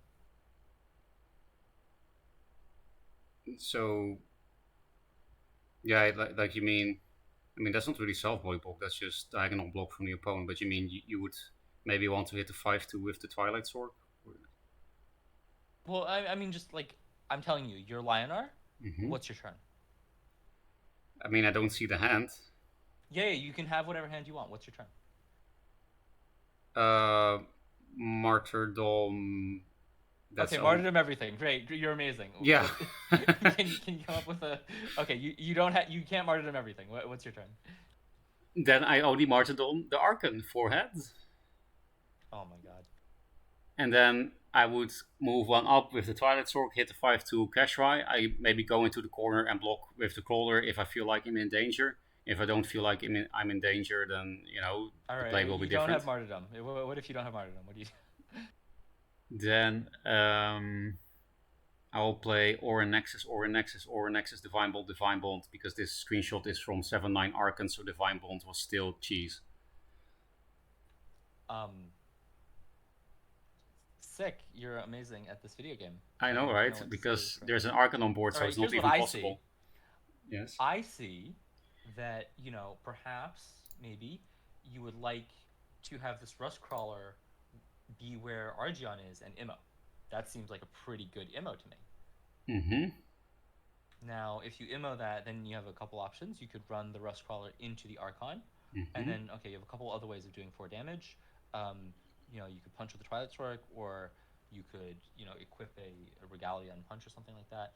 But you can't equip a Regalia and punch because your Rust Crawler is there. So you need to move your Argion, right? It's not great. So you're self-body blocking, right?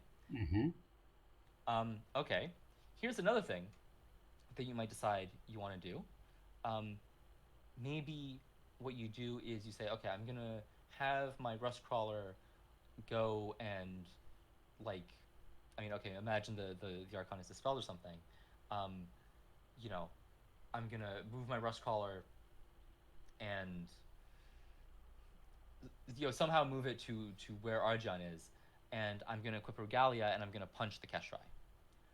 And, well, you can't do that because the Rust Crawler can't move to where Argion is and have the Argion move to where the Rust Crawler is. Now, you could still maybe punch the Keshrai if you're just moving one forward, but then you're in range of the Rejuve, and you won't be taking that damage, but Songhan is trying to kill you, you know? Yeah. So this Rust Crawler Argion thing is actually really messing you up in this situation. So as usual, diagonal's bad. But maybe they were playing Sword of Mech and they respected it or something. No, there's no sort of mech. Oh, well then diagonal's bad, and you have no excuse, so you're bad, and you should feel bad. Fatigue player. It's Yeah, probably exactly. solo fit or So you something. see, yeah, this is me versus Sola. Yeah. There you go. So yeah, like you can see that like in this situation that Arjan Russell thing, when you really start thinking about it, you think about all the possible turns that the liner player could have, like yeah, that you really wish that Rust Crawler were just like anywhere else. Yeah. Literally anywhere else, I think.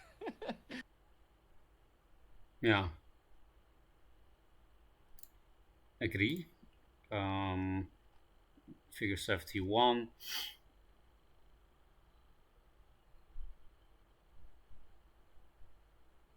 This is me versus you.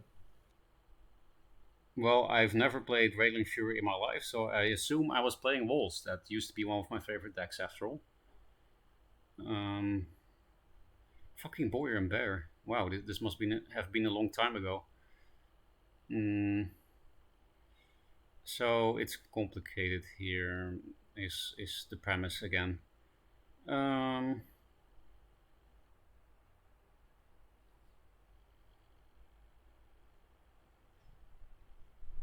I don't really see the complications. Again, it's hard to say when I don't see the hand, but Well, I mean, what does Vanar want to do here? just trade the stupid bear into the 5/3. Then yeah, I guess just clear the Jaxi and play new shit, and probably play removal on the Deep Fry Devourer if I have nothing better to do with my turn, because otherwise I would just develop as it's out of range of doing anything relevant. But I guess the self body is block really you're weak. What are showing you here talking about? is, huh? This is terrible. What are you talking about? I mean, how did like there is a bit of a self? No, not even, because you just trade the bear into the 5/3 first, then you can move one back, and then the Deep Fry Devourer still don't do anything when you clear the Jaxi. I don't see what's so bad about clearing everything but the Raidling and the Deep Fry Devourer, because the Devourer is not doing anything. Raidling is a fucking Raidling, and you can just play new garbage. Or, like I said, if you have nothing better to do because your hand is full of removal, you can already remove the Deep Fried with a Chrome Cold or something. But what is so Well, terrible? okay. Here's what I see. If I'm the Vanar player, and I think, what would I like to do? Well, I would like my 3/1 Fenrir to hit the 5/3, and I would like to clear the Jaxi, and I would like to not be in range of the Deep Fire Devourer. So let's say we have those three goals. Mm-hmm. Self-body blocking makes it so you really cannot do these three goals. Like, it fucks you in so many different ways in this figure. True, but I also don't care about Boy and Bear. I fucking kill it. Okay, I mean, sure. It's in Narnia anyway. I wonder why the fuck I put it there. It seems really random to put a Boy and Bear there. I wonder what the fuck happened to this game. Also, because you're playing Raidling Fury, so I mean the card itself is not bad at all. It's just Raidlings are bad. So Well, um, I mean, I don't know. Do you see how, like, if it were legal to move two allies to the same space, your turn would be a million times better? yeah, we need fucking Castling and Duelist, man. I think this is a pretty striking example of how, like, the self body blocking has really, like, totally fucks the Dino player. Yeah. Like, giving up a bear here for the Wraithling when you've got that Fenrir right there, like that seems like bad. You would never do that if you weren't self body blocked. Like, you would obviously prefer to hit the Wraithling with your Fenrir. I mean, it's not. It's almost. I could almost say it's not that bad that you can't clear the Jaxi that way anyway, because who the fuck cares about Jaxi? But we're playing against Deathwatch faction, so you actually do care. Like Soul Grimoire could fuck you because it's Vol Svenar if you don't clear a bit more than just the 5/3. So yeah, I get what you mean now. There's a lot of self body blocking. Very usual example. We've It's already like seen this a million times, that you line up two things with two spaces in between, and then you can't switch spaces. That can give a lot of self body blocks, because this would not well, be it's not happening be a thing twice. if Fenrir was here. Sorry. It's also happening with, like, the bear and your general in some sense, because Yeah. when this Fenrir goes to the space your general is on to hit the Wraithling, like that's also a space that you would like your bear to move to, but the wolf is going to be on there, so like it's really not great. Yeah. Agree. So it's like it's sort of that space on D8, like it's you have like basically 3 different minions that want to be on that space. Yeah, it's a double self-body block on the same tile. And that is something that I could have seen coming, because and we have diagonals, like we've learned today a lot. Diagonals bad. If you can avoid it, do so. And yeah, this one we've also mentioned a million times. 2 spaces between 2 things, aligning bad. But if Fenrir is here or here, that's technically 3 spaces anyway in Duelist. That's good. Sorry?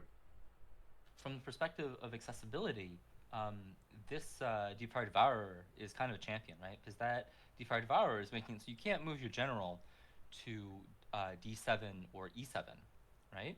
Mm-hmm. Because you're not going to take 9. If you could, then you could actually do everything you wanted to do, right? Like imagine the Deep Fire Devourer is like up 2 spaces, then you move your general to E7, and then you move your Fenrir to where your general was, and then you would clear the Jaxi. Like you could do everything you want. It's fine. You're great. But that Deep Fire Devourer, zoning the D7 and E7 squares here, making it so that you're so restricted in where your general can be is really crushing here. And that's sort of like you should maybe view it through the lens of accessibility of like basically deleting squares from the board. Yeah, or you could just play Chrome Cold on the Deep Fried Devourer, and then nothing matters. Well, yeah, I mean, of course, like you can always just use cards to solve your problem. Yeah. But the thing is that like both players are using cards to solve the problems. If you can create additional problems without using cards, then Yes. you're gonna get an advantage over time. Yes, that is. I was slightly trolling with, I just Chrome Cold, and I've been doing that throughout the article.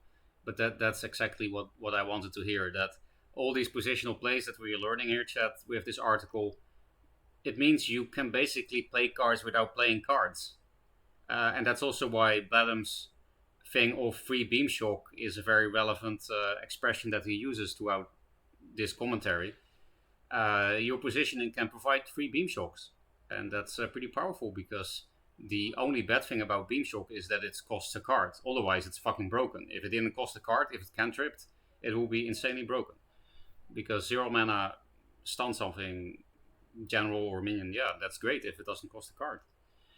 So yeah, all these positional mistakes or non-mistakes, like you do something on purpose properly, they add up, and it can give you hidden card advantage. So yeah, this article was very good, Blatm. Just wanted to point that out again, that there's so much to learn from this that I don't think has really been talked about before.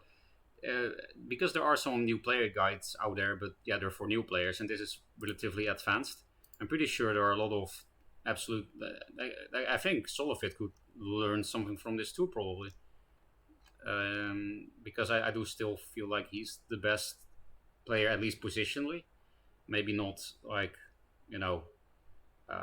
deck building and shit, because I don't know, if you look at his tournament win rates, both in old Duelist and in current Duelist, and something goes wrong for him, and not for Ghost Driver, but I still think he's much better positionally than Ghost Driver, you know what I mean? So, but I think still Solofit would learn shit from this. Don't you think so? Yeah, I mean, a lot of the screenshots are of Solofit getting completely fucked. So Exactly. Probably. That's what I remembered from this screenshot.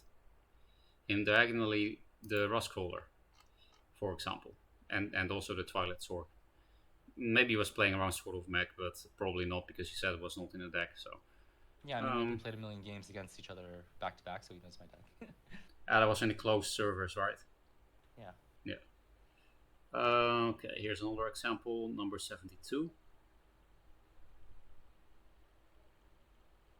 I mean, with Maelstrom in hand.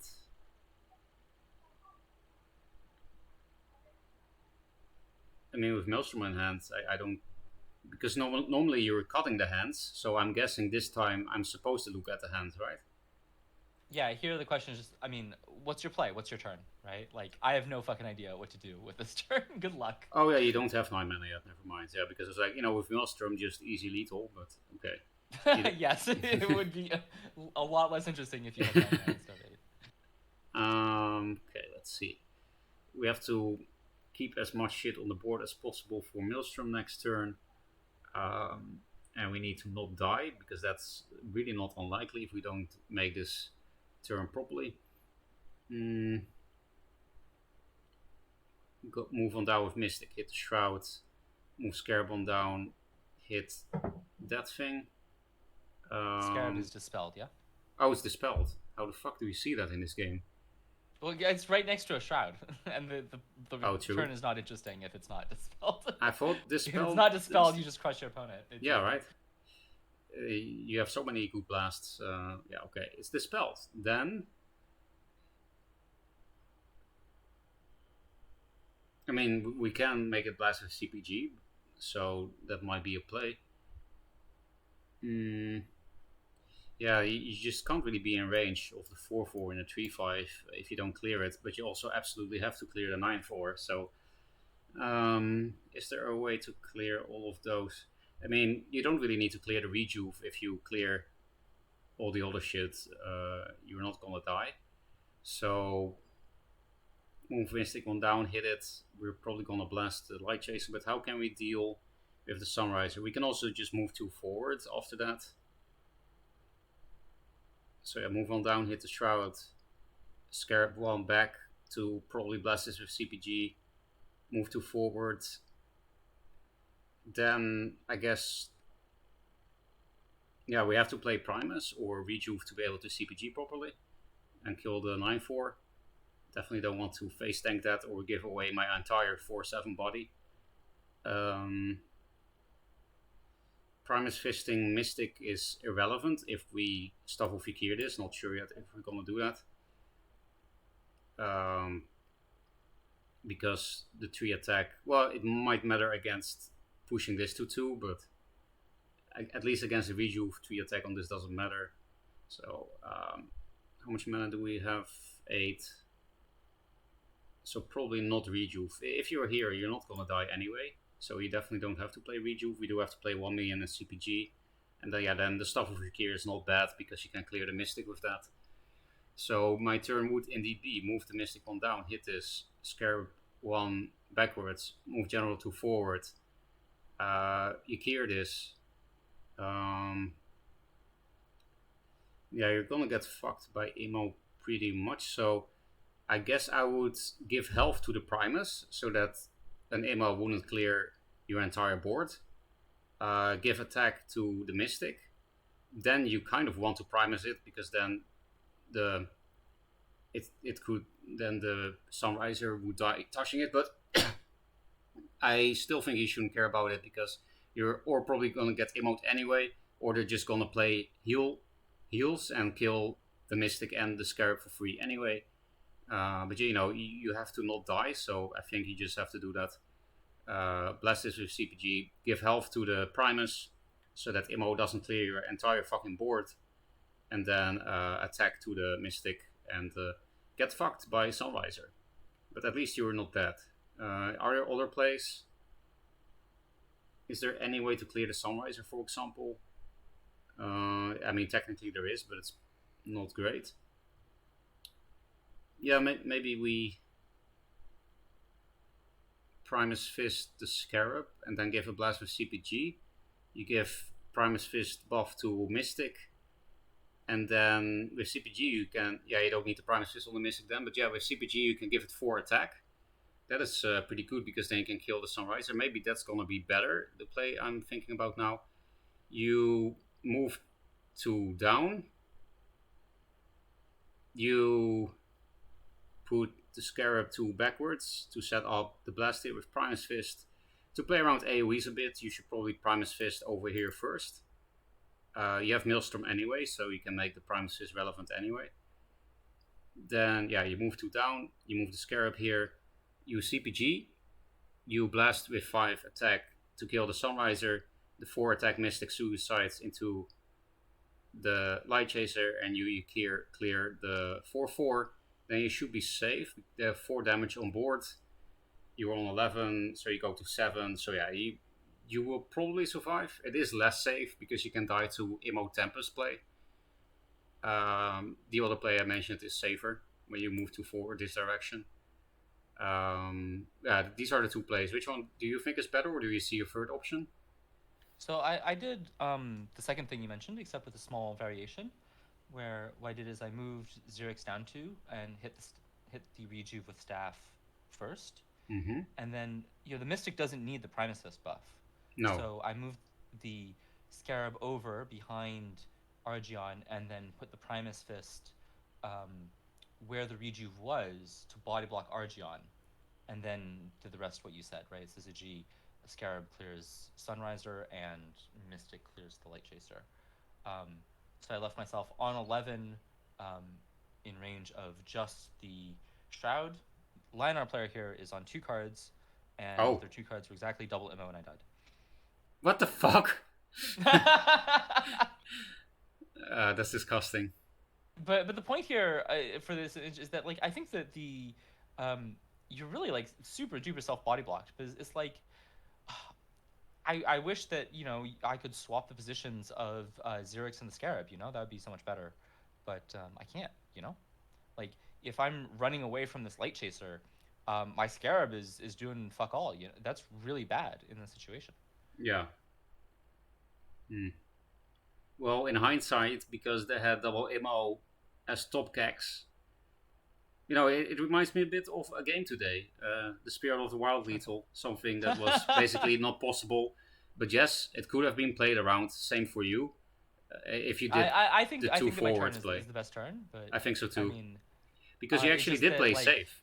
You did play safe by putting the Primus here, because that meant, and also because there are 2 cards, Immo Tempest, blah blah blah, was not even possible anyway, with a minion at least.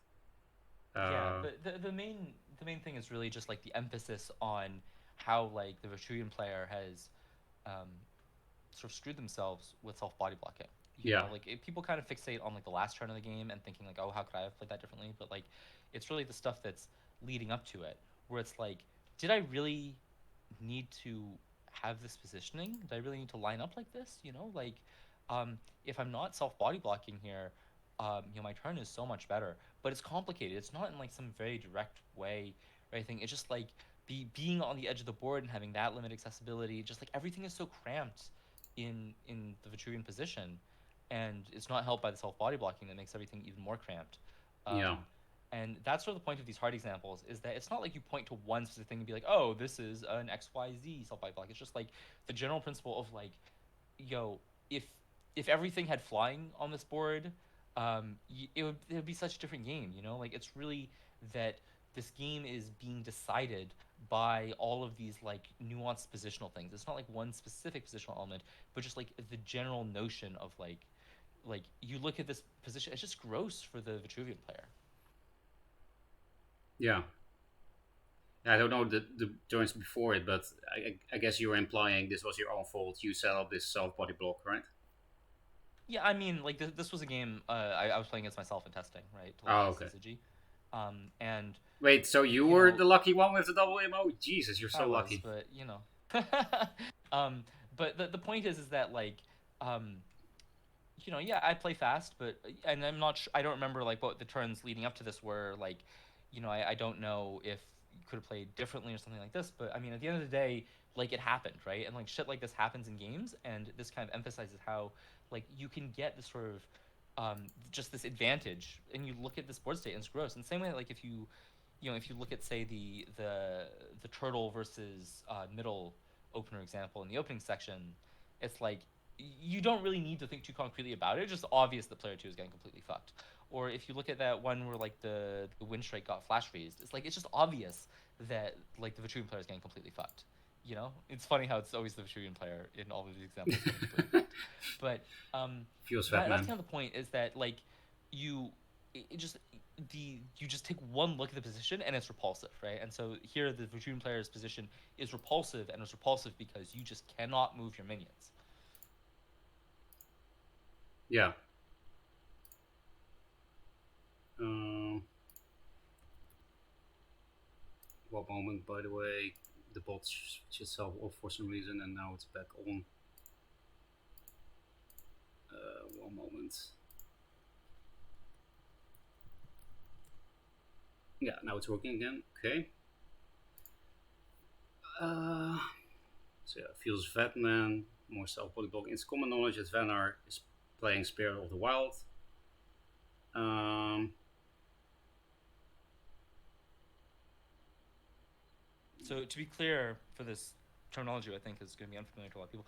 Common knowledge here means that both players know, and both players know that both players know, and both players know that both players know that both players know, etc., ad infinitum. but the self-body block here is pretty obvious, right? The Rustcaller and the General, because if they could jux with each other, then and you could clear the 1-1. I mean, if it's dispelled, still it matters because of Razorback. And you have a 3 health blocker against the 8/8, so that's pretty nice. And you're out of Spirit of the Wild range. Very important, I learned today. Yeah, this trade you probably have to do. If you're scared of dying, then you have to trade these Arakis anyway. So this self body block is the crawler, right?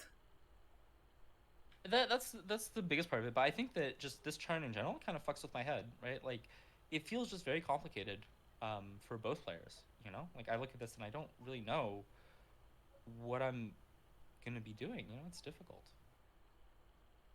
because like you could also consider, Rust Crawler plus general clearing the enemy Iraqi that's healthy, stuff like that. But then you like have to go back into infiltrate, which is quite bad in this matchup, and that's also effectively a form of self body blocking because if your Rust Crawler could move to where Lilith is without Lilith having to move backwards, and you could just eat the Iraqi that way, that would be better. Um, so I mean, in general, like it just this is just a position where, again, it feels like um, if everything were totally spacious, this would be a different game. But because the position is so cramped, like that is like really seriously impacts the evaluation I have of it. Where it's like somehow in some nebulous sense that's really not clear to me, like um, it feels so bad. It's so awkward. Yeah, Real talk, how often does it happen? I mean, I don't know. It happens to me like relatively often. You know, I've got like a million examples in this document. Yeah. I mean there are many good examples. Because, like you say, if you could hit the Iraqi with your general and the crawler without moving one back, and then kill the 8/8 by playing two opening gambits or a Primus Fist, um, if you could stay in the middle tile, then at least in the next turn it will be easier to walk out of infiltrate. Sure, you would still be in Spirit of the Wild range now for this turn if you stay where Lilith is now to clear the Araki, but then at least it's easier to walk out of it the next turn. Well, if you walk one backwards, they can keep the general where it is or put them in there or something, then it's never possible to move to forward. Or they can just move their general one forward, then you also can never walk out of it. Because again, general best body blocker in the game by far. It's not nothing comparable. Oh, by the way, that was the last figure, Mr. Blatm, Mr. Professor. Yeah, you made it. I feel like a lot of these things I knew, but it's like you're not really thinking about it. It's like passive knowledge. Sometimes you do it in games, sometimes you do not. I think this document is very useful for reminding you that you can do this, even if you do know it. And then for newer players, it's probably entirely new, and they have to read this a few times, and then maybe they'll become good someday. You know, like Yeah, nobody actually is yet. it's kind of ridiculous to think that something could come along and just completely revolutionize stuff. I mean, of course, this is just sort of, I view it almost as recording um, things that people happen. Like, of course, people, you can give them any one position and they could probably be like, oh yeah, you could position this way in a way that's productive. I mean, people self body block all the time, and that's why I have a million examples. But having it sort of all in one place in a way that like you can do stuff to think about, I'm hoping that that is going to be a small step towards elevating the overall quality of play in the game. Agree. Do you have something more to say about your article, or? It's gonna be on Mechazorg soon. Oh, true, Cosmic. I already contacted him about this. You're talking to him? Yeah, he put it up, and it needs a little bit more formatting, but it is actually up there already. Nice. Yeah, it's probably quite a bit of work to format this. So thank you, Cosmic. If you are lurking, he might. Yeah, Cosmic works. Um, so yeah, also thank you for the gauntlet thing today, Bam. That was very fun. If you want to do it again, I'm definitely up for it. Um, yeah, it's a really cool new future, the friendly gauntlet games. Yeah, I'm super excited about that. Thank you, Mazer, for making it happen. Mazer implemented that. Yeah. Good job, Mazer, as usual. Um, do you want to do something more with me on stream, Blatm? Like, I don't know, play the Komodo deck together, or do you just want to take a rest and hide in the shadows? I got like 3 hours of sleep, and then have been in Discord calls for just over 7 hours. So I Nice. am going to chill out and watch you stream whatever you're gonna stream. Okay, okay. Have a good rest. You deserved it. You worked hard.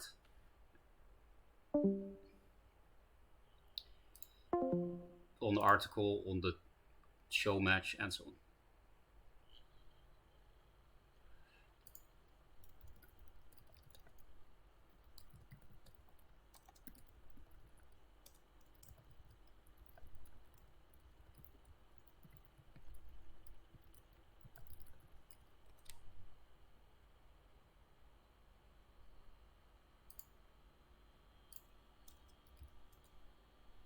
Sorry, I was distracted by Discord. The story behind it was literally the night before the patch, but I was like, hey, can we do that? And I did that. OP. OP coding. Um, let's switch to not browser. Duelist on Steam. Calvin, you wanted to stream after me, and I would like to watch you. When would you like to stream? Let me know, because I'm probably gonna stream a bit more. But if you want to stream, then I might also just host you, because I also didn't sleep very well. I had to get up at like a bit before, almost like 6 a.m. for the gauntlet thing, and in general, I slept badly lately. So it was useful in Duelist 1 for gauntlet tourneys. Oh, there was also gauntlet friendlies in Duelist 1. I didn't even know that or remember that. That was the game I didn't queue in focus and time and lost. I want to play a rhythm game. Oh, I thought you were going to play more Softsu. But what? Yeah, you mean that Japanese thing? We'll stream soon though. Okay. Well then, I will probably stay on for quite a bit, because otherwise there's nobody streaming Duelist. Especially if there is any Uber Eats wink wink, then I might keep streaming for quite a bit, because I'm enjoying the game lately. And my first lessons today start pretty late. I have only 2 lessons today because 2 of my students are on holidays to different countries. Blah blah blah. Let's get rid of this first.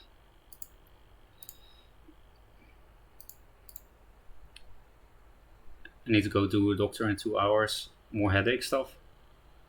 Also, are you not with your girlfriend? Yes, but she's working now. How am I supposed to Uber there? Good point. Never mind. Um, so I might then stream until I get hungry, chat. That's possible.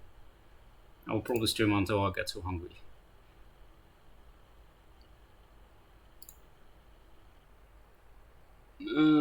Let's close this garbage as well. Or maybe I'll do 2 streams. I don't know. Get lunch, come back. I don't know yet. We have to see. But we're gonna stream more. We're gonna play games, because again, my first classes today start late. So starting Duelist.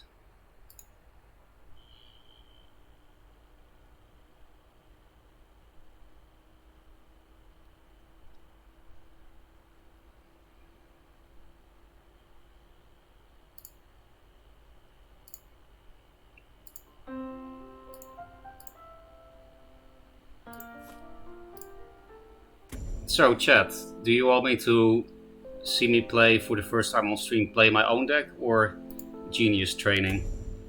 Mace's deck is harder for me, maybe because I didn't build it myself, maybe because hand management is a bit harder in this deck because there's a wider variance of cards. It's not a solo fit deck, and my own is.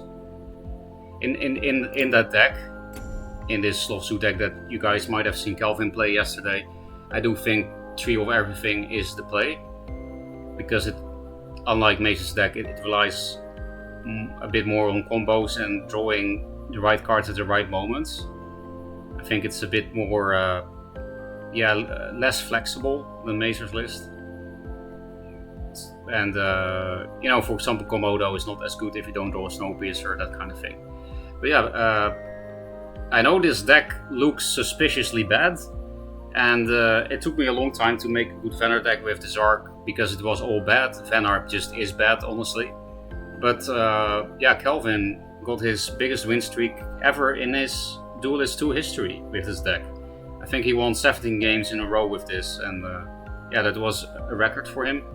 And on my Smurf, I'm also currently on a 10-game win streak. That is not finished yet.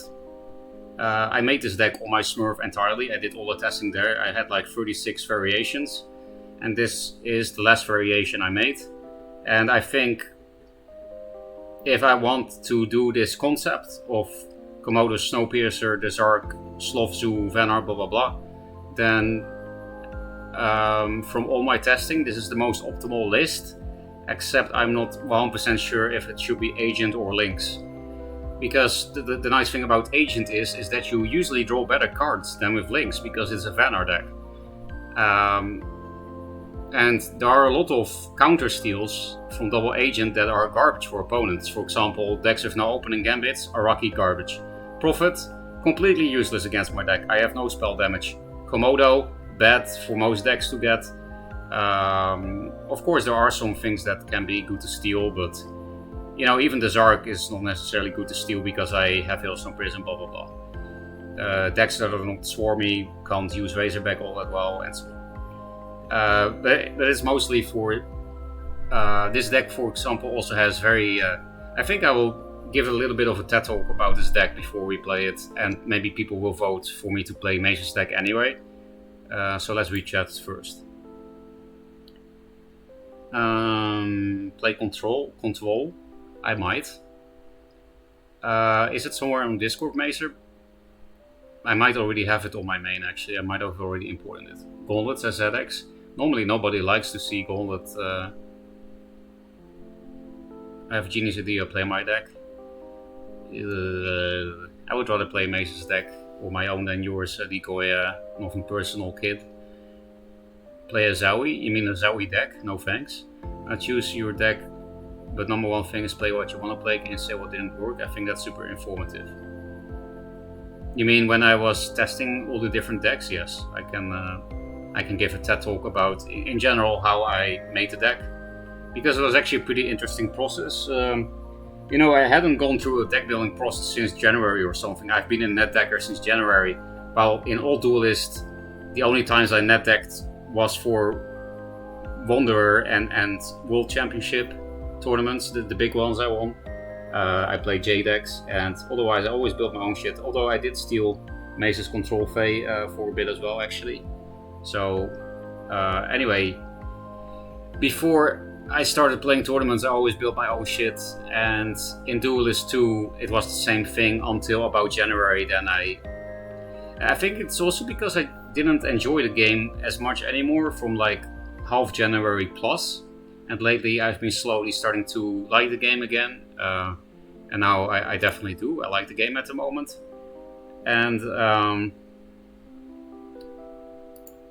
I think maybe that's why I started deck building again, because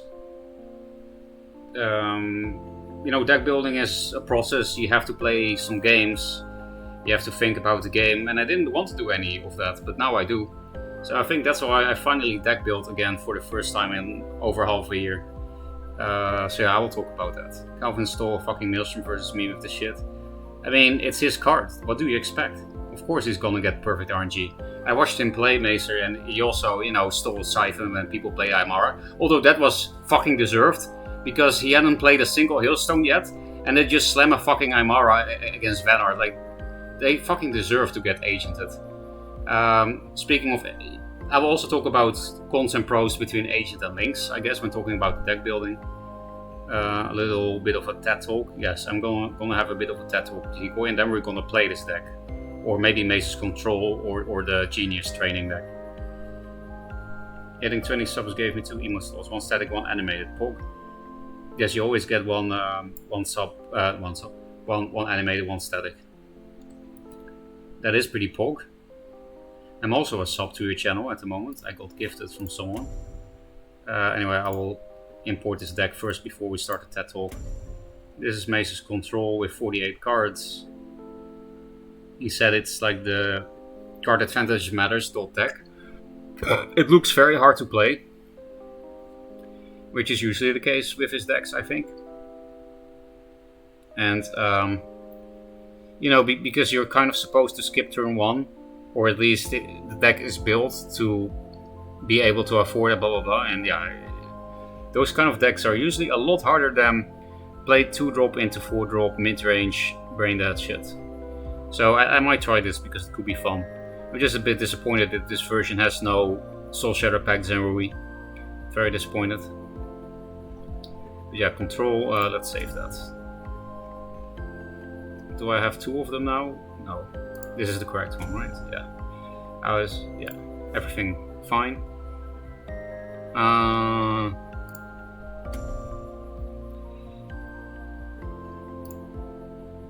How is this deck to play? Hard to play, just go Rev and LOL. I mean, you don't even have Rev on 7 all the time, Decoy, because it's a 48 card deck. Also, I've seen Macer play this deck a few times, and he often doesn't even play Revenant on 7, even if he has it, so... I will play Zero or something like Rip Boner. I really don't like playing that in the Zenrui meta. I know you're also playing counter Zenruis, but still. Zero is only used for versus fatigue and nobody plays that. I can see that. Could also consider Nether. Yeah, I think Nether is similar to Zero, but it's a lot better, especially in your deck, Macer. I think Nether is the correct replace for Zero in this, because you have so many removals.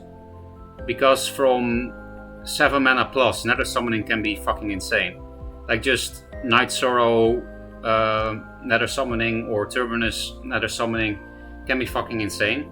Especially if you can also kill multiple things with Grasp. Like Lure Grasp Nether summoning can also be insane. Again, 7 mana play. Like, you basically play late game, even though you don't play your own late game. You just steal the opponent's late game. I think 2 Nether summoning over 0 makes perfect sense, yes. The fact that it's 4 mana makes it a lot easier to play. So that's a good consideration.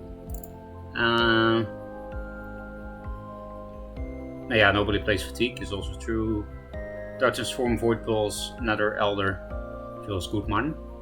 Probably because people just concede when they realize what you're doing, or they just die to Spiral. Okay, I guess it's time to TED Talk my own deck. Maybe I should go to my Smurf to show the 36 variations, but how it started? It started with Macer's deck. I thought it was so fun. It was, for the first time since January, I enjoyed playing ladder. It was not just because of the deck, but also the matchmaking rework, right? But still, it also had a lot to do with the deck, because I felt like I was actually learning stuff. I actually had to use my brain, and when I did, I learned stuff. And I was misplaying every single turn, and it actually mattered, unlike with Linar, where you can just misplay and it doesn't matter. So I was like, when I saw this arc, Vanar was one of the first factions I thought of, and then I felt how nice it was to play this arc in a low curve deck like in Mace's list. I was like, I want to make this work in Vanar too, something similar. And that's why a lot of the cards are the same, right? Lady Lock, Slothguard, the Zark, Prophet, Araki, Primus Fist, all these cards overlap entirely with the Vet deck, Macer's Sloth Zoo. So a lot of the early on building was relatively easy, but I didn't copy paste everything from the start. I, for example, had only 2 Sloths at the beginning, because I thought I don't need triple Sloth because I'm not playing a 48 card deck like in Mace's deck or 46, whatever. And I felt like after playing one Sloth, you already have the tiles, so I kind of don't want 3. But I started to notice over the course of multiple games on that Smurf that no, if you already played a bunch of tiles, it's great to play another bunch of tiles. And also having Sloth when you need it was so important for the deck. I just started to learn more why there were 3 slots in Mace's deck. Because if you have early game board leads, then this can push your advantage so well. And Zoo is very good at having an early game board lead, right? Because you can't really brick the early game in a Zoo deck. You play too many cheap minions to brick. And then, yeah, Sloth can be very powerful. And also, Mace's deck basically plays no removal, and it's totally functional. It's totally a good deck. And that's also something I discovered when playing 2 Sloths in one of the first iterations of this deck, is that Sloth is also a reason why you can play very little removal. In Mace's deck it's like 2 Shrouds and 3 Blood Tears are kind of removal, and that's it. There's nothing else. You just trade into shit with your board, and again, Slothguard. And since this deck from the start only played Hailstone as only spell, I started to notice I really need Slothguard. There have been iterations with Shroud, but I didn't really like it. But then sometimes I added them back in because I queued against obelisks.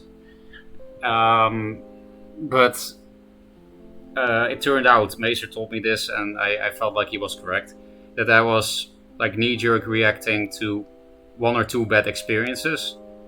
And that's true because later I beat obelisks without Dispel anyway, and I was like, eh. Oh, and also Songhai, because I mostly wanted Dispel for Songhai and obelisks. I don't think Dispel is really necessary against the older factions. Sometimes against Abyss if they play Sarlacc, if you have a list that can't go phase well, then maybe you need Dispel for that, just to slow them down. But I knew with this kind of list I didn't need Dispel to deal with Sarlacc, because you just kill them. I was never concerned about Sarlacc with this deck. It was mostly obelisks. I had a few bad experiences with this deck against obelisk without Shroud. But later I learned how to play that matchup without Shroud. And having 6 1-drops really helped. Spamming the board is a great way to deal with obelisks without Dispel. Spamming the board, yeah. Because not all of my decks had 6 1-drops. Not all variations. Some of them went to like 2 Komodo, 2 Prophet, because I wanted deck space for other things. For example, the Shrouds. One of the decks had 2 Komodo, 2 Prophet, 2 Shrouds as splits, and like I said, Slothguard had 2. But yeah, I started to notice triple Slothguard is one of the reasons why you might not need Shroud. And Sloth is a better card than Shroud. Again, Sloth is basically removal. And so much more. It's so versatile. I was definitely wrong to play only 2, even though I was playing a relatively small deck. But besides that inspiration from Macer's deck, I felt like there was one big problem in playing Macer's Sloth Zoo in Vanar, and that is Vanar's early game fucking sucks. We don't have... I mean, Fenrir is comparable quality to Portal Guardian, but it's also less threatening actually. If you don't answer Fenrir, it does 9 damage maximum unless there are 1 attack minions on board. But yeah, usually it does 9 damage maximum, and that's it. While Portal Guardian has Frenzy and infinite attack, infinite scaling, and so much health. I think it's a better card than Fenrir since it got +1 attack. But still, Fenrir also good. But, yeah, Vet just has better early game than Vanar, which is not very hard, because, again, Vanar's early game sucks. And that's one of the ideas where Komodo came from. Because you can kind of play Windblade Adept and fix your early game and have more good turn 1s than just Araki. Because in basically any Vanar deck, the only good turn 1 you can have is Araki, the end. Only 1 2-drop. The rest is just skip opening gambits on vanilla 2-3s. Or even worse, Heart Sister.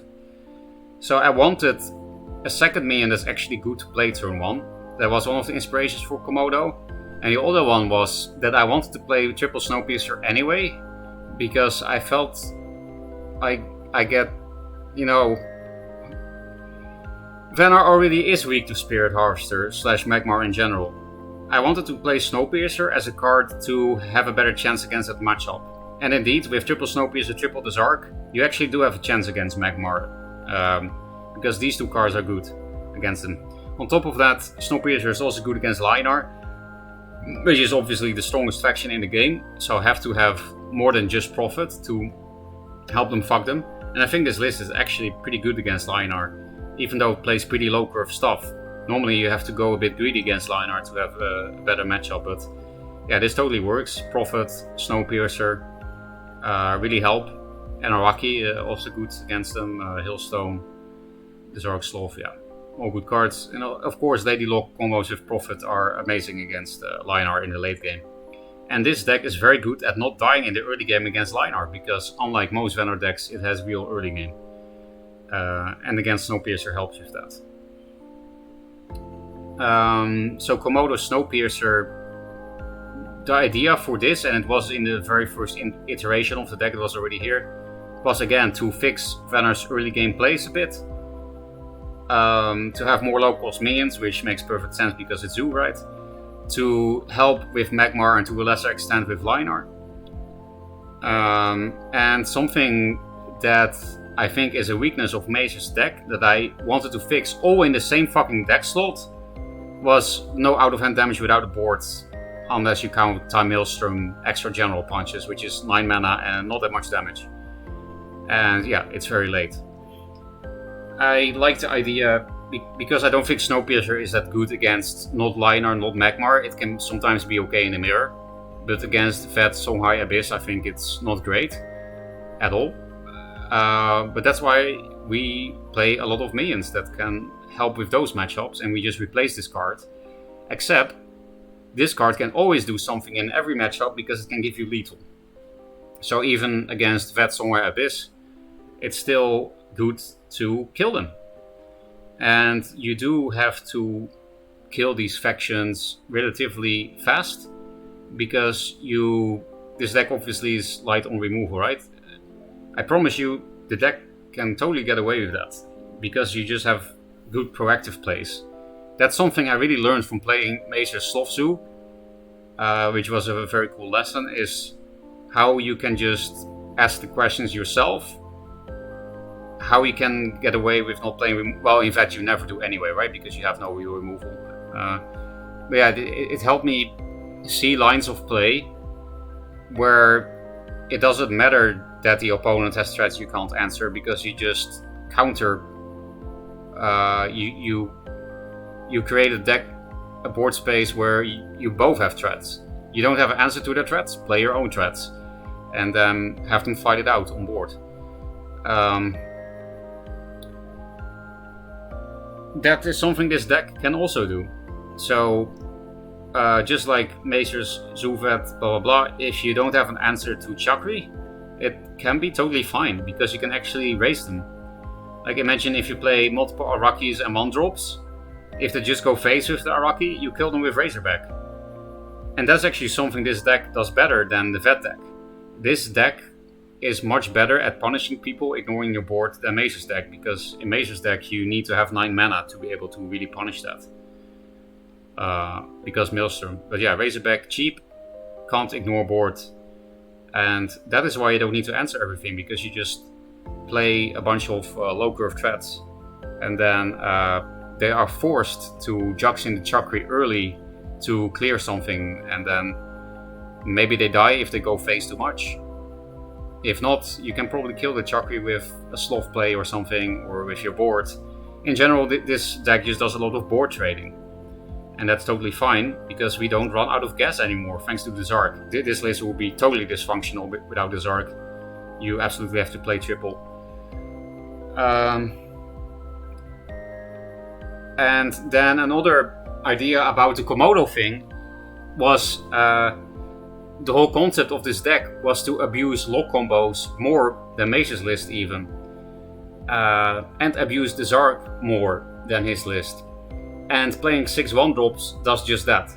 Because even on 5 mana, you can already have good Lady Lock combos in this deck, which is great because Lady Lock can be a bit of a bricky card in the early to mid game. You might not want to draw it there because you can't get a good combo off and you want to keep it for later. But in this deck, on 5 mana, Lock, Komodo, Prophet, or some... Mazer, I'm still doing my TED Talk, fuck you. You can already have good Lock combos early on. Or if there is a mana tile open, you can Lady Lock 2-drop and one of the 1-drops. And it's very consistent. You get good 1-drop... Fuck you, Mazer, I'm doing a TED Talk! About my deck. Now I'm distracted, I don't know anymore. Also, this deck can afford to Hailstone Prison low curve threats if you really want to, because you can finish games very quickly. So you don't need to save this for a late game 7-drop because the game might be over by then. And that's another reason why Snowpiercer is in the deck, right?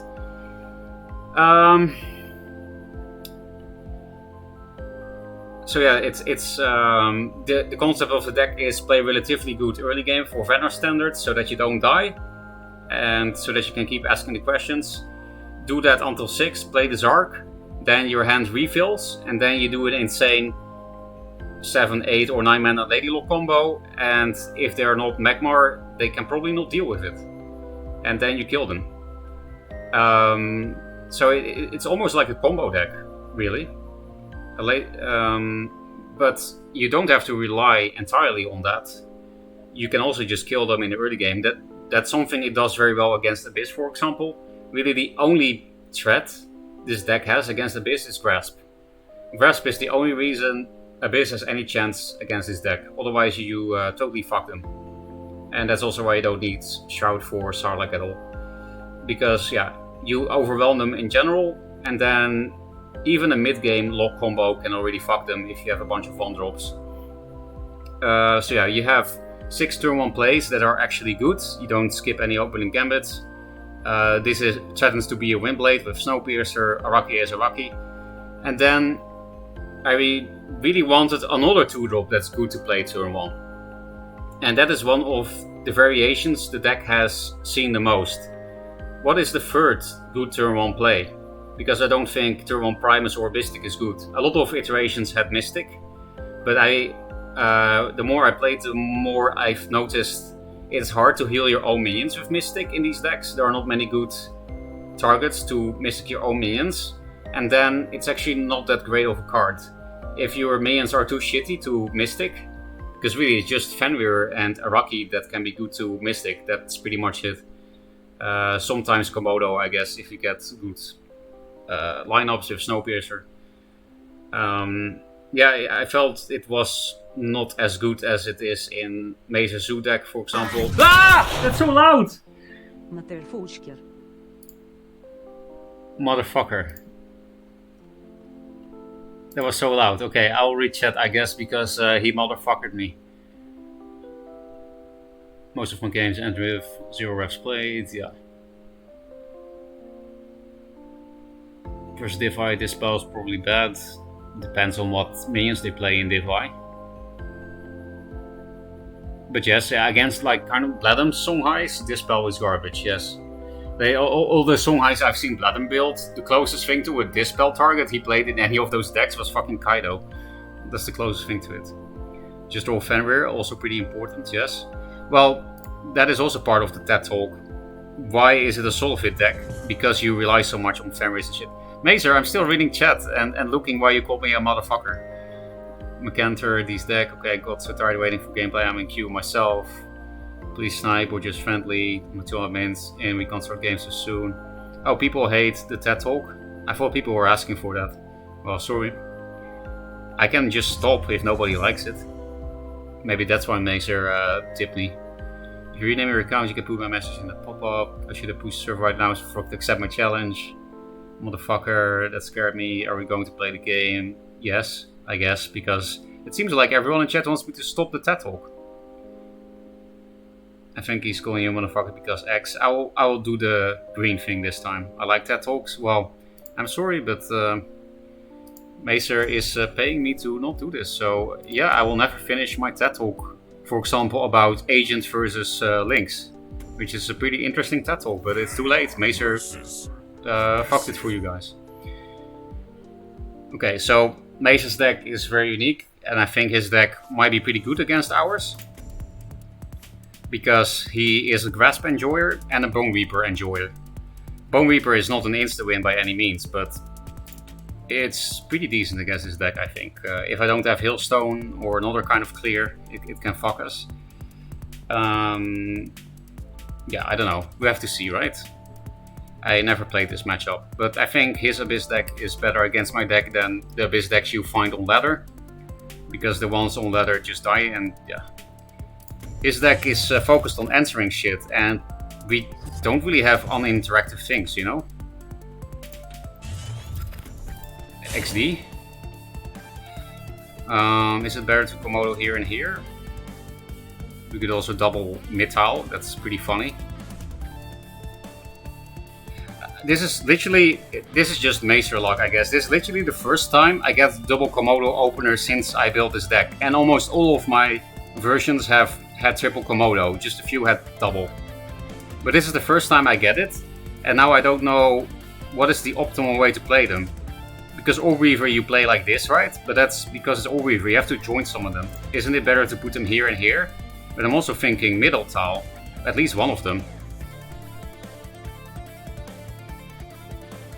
There's no way he can make a Grasp play, right? If on turn fucking 1, like this, yeah, there's no way. So I think maybe double mid-tile is the best.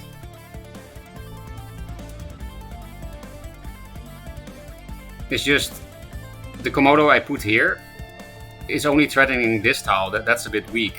When I could also just... Yeah, I'll just do the Orb Weaver opener, I think. Also, we're gonna get totally fucked if we don't draw this arc on time. But it is a strong opener.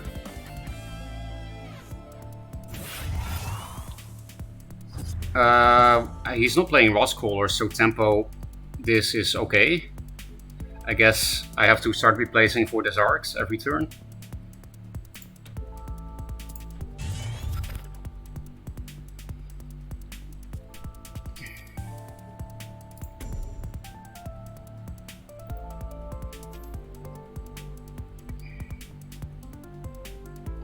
Mason said this is a card advantage deck. So yeah, we could definitely get fucked if we don't get the Zark on time. Which is why I switched to 2-drop draw minions, because I would sometimes not get it and run out of steam. Actually, it happens very often that I just didn't get it. That's why double agent or Lynx is in the deck. It used to be Mystic or even Jaxi. I also had a few Jaxi decks. I have to respect Grasp, so I think I'm gonna have to make a weird play. It's not that weird. But, you know, it's not as aggressive as I want it to be. But, yeah, that's just Grasp deck, you know? I don't really care about this possible ramp also opened like this, so... Hey, double agent, that's a really good card in this matchup, because, you know, he plays real late in early game, blah blah blah.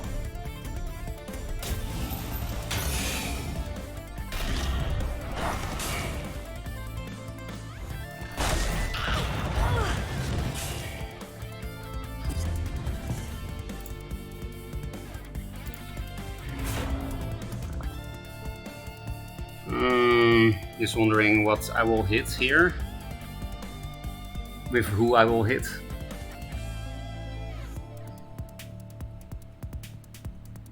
Since he's not playing crawlers, I think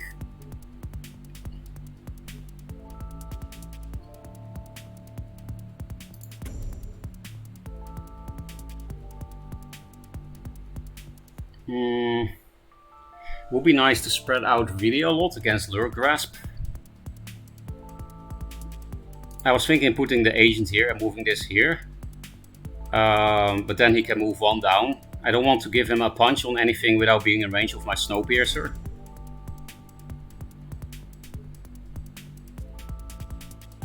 So I think I'll do it like this. He can punch a 2-2 anyway.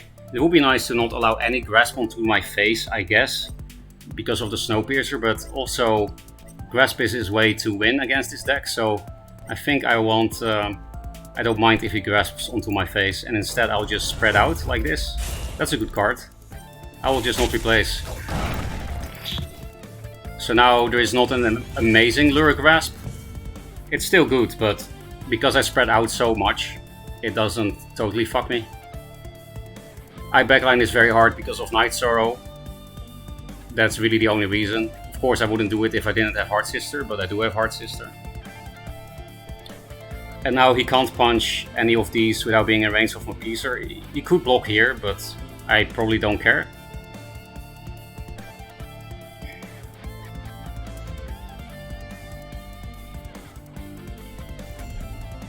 That's a Dark Transform, yeah.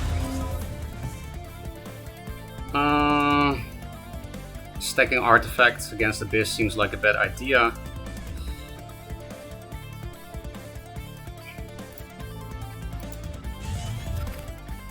Razor Keck. I think I'll just do that damage. I could wait a turn, but...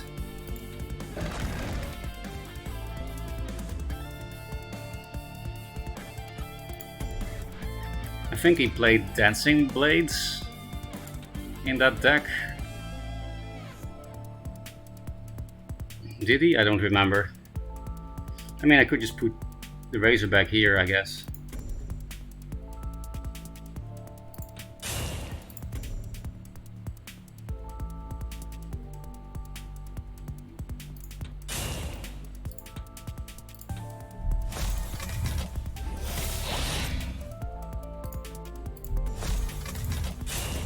Is he dead? Well, close to it. I will give him the forehead back to him. Maybe I should have kept the Snowpiercer. I wonder if he can stabilize here somehow. Hey, these are nice. I could get Rev or Nova as well, you know. That looks like a Lure Grass play. Which is sad. I should have probably found a way to put Araki here. Then this couldn't have happened. I'm not sure if there was a way for that. But also we just win if we get Hailstone or any removal from these two cards like Lure. So I don't want to replace Spectral Blades because it can give me a good clear on this. Yeah, there are a lot of lethals we can get from the double agents. Maybe I should just play one first.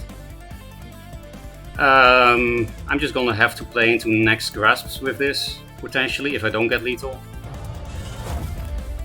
That's good for Bone Reaper. This is... then he can run away from this 2-2, but it's fine, I guess. I don't want to play that much into grasp. Okay, that's unlucky. Any Hailstone Prisons. I don't want such passive hands, right? This removes more shit than Zenrui. Yeah, it's good on Bone Reaper, but he might counter-steal it. And I'm not sure if this iteration plays it. He does play Slot. Could also replace a Fenrir. But that's... well, I have a million proactive plays in this deck. Holy shit. I actually didn't get lethal here somehow. That's really unfortunate. Like, you know... any lures... any Hailstone Prisons, Grasp, Revenant for the next turn, or Nova, blah blah blah.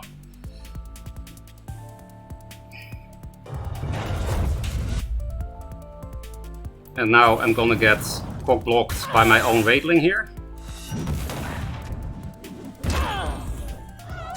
Right. Am I still not gonna top deck lethal here somehow? This plus this is good. Zenruiing something back.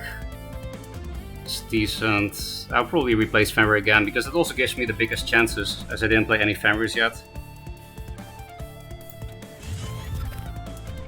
Yeah, that's still very unfortunate.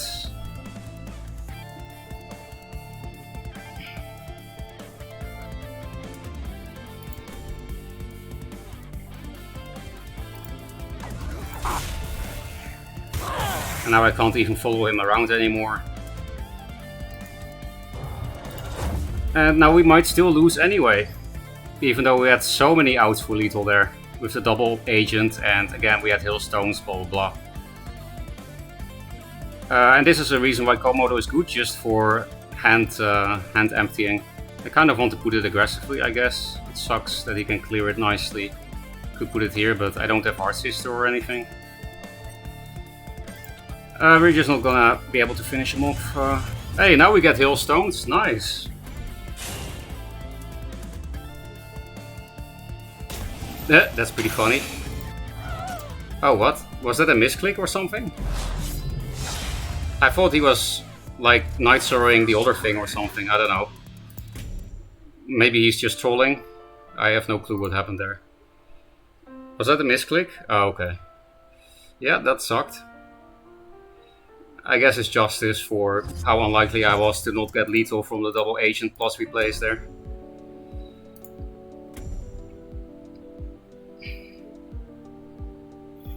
But yeah, this is one of those matchups where Agent is definitely better than Lynx. Or at least I think so. Just against greedy decks, right? This deck has no out-of-hand damage, right? No, that's not true. It has Snowpiercers. Sloth can sometimes give out-of-hand damage. And I was mostly begging for Hailstones, Lures, Grasps from the Agents. And, well, Hailstone from my own deck. I mean, ranged. You mean ranged out-of-hand damage? No, the closest thing to ranged out-of-hand damage is Snowpiercer Ping if there is a minion near me, right? That's the closest to it. This is not very good against this deck.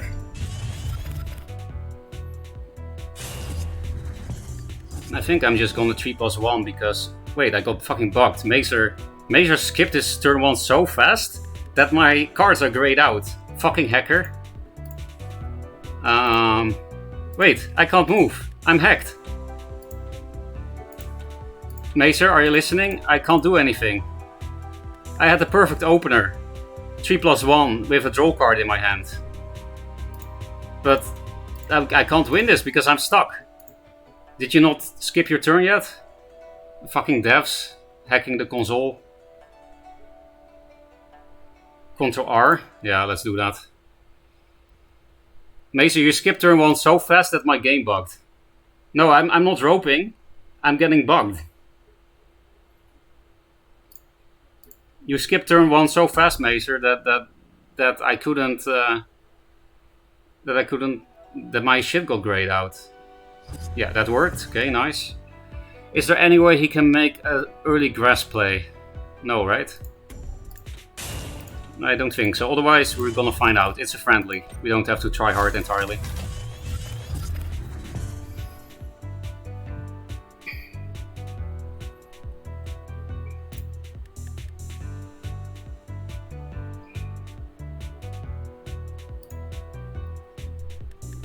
I guess in case he's not listening because he doesn't want to snipe-ish, I'll also write it here. You skipped turn 1 so fast. I got bugged turn 1. Grayed out cards and couldn't move until refresh. OP strat, just skip turn 1 too fast for the game. Grace did similar things with conceding, that my game wouldn't render properly. What did he do? Feels weird, man? Yeah, that was weird. What happened here? We could just play these two cards, honestly. Do I replace this first? Nah, I might get a bad card of Agent, right? It does suck to get out of position with my general, but I don't have pierces in my hand, so it's fine. Hey, nice. Do I replace Primus now? I mean, I don't have 4+2 next to it yet, it's 5. Yeah, I'll replace it for 1 drops and shit. Okay, Snowpiercer is also not bad here, but I would rather develop the board, I guess. Have to play into Grasp a little bit. Actually, there was dumb positioning. because you can now walk 2 forward to camp this. But the idea was to spread out against Lure Grasp, but I don't think this plays around Lure Grasp at all. So I should have just put it 1 more down. If I wanted to play around Grasp entirely, I could have put the Razorback here, but then he can also run away from it. And it's again not good against Lure Grasp. I'm probably playing a bit too hard around Lure Grasp. And maybe I should have kept the Primus, because it's perfect play with Fenrir, but that was also one of the reasons I replaced, was to find Fenrir.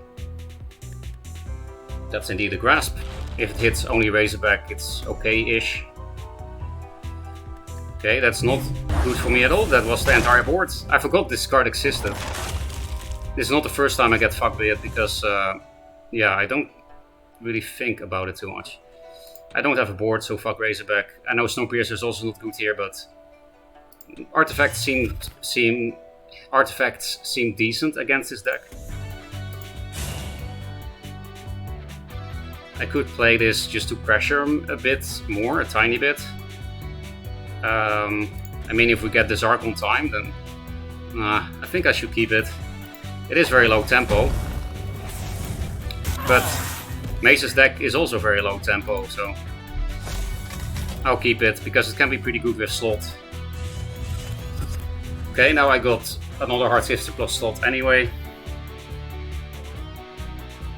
Sloth is a bit dangerous to play against him because he plays Ruiz, but maybe I can play around it because provoke, and maybe I can play it in such a way that if he steals Rui, it doesn't matter.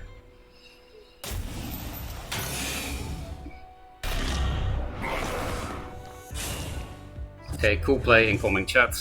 I red tile this, then I move onto the red tile and I swap it, and then I can kill the Mystic. Then how hard do I get fucked by Zenrui? Not that hard at all, because I Snowpiercer the 1/6 with red tile, so it dies in 1 hit. What do we replace first? Since the Wobbly Tile's up, more Hard Sisters can be nice. More slots can also be nice. I could not replace, but I don't know, it seems a bit bricky. But maybe Sloth into Hard Sister, maybe it's just good. I'll keep it for now, because slot Snowpiercer is also good. Can we put this in a better location?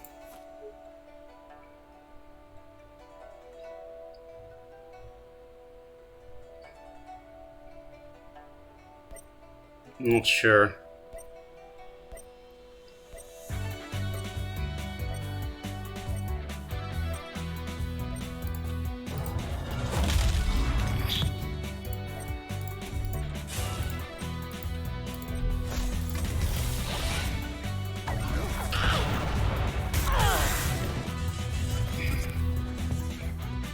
Oh, Hailstone is good. He has a full hand. That looks like a Zenrui, yep.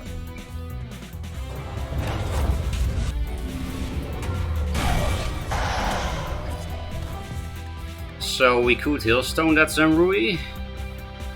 It's not really worth, probably. Prophet is only good against his deck if Void Pulse is strong, or if we have a lock combo, so I think I should just replace that, wait for lock combos later in the game. There is lock, XD. So that sucks a bit, because I don't have a great play with the Piercer. We don't have to play Piercer. We could also Hailstone the Sloth itself. And then what?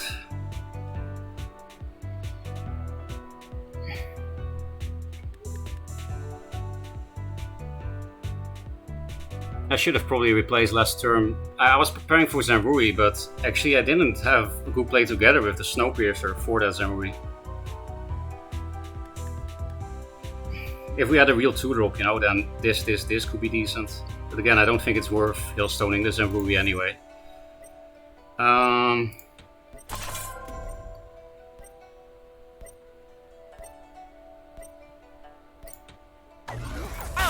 I guess I will. Well, I'll just pass, honestly.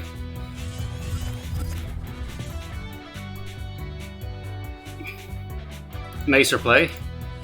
Passing on 7 mana in Zoo with 5 cards in hand. Very weird.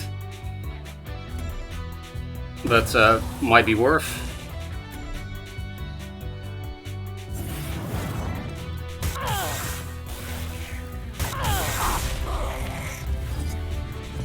So Hailstone, and then I can Komodo like this.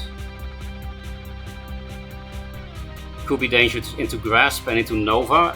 I'm not sure if this is a Nova version. He has cut Nova recently, so I don't think so. So I think I can play into Nova.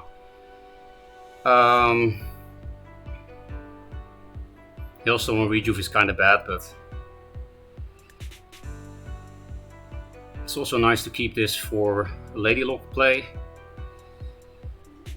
How big of a Lady Lock can we get? 3, 4, 5, 6, 7, 8. Yeah, we have a perfect 8 mana Lady Lock here. But, you know, he's in the corner in a Grasp top deck. So I don't think I can do that yet. I really need to fucking pee, so I'm gonna row probably after this.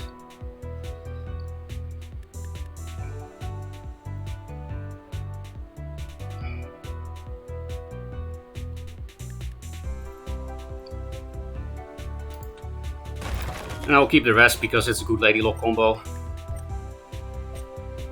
Could also Primus actually, but it's better to keep that in hand, maybe.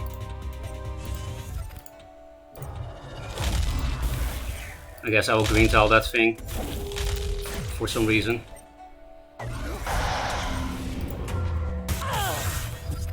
Man, I really need to pee, but he's gonna make his turn immediately because it's Macer. Well, I'll try to be fast, I guess.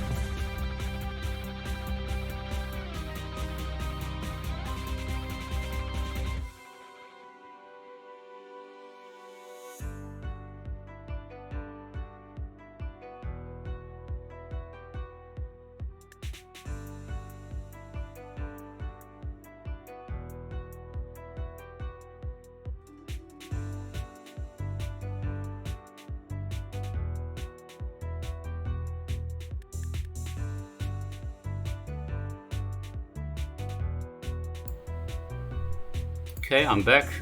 Hey, I'm basically dead. What happened? Okay. Why is there blue here? From when did that happen? Did I? Oh, that was an oops. I did the towel ordering wrong last turn. That has been a long time since I misordered Sloth. I swear, I finally became decent at playing that card, but also I'm gonna get fucked. 3, 4, 5, 6, 7, 8. Yeah, fuck Sloth, even though I might need you here. Pretty sure we're just dead.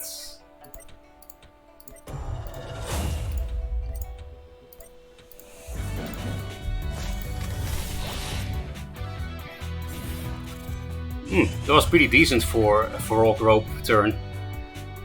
It's not a good turn, but at least I am probably not dead. And yeah, I was roping hard, so.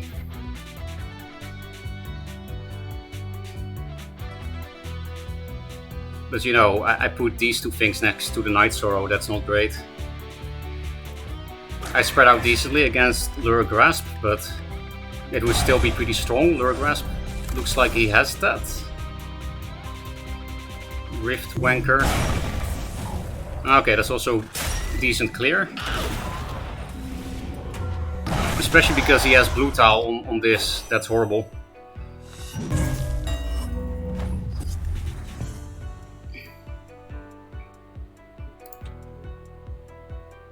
Actually, that's not. I can just hit it. Never mind.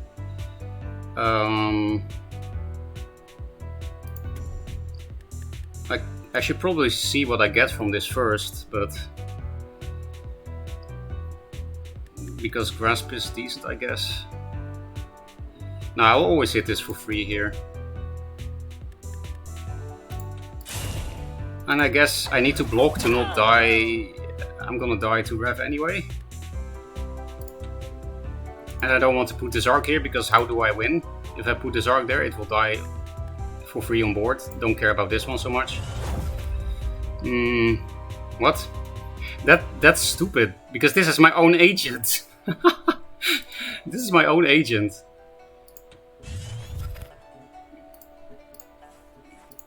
And then this one here, and then we die. Easy die to Rev. There was probably a way to play around it, but too late.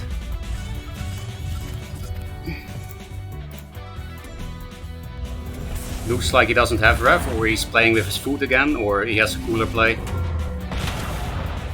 Wait, what? It's on blue? I didn't see that. Huh? Where's the blue? Oh, he was on his own blue. Never mind. Like I said, I've been getting pretty decent lately at playing sloth tiles, but this game, I suddenly lose to my own sloth tile plays.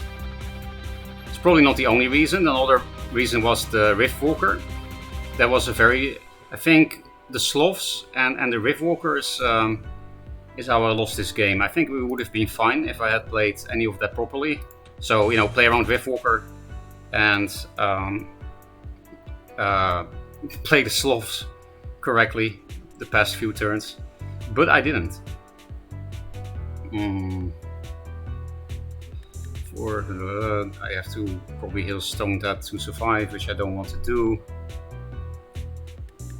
So maybe we do some self-body-blocking memes. I'll give him the well played, because this is super over. But I guess to make Blatm happy, I'll do this. Because there's a lot of self-body-blocking here. But yeah, it doesn't matter. We're definitely not winning this.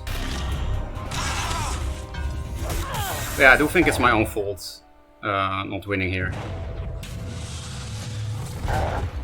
I think it was winnable if I didn't play into Riftwalker and the thingies. The very bad towel management.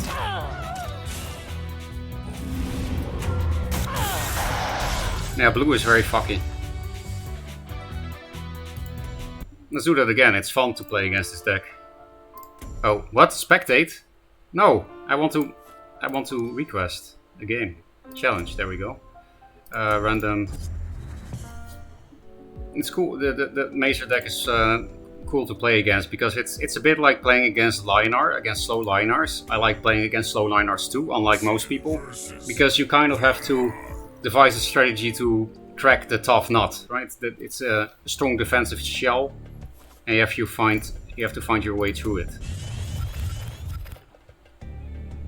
Hey, we have that opener again. We had that last game, which is pretty much perfect opener, especially against Skip. But yeah, like I said, I fucked up. I can probably not replace this. Exactly the same opener, so forehead. You know, this deck, if you don't throw any double agents or the Zarks in early to mid game, you run out of steam a bit too hard, so I might have to keep this in my hand. Also, I have great command over the mana tile, so maybe it's not even that greedy.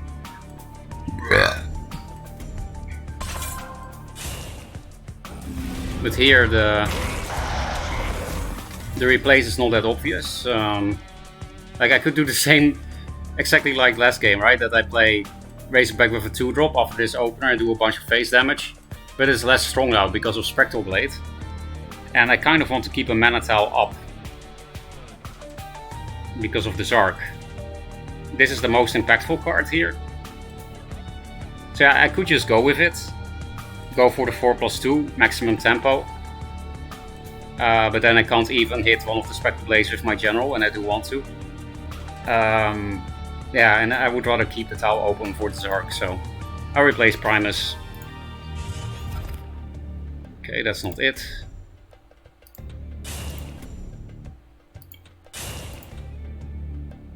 I need to play around Grasp, so I can't put it here. I have to put it one more up.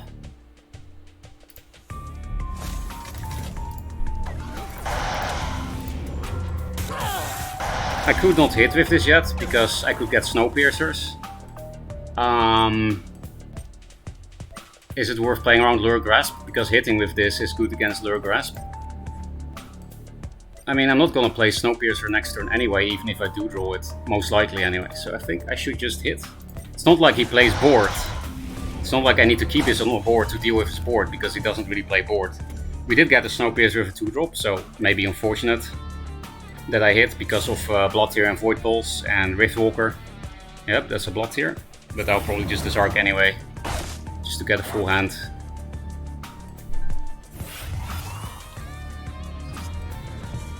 So I think I'll replace the Primus for that reason. I mean, actually I'm probably gonna walk into the tower with my general, so then Snowpiercer is dead for longer. Could also walk into the tower with the Razorback, but I think I really do want to make this trade. It's also not bad, but yeah, I'll just disarc. I know for sure he's gonna have removal for it, but at least I force him to react. Not that he has proactive plays here, but it's mostly about refilling my hand, right?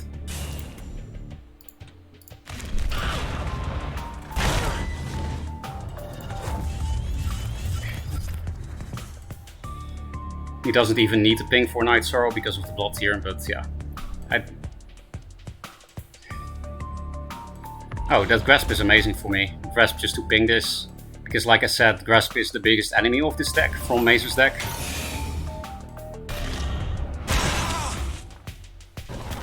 Probably just play 2-2. Potentially.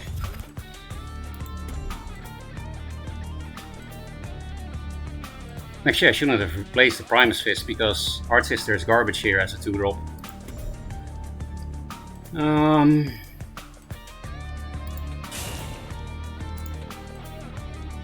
Do I have to play around Grasp?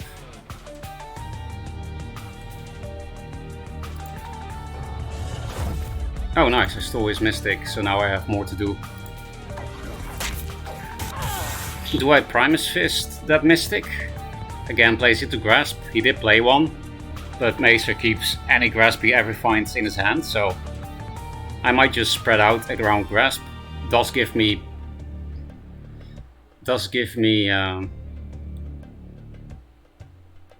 I mean, because the one attack on the Mystic doesn't really do anything.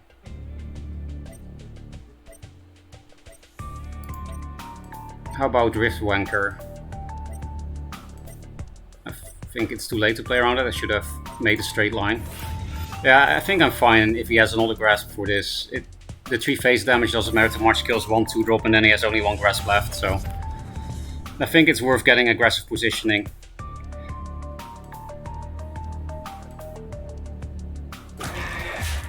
Lure Riftwanker feels Batman. Yeah, Mazer's deck seems really cool, as usual. There are a lot of cool removal combos. This is still staying on the board then, that's a bit sad. Oh, actually I could slough it.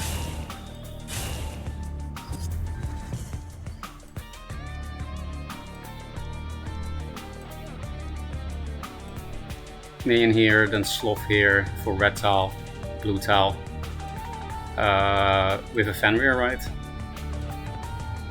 I do have a full hand, but I still want to keep this, I think, because, you know, I can just puke out my hand any moment. Araki, therefore, is a bit slow here, I think. I would rather Fenrir with Sloth. Because that also makes Rui not as strong. Do I green him? Means he can't hit this very well, but no, I think it would just benefit him if I green that. So I don't think I want it here either. I don't want him to walk 2 back onto green. So I put it here next to the red tile, because then if he walks into green, then at least I have red tile on him to punch his face a bit harder if he moves here in like 2 turns. Okay, we're starting to form a lock combo, which is great, because he already played a decent amount of his AoE. We just also need to find a Razorback, and 3, 4, 5, 6, 7, 8. It's already the perfect lock combo on 8, I guess, but it will be even better on 9 with another 1-drop. But yeah, this might just be your play next turn.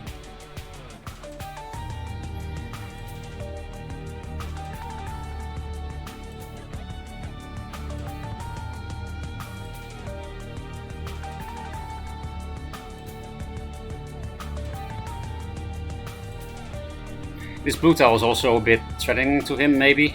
If I go on there, then, you know, I can punch his face for free and stuff. Ephemeral on this tile means pings get good against it, so I'm not sure if I want to move anything there. Night Sorrow.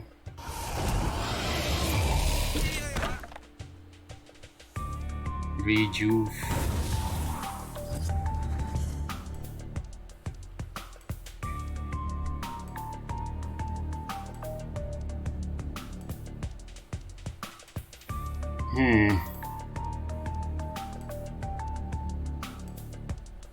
This turn is gonna be complicated.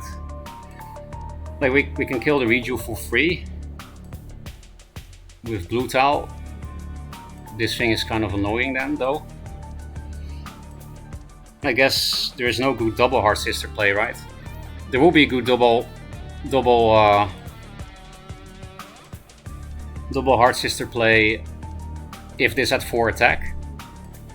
But we don't have Primus, so yeah. Well, I might screw my Good Lady Lock combo if he replays that. Let's replace Hailstone, could be amazing against him, but the Lady Lock combo might just win the game, you know? Yeah, that's a good card.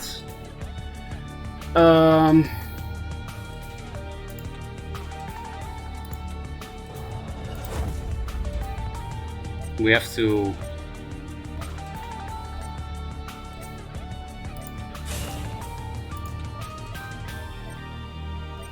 Wait, I think...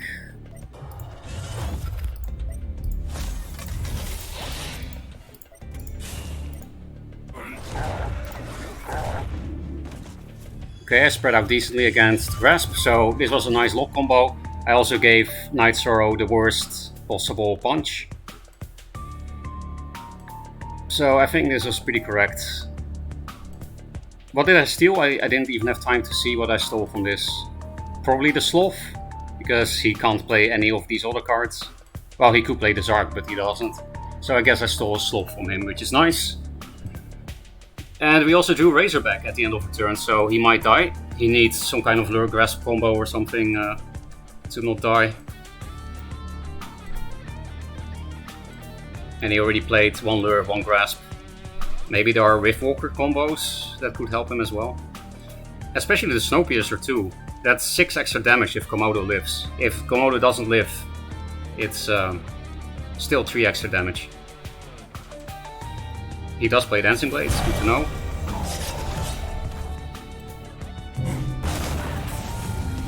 Okay.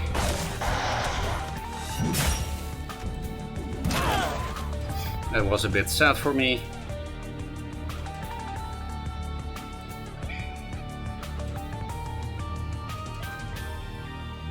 This plus this clears Dancing Blades for free. Wait, is he that anyway?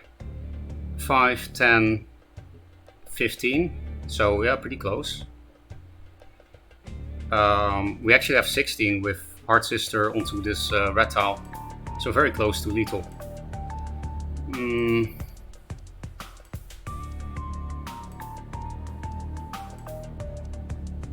Is there any cool play we can do with this Heart Sister? Because I think I want the Snowpiercer Sloth on this. But then the Heart Sister after that doesn't do too much.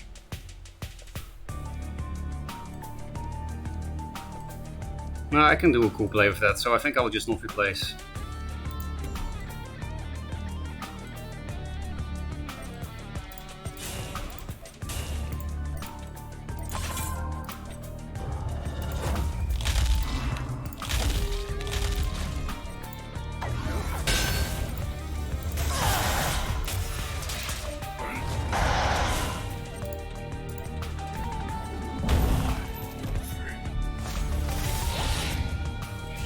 Not sure if that was the best play. But what I liked about it is that he can't punch the thing on the blue tile for free. I killed the 2 for free, but he can't then also punch this for free because he's provoked. But this thing had provoke already.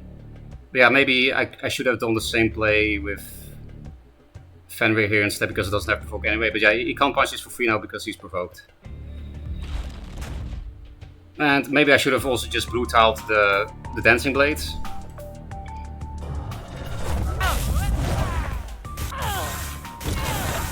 Why am I suddenly dead? And now he can punch that for free anyway. Very sad. Blue tile is Heart Sisters definitely necessary here.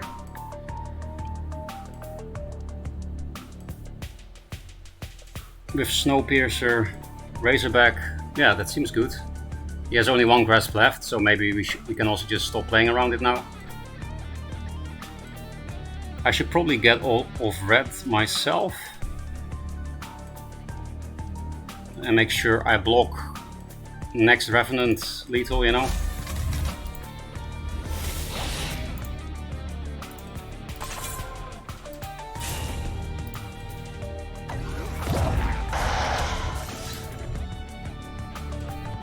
Yeah, I'm just gonna have to play into the last grasp. I think it's also worth it at this point, and also otherwise I die to like Rev Void Pulse or something.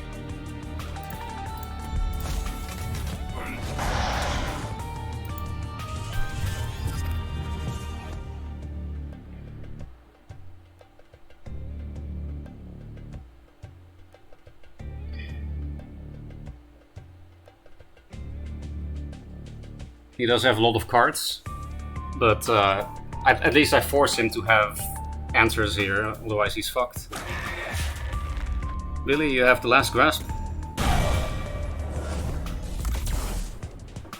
Oh no, he just dies to that lure play, that's cool.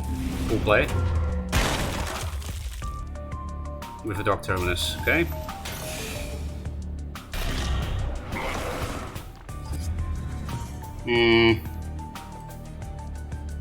This will block Void Pulse, which can be relevant.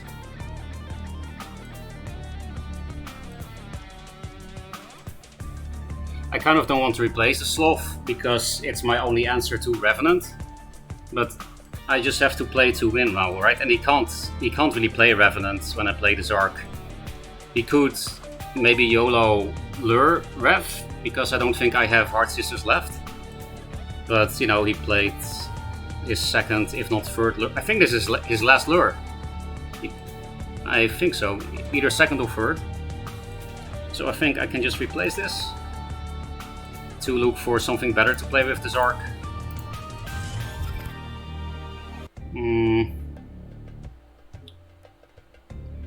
Do I need to block him? The answer is most likely yes. Because of Rev, well, Void Pulse doesn't work, but Rev Blood here, 6, 7, 8, 9, yeah. So I'm gonna put the Prophet on there.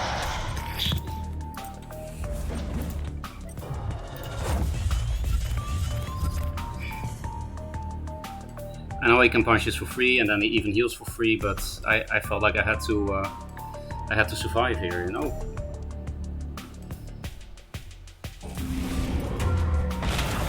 Night Sorrow? Wait, what? Oh, he's also still on blue. I still don't see the tiles well, even though there is a change here. So I should have not put that next to him.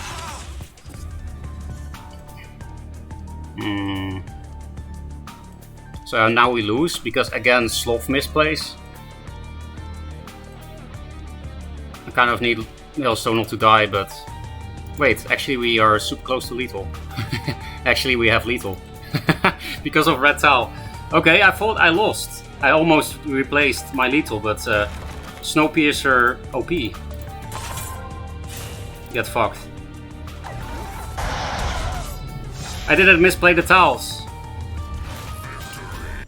Card advantage matters, .deck, Macer said. I don't think so.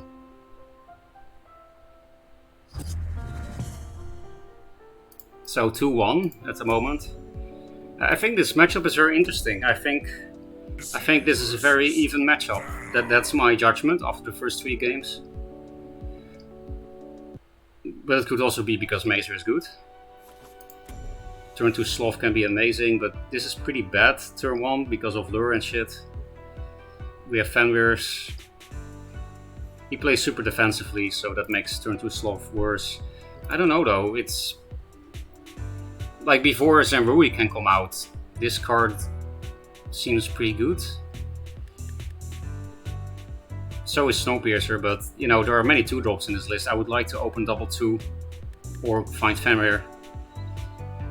But again, turn 2 Sloth. I think as player 1, turn 2 Sloth is maybe overrated. I don't know what people think about it, but I haven't felt like it's very strong unless they open double 2-drop, because then you can kill one of the 2-drops for free. But as player 2, it's almost always good in my experience, so let's test it. Hey, we got the 2-drop. If he skips turn 1, I can play into Grasp, I'm pretty sure. Okay, now I'm definitely keeping this, because this is the best answer to artifacts in the deck, besides Snowpiercer pinging him. There's just one problem, now he can Grasp.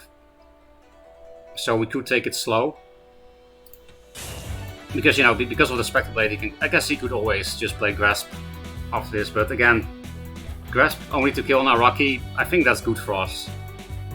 Because of how good Grasp can be against this deck with Lure. I think it's fine to just do this, especially because I have the perfect 4-drop in my hand. So yeah, you know, it's a 1-mana card for a 2-mana card. It's fair. Mystic. This is not good against him until late game.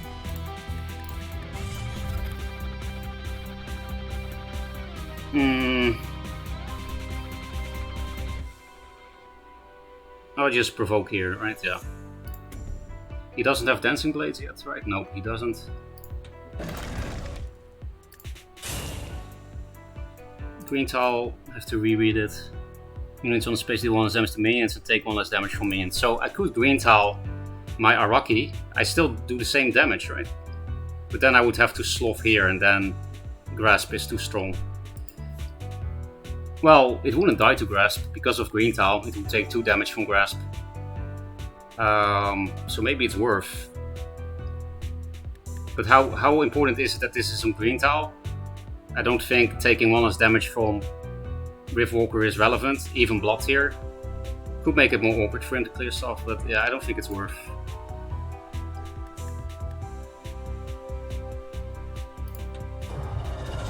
Red, and then green here, I guess. I'm not sure about that, but... And then blue. And that's a lot of damage, and we clear the Spectral Blade, so... I'm happy I didn't replace the Sloth in my opening hand. And now we have the perfect 3+3 possible plays next turn on 5 with Mana Tiles open. So Green Tile wouldn't have done anything right. It would have still happened exactly the same shit, yeah.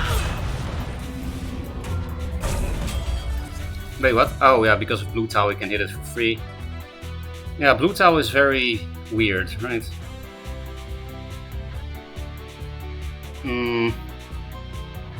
Double Snowpiercer is not a possible play this turn. I do like having a lot of out-of-hand damage here.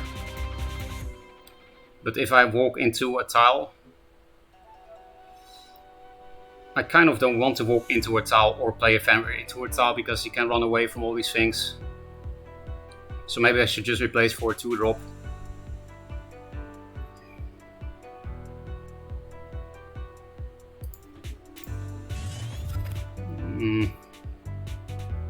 It's not a 2-drop. Yeah, that Blue Tile, it was very strong there, but this is always confusing for me about Blue Tile. I'm not sure when it's correct to play because it can also do fucky stuff on your turn. I guess I'll go into the tile myself.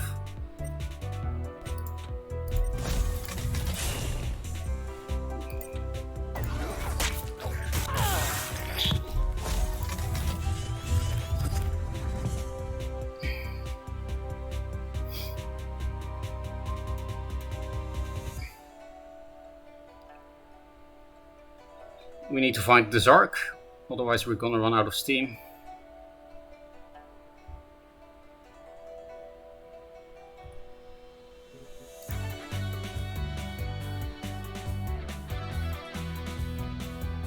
Games for fun to watch, but for no picking Lyle High felt very sus.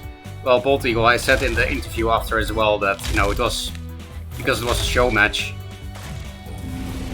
So I was also going for fun plays, you know? For fun picks. Because indeed, for tryharding, you don't pick Venar, I think, and you definitely don't pick Linar last. Sorry that I'm behind on you guys.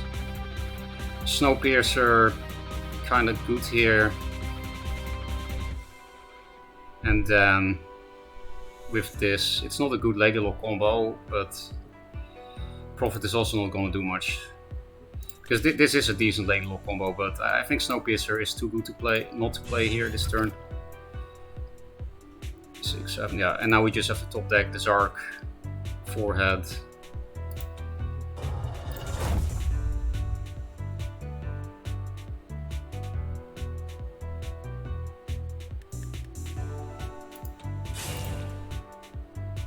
Dancing Blaze, he doesn't play 1-drops, so it's safe here.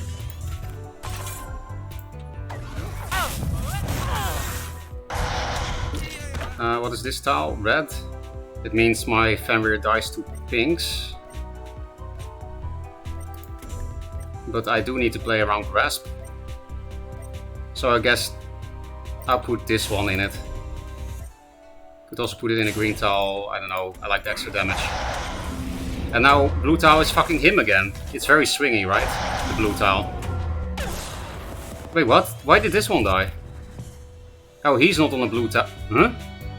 He's not on the blue tile anymore. I just don't concentrate. I should have put it onto this, I guess. That looks like a Lure Grass play. Yeah, that is pretty much guaranteed to fuck us. On the other hand, if the Fenrir was here, it didn't have Provoke, right? So that would have been nice. At least he's almost dead.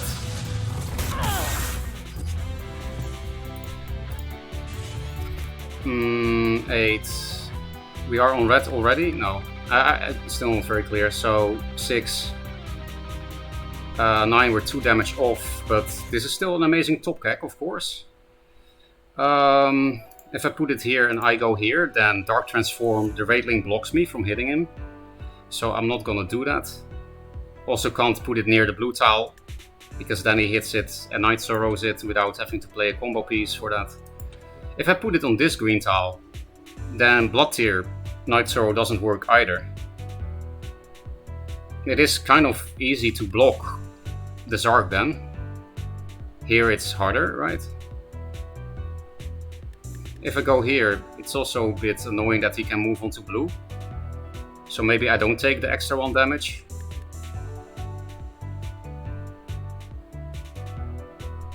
If I move 1 forward with the Zark here again, the Raidling blocks me. So maybe I just stay where I am. Because then if he walks 2 down to block me, he will give me a blue tile to hit him for free.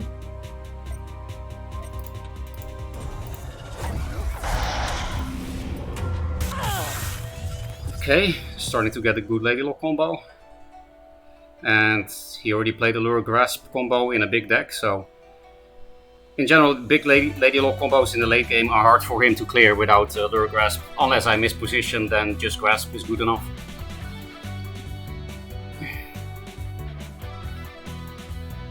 How many Heart Sisters did we play? Not many.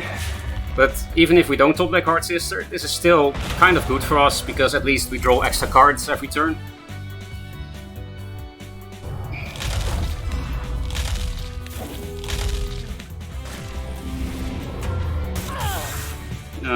I don't have Red Tile, but this can help me lethal him. I don't think I can replace that.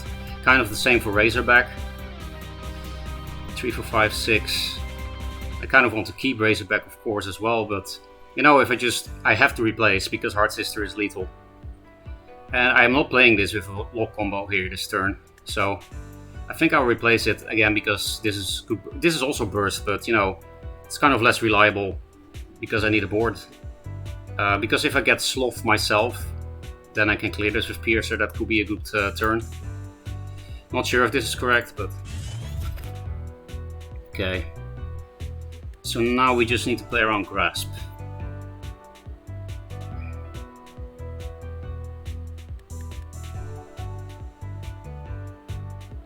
You're always going to move 2 forward.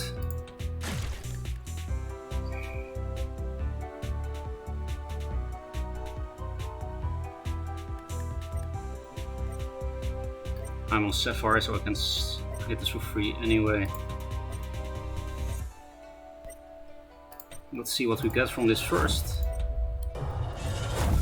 Oh, Night Sorrow. Maybe that's better.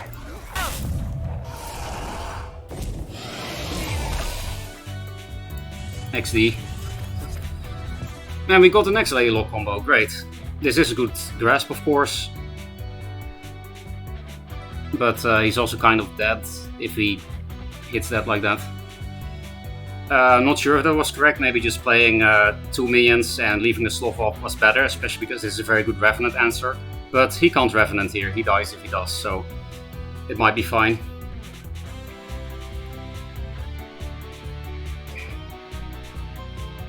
No Hard Sister yet is sad. How many did I play? I'm not sure if I played any Hard Sisters yet. But yeah, him luring this into the far corner is... even though I didn't top deck lethal with the Hard Sister for that, it's still kind of good for us because of the extra draws every fucking turn. Did I actually draw 3 there? I'm not sure. Amazing, because it's not on this.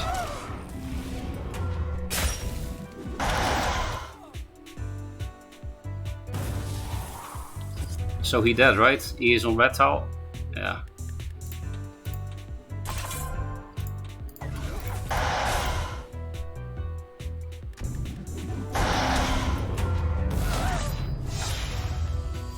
(3-1). And also I lost that game because of my own misplays, the one I lost. So maybe my deck is favored, I don't know. Not enough games to tell, I think. Whoever approved this design needs to burn in hell. And play 2 more of it. Okay, nice. But whoever approved this design needs to burn in hell. Do you mean double agent, Macer? Because I agree. XD. This is good enough opening hand. The only better hand would be if this is Araki instead of Komodo. That's it. And I guess Agent is also kind of better, but you get fucked by Riftwalker. Not that much, I guess, but it does suck to get Riftwalkered on Agent Opener. Split Opener, okay. The reason I didn't open mid-tile is because 3+2. I want to have that reliably. Pretty sure we can 2-2 drop. Right? 1, 2... No, that's not how it works. We can't. We will be forced to play into Grasp anyway.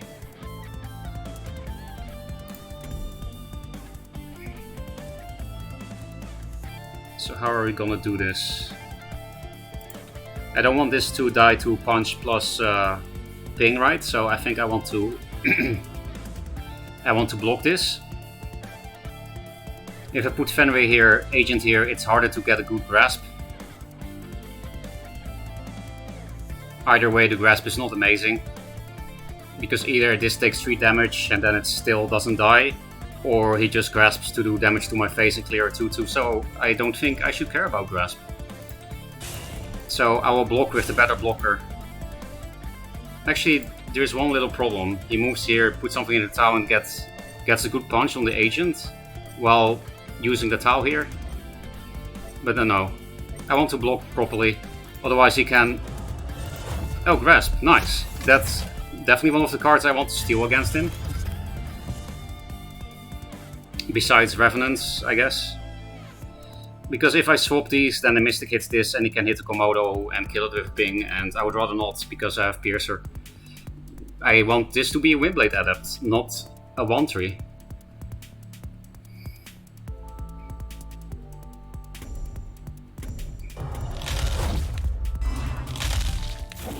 Green there so that it does less damage to Sloth.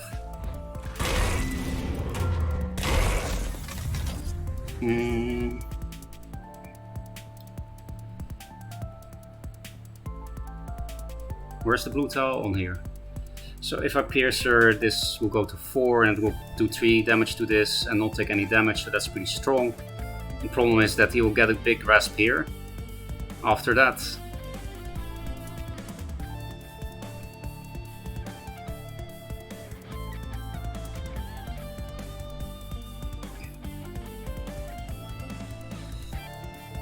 Prime Assist is also kind of cool to kill the Mystic in one hit with this. But then I have to move into the tile there, and I want to Piercer to clear the stuff. I could replace First for another kind of clear, but I think this will be strong.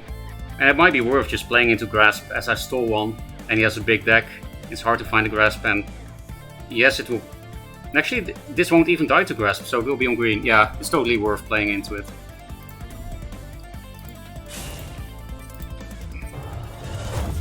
Nice. I'm just not going to replace.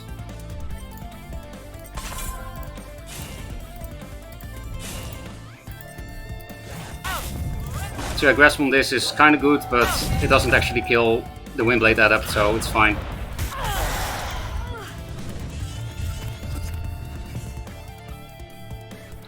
And we stole Revenant, so...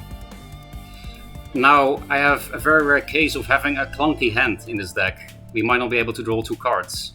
Unless he plays into Grasp, I guess. Then we can play double 2-drop Grasp. I'm not replacing Grasp because we have Heart Sisters in the deck, right?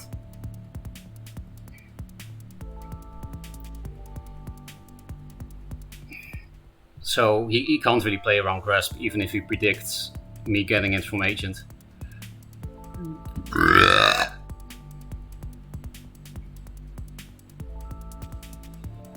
Riftwanker.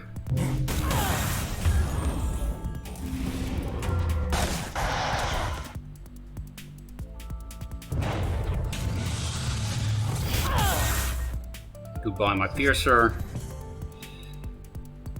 I haven't seen Bone Reapers. I don't think he's playing Bone Reaper. So I think I'll replace the Hailstone, because what is there to Hailstone against him? Yeah, of course, if he has a full hand, anything can be Hailstone, but he just doesn't have a lot of proactive stuff, so... And I want to find... Like a 1-drop would be really nice this turn, then I can play double 2 with a 1-drop and still have a full hand. That's also good.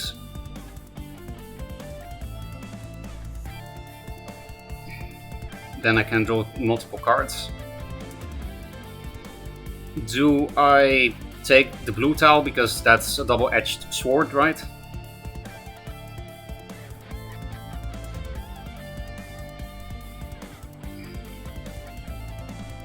Especially because, again, I would have to play into Grasp.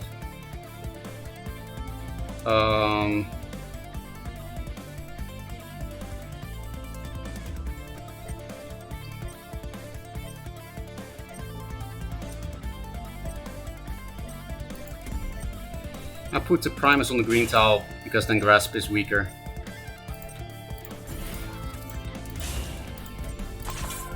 Actually, I can just suicide my Wolf to play around Grasp a bit.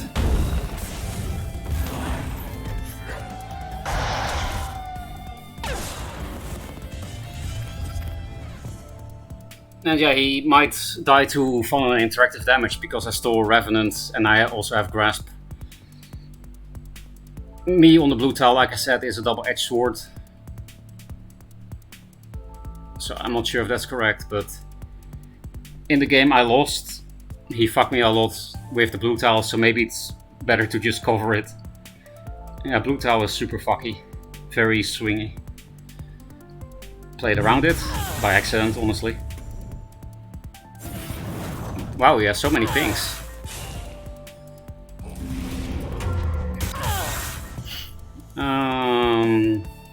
Starting to feel like he knows I have Grasp. Lock will be very strong here if we get a 1-drop. I don't want to replace damage, same for these. So I guess I... What's up? I'm wondering if I should just replace this. It is the last agent in the deck, and I feel like it's a good card against his deck, because control deck. I think this is good against control decks. Get their answers, get their late game. And yeah, my hand is a bit clunky, right? I don't need to draw. the Zark, speaking of Clonk. My first turn that I'm gonna have to play off curve.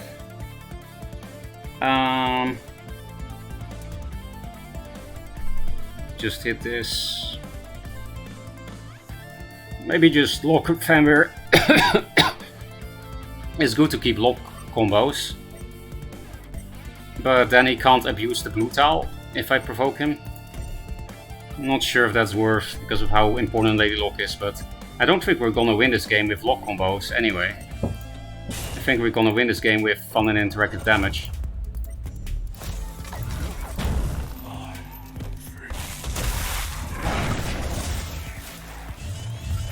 Hey, Heart Sisters. That's good for Grasp. This is really the first time ever I have clunky hands in this deck. As in, it's hard to draw 2 cards per turn and I have a lot of late game in my hand, blah blah blah.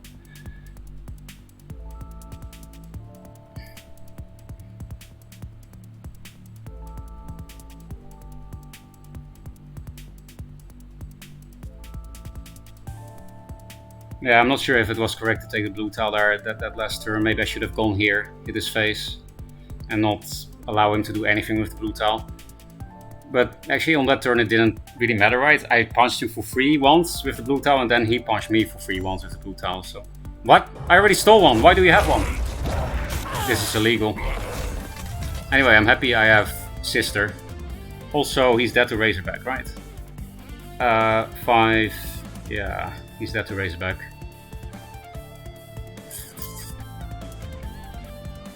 What do we replace?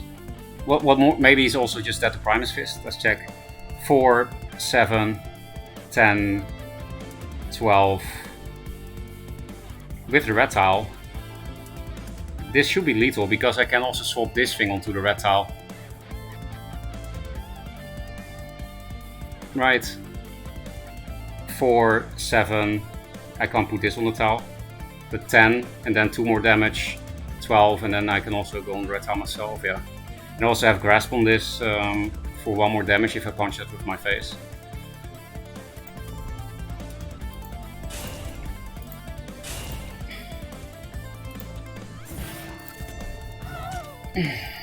There we go.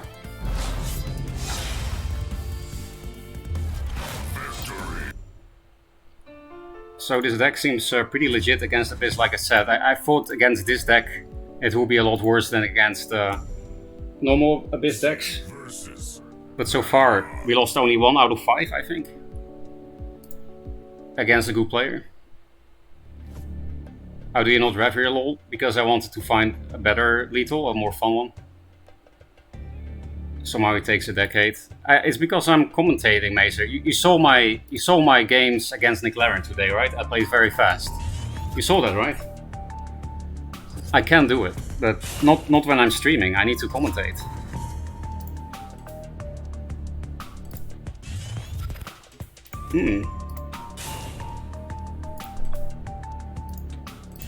This is less aggressive, so maybe this was a misplay. Yeah, this is why.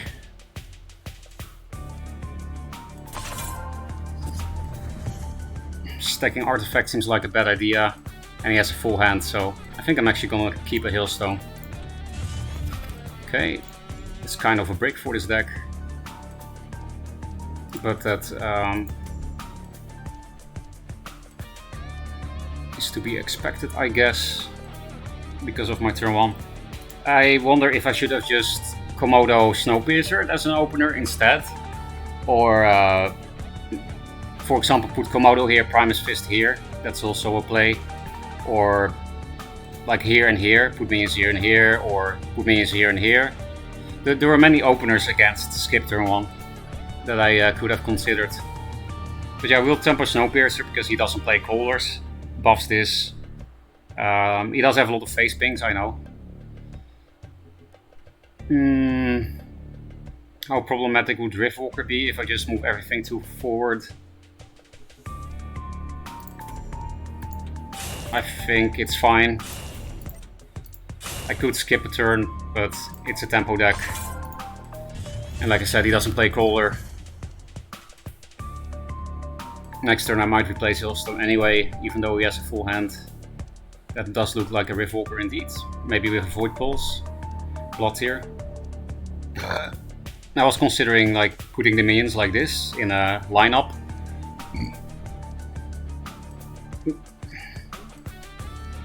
But either way, I didn't allow him to hit my Komodo and my Piercer at the same time with Riftwalker, which I think is most important. The Primus is less relevant. I also hope I can just replace it to Crazed next turn. That will be pretty strong. He will have removal for it, but still. Really? With a Void Pulse? So this is what you mean with card advantage top deck. Cool combo. Wait, no Void Pulse? Okay, Void Pulse I was about to say.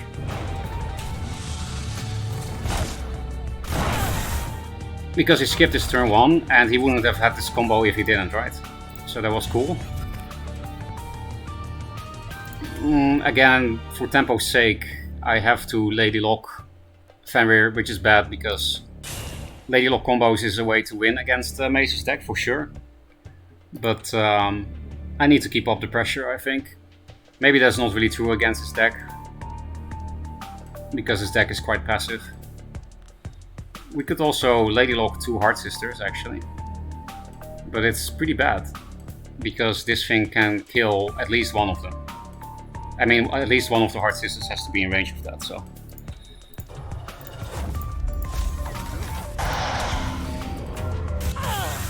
I didn't give him the Spectral Blade on the Lady Lock, of course, and he's playing Dancing Blades, so I put it behind my back. Also means the Lady Lock can move 2 up into the tile, if that's relevant. I like seeing this because I have been having gas problems since the 2+1 opener. You know, you kind of need the Zark or Sloth or Double Agent to be able to capitalize on double 2 or 2+1. But I'm not sure if my 2+1 play, the J play, was correct there, considering he skipped turn 1, and because it made it impossible to play around this kind of grasp combos later. Because I put the things next to each other, I think it would have been better to just skip the Primus Fist value and just put it here and here. Because then wherever he goes, I can have aggressive positioning. I tread on all tiles. I think I should have opened like Komodo Primus Fist like that, or maybe just Komodo Snowpiercer. That was also an option. You are only good with Lady Lock, like I said, so I'll replace you first in case I get the Zark. I didn't get the Zark. I'm probably gonna Primus Fist this to kill that, so I can't go for big Primus Fist value against Grasp deck, even though he just played one. It's just the main way to lose is playing into Grasp, so I don't think I'm gonna Primus Fist anything but the Lady Lock. So let's move to center tile first and put this here and see what we get. Okay. Maybe we can play a Heart Sister for extra Primus Fist value. We Primus here. Go here and then swap something out of... No, that doesn't work. Also have to play around Riftwalker. So I think it actually is worth putting Primus Fist here after all. Just not also play the Heart Sister, that could get too fucked.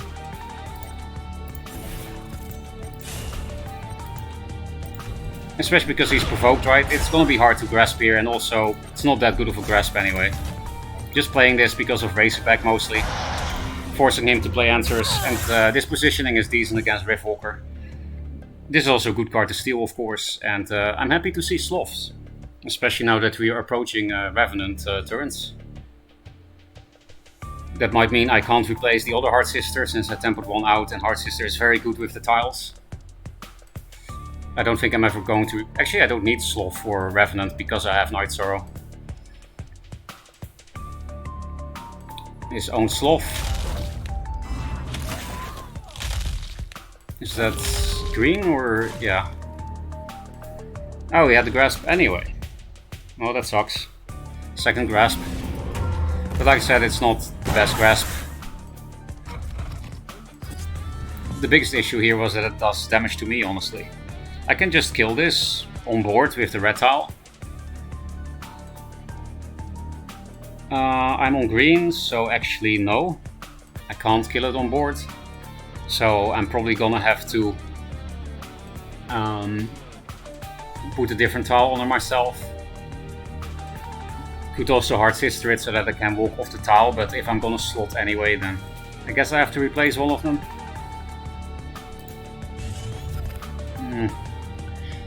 Yeah, we've been kind of having gas problems here.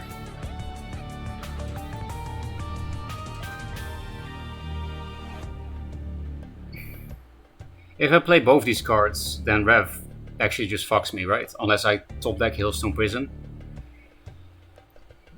But if I don't play these cards, my turn is so low tempo. I think I just have to, because how do I win otherwise?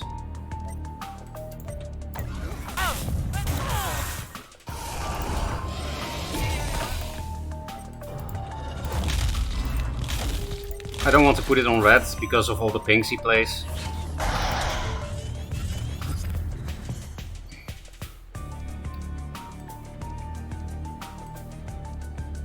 Especially because I top deck Razorback, that might be the correct play. It's important to have all the bodies on the board, then I win.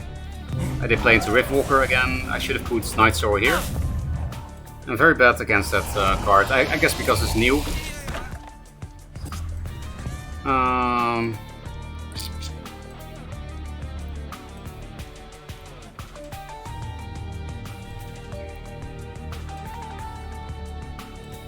Yeah, fuck it. Man, all these Hard Sisters this game. Where are the Desarks? I just have to YOLO here, two behind. He has only one grasp left. So I should probably play into it. Of course, I will not put Razorback next to this.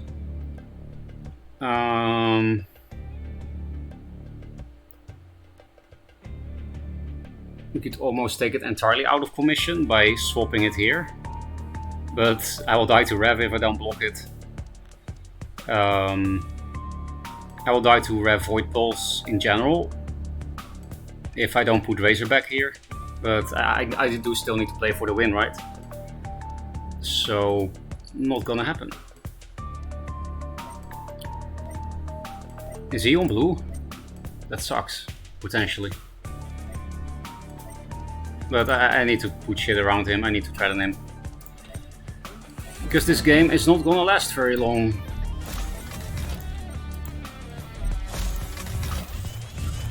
Where are the Desarks? And agents could also help, potentially.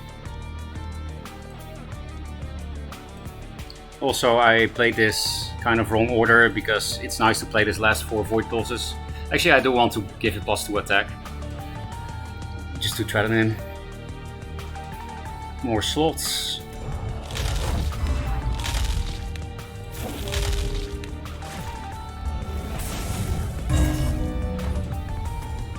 Yeah, this is totally over. I'm getting out-controlled here.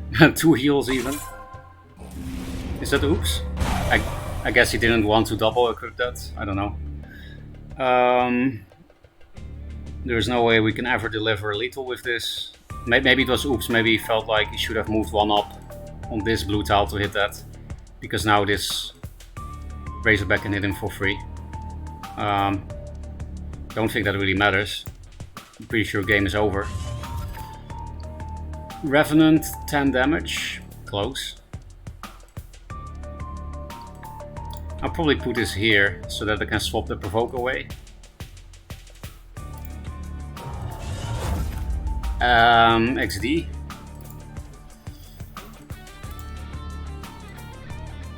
I don't want to put that on blue.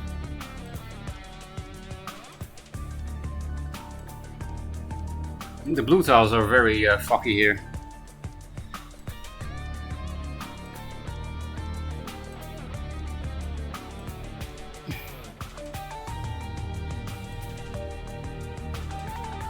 We need to play for the win, right?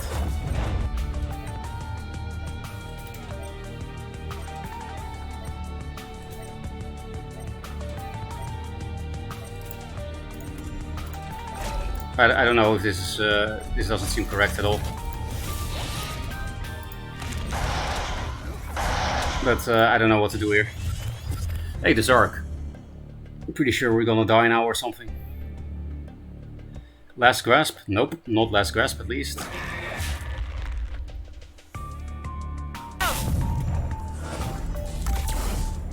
Are we dying?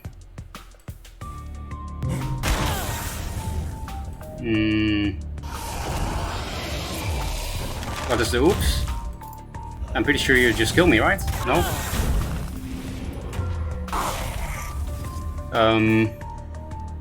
Oh, because of the green, it was just not lethal. Yes. Do we have lethal now? 3, 4, 5. He's on blue. 6, 7. Yes, because of slot, right? We can double red top. Wait, this is already 3, 4, 5, 6, 7, 8. Yeah. There's no provoke, no blue. I'm on green, but it doesn't matter for generals. Yeah. Because he's on blue, he's not gonna heal from the Spectral Blades. And we beat him again!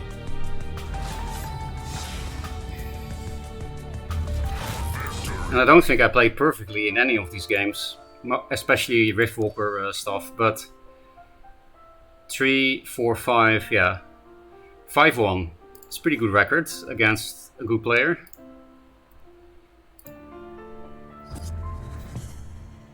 Maybe you had lethal on board, or maybe not sure. I think I was one of lethal on board, right? 3, 6, 7, 8. You had 9, right? I don't think I had another red tile on board. I'm pretty sure I was one of lethal on board. Yeah, it's just too early for this thing. Nice, sloth. Okay, if he lures this, we might brick. But that's unlikely in this deck, so many 2-drops. Also, it's unlikely that he has lure, because he has a very big deck. Got Chigasm. Yeah, I haven't really found the Hailstone very useful against him, right? He just doesn't have that many proactive plays.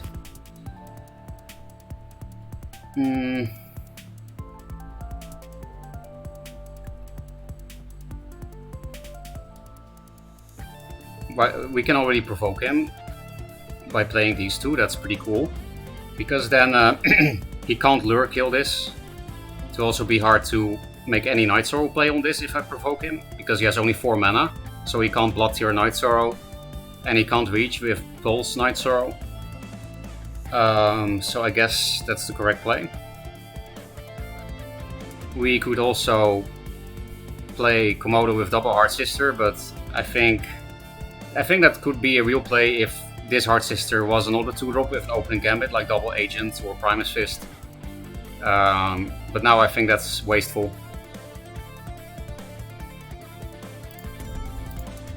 This is not a great sloth, but just to provoke can be nice here. I think I will red under here so that I can punch his face with that next turn. Do I red anything else? Or green? Maybe I green this? I think I'll just skip. But I like setting up red tile here so that I can smack his face with 3 per turn, potentially next turn. Oh, that was a wrong play. I didn't think about that. So, learn something, maybe skip all tiles, or at least put red here. Or here, not sure. Yeah, I don't need 2 Heart Sisters, he's already in range of this.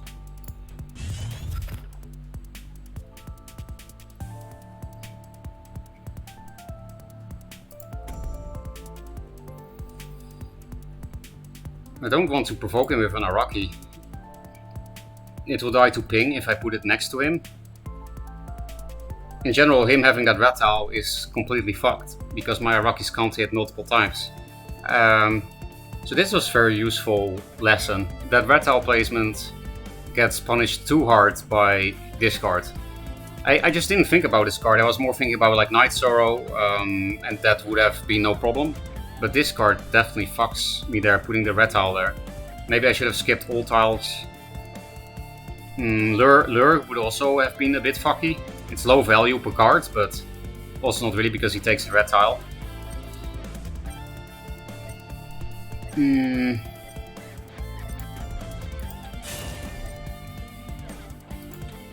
know what, I'll do a weird play.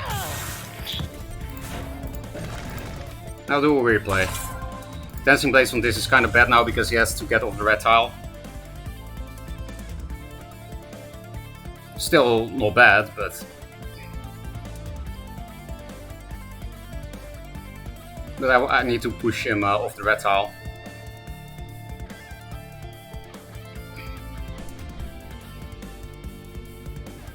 That's a Lure Grass play. At least he's off the red. Unfortunately, he also has a 2-drop with it, it seems. Because this play sucks for me, but if he didn't have a 2-drop, I wouldn't care too much. Now I definitely care.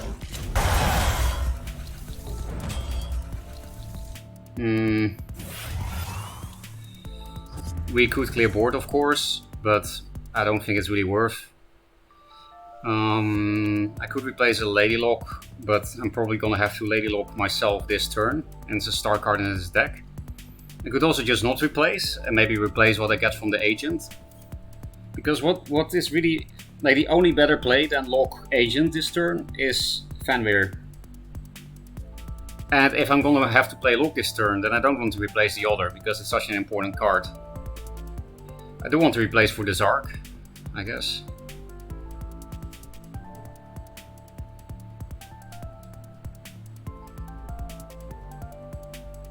It's just that Hard Sister could be good with a 1-drop Lady Lock play next turn, but I don't even have that 1-drop, and I don't think I want to keep Lady Locking and get rid of all my late game combos.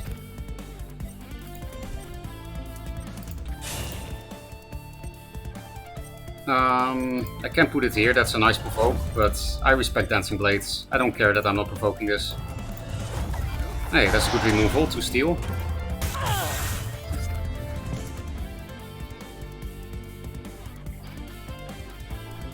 Now he has only one left of Dark Terminus.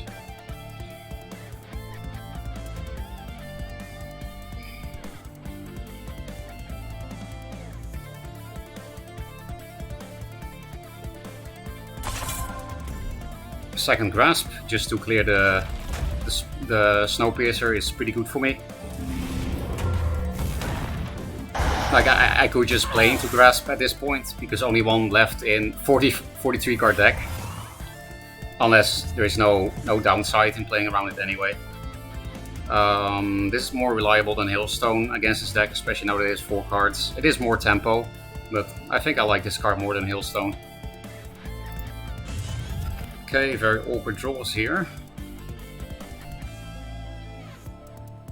I think Hard Sister here first.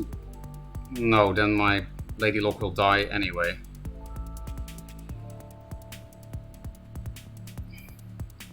Because, you know, I can kill both Mystics that way, that's pretty cool, but this is definitely one of the most awkward hands I've ever had in this deck. It's hard to brick with this deck, because basically the whole deck is minions. Which is also a reason I replaced Hard Sister last turn, because that card is somewhat situational. I think this game looks over, honestly. Not sure what went wrong. I should think about that. But of course we're gonna play this out.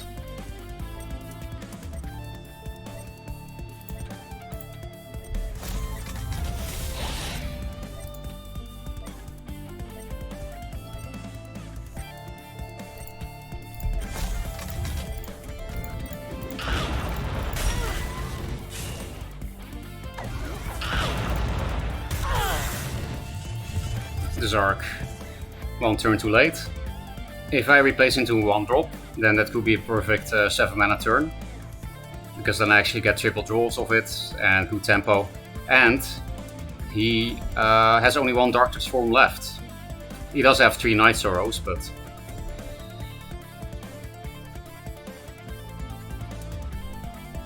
we're also getting close to dying here. Like Rev is only 3 off lethal. Will be very low tempo to Dark Terminus Rev.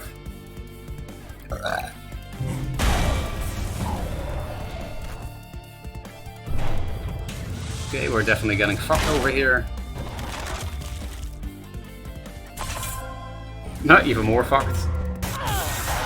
I really have to play around Rev. We can't play around Rev. No, we can, because I can just move off the red tile. Yeah, I think I should replace Razorback. Because the chance that we play the Zark into Lego Lock combo into Razorback is pretty small.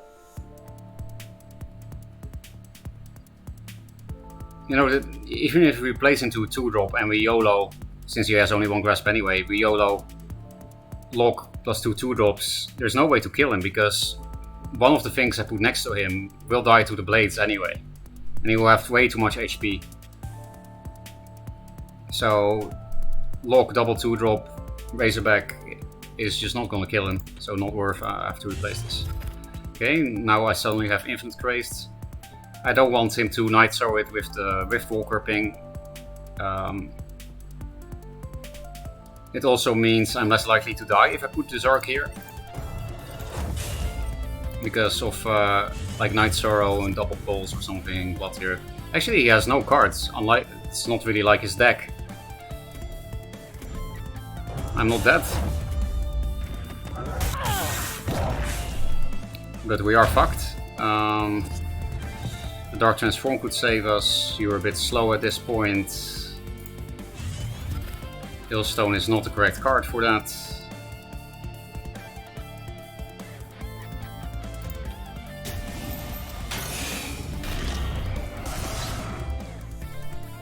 I expect we just die next turn.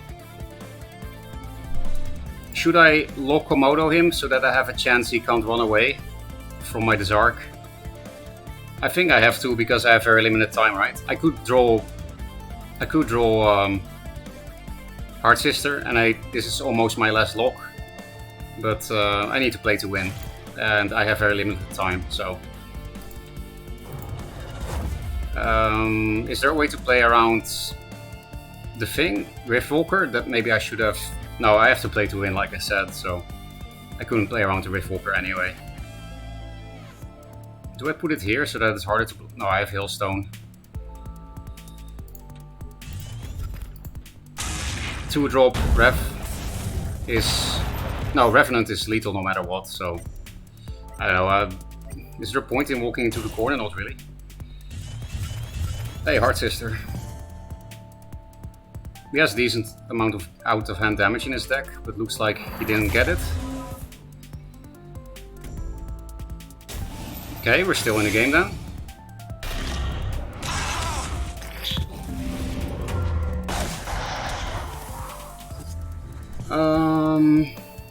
Snowpiercer, you're not gonna do anything anymore. You're never gonna get close. So we can kill this with a Razorback.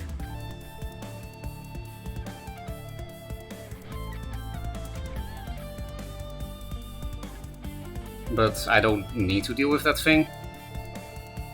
I think I would rather just draw 3 cards. We could even backline the Zark because we have Heart Sister. Because that makes it harder to Night Sorrow it. But probably not worth.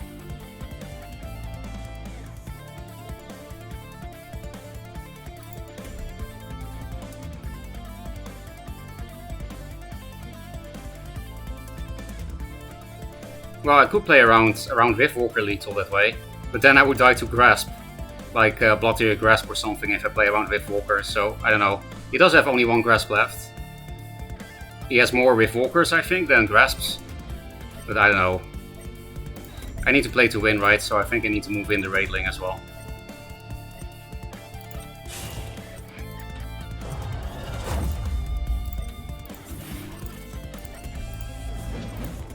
Oops, missed a buff on my Raidling.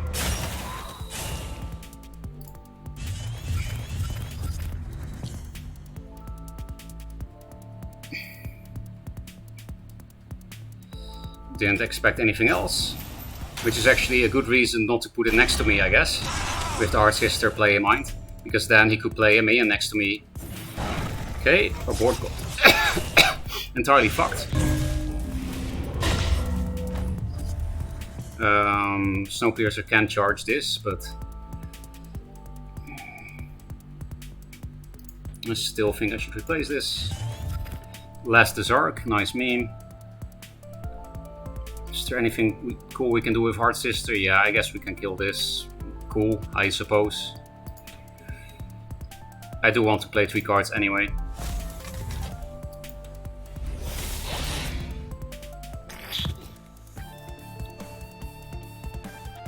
The Komodo, it will die for free if I put it in range, but again, have to play to my outs. So I'll just play it, also to draw an extra card of course, find the last Lady Lock or something.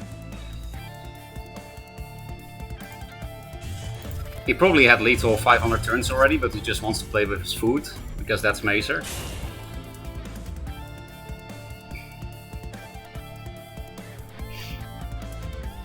I wouldn't be surprised if he had the next Revenant or something ages ago.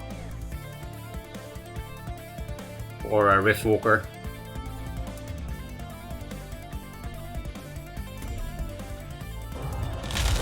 My Desark! It's gonna die for free, right? Yes. Well, that's actually not free because he didn't blue tile it. I guess he wanted to play extra safe. Oh, Nether Summoning, he changed it from Zurel to Nether. I missed my Primus Fist buff on this, which is actually relevant. It would allow me to kill this. But at least he didn't get the Zark. So we could double Hailstone to kill one of these things forever. Snowpiercer makes this better. Do we have lethal somehow? 4, 6, 7. No, it's not gonna be close at all. Then this would give no, because then the rating also dies. What could be the play? I mean, the real play is just to concede, but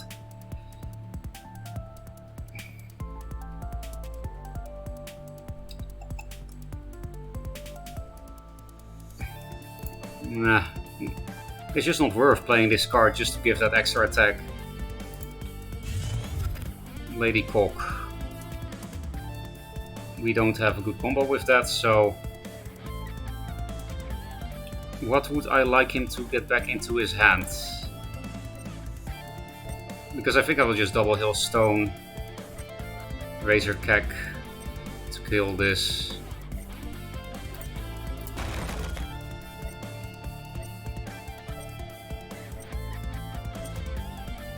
This is a garbage play, honestly. Oh, okay, let's just concede. Too much rope. I mean, that was unwinnable anyway, but it would have been cool to play it out. But I don't know, there was too much rope power.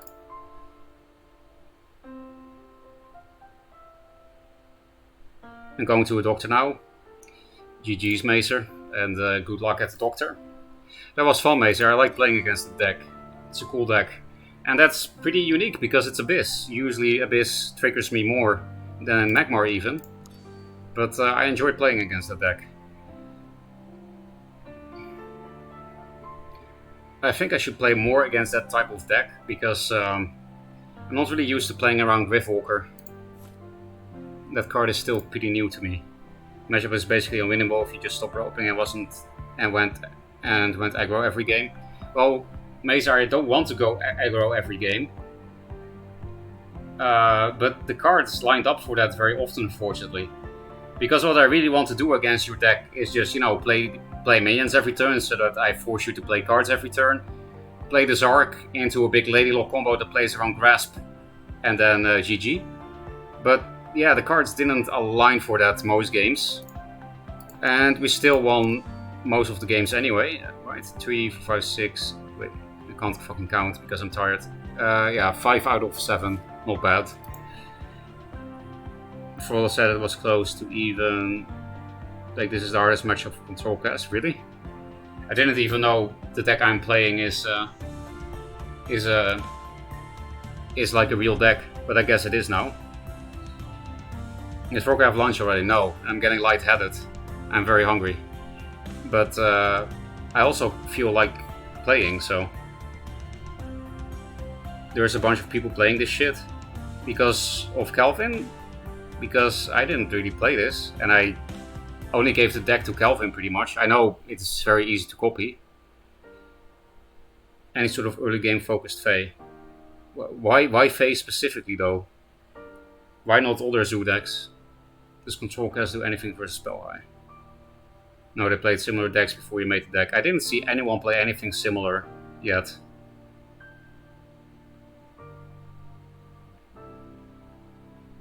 In Vanar, I mean. I have seen similar decks. But I didn't play against similar decks that were Vanar.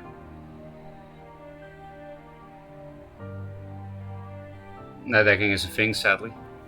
I mean, that was part of me, you know, giving it to Calvin to stream. And it was really fun to watch him play it.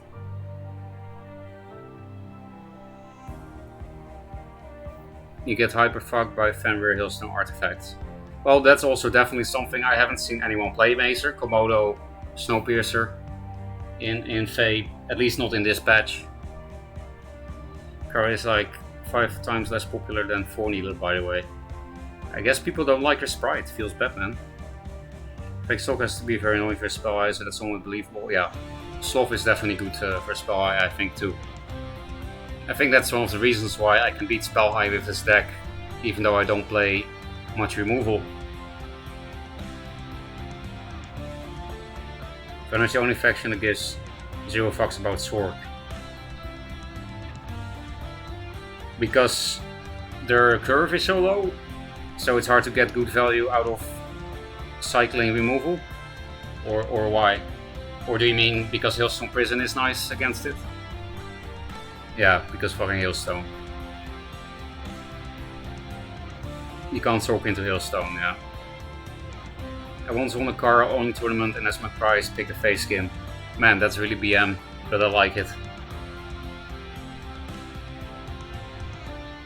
Man, I'm really too hungry and there's no Ubering to my girlfriend's place. But I really want to keep streaming, so dilemmas. Blatm, do you want to do any friendlies? Or are you too tired? Otherwise, we might play ladder, or maybe I should just fucking eat. Against all the factions, Sork is super good at card starving them, yeah. Entertainers for all. What is the Homer emote? I don't know what that means. No way you are referring to fucking Simpsons. Or the Greek writer.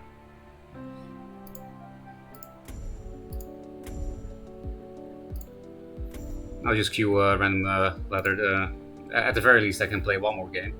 Going to bed, see ya. See you, Bald Eagle. See Discord for Homer. Okay, I'll open my browser. I had it closed.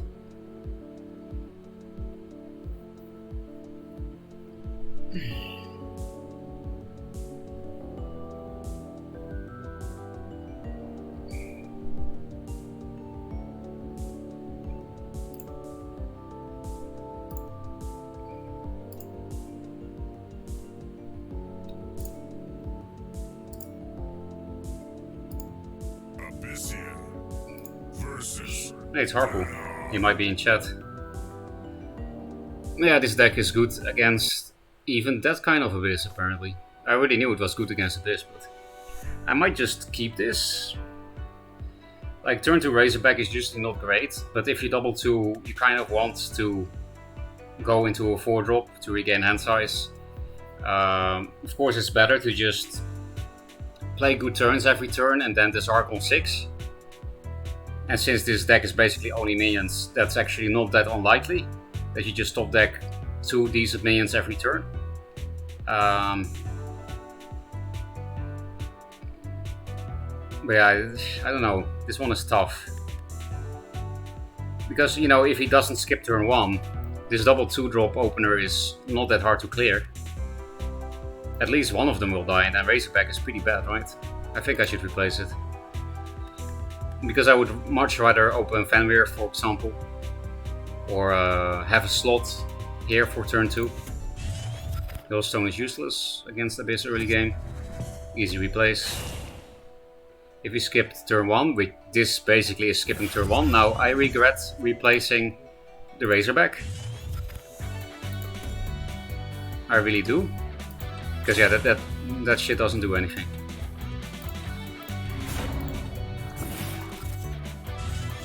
The Zark, nice. Also we got Razorback back, nice. So we could even play Komodo Razorback next turn with the help of a tile, just because we got the Zark. Then we only need to top deck well for 1 turn, and again that's very easy with this deck, because basically the whole deck is early game minions.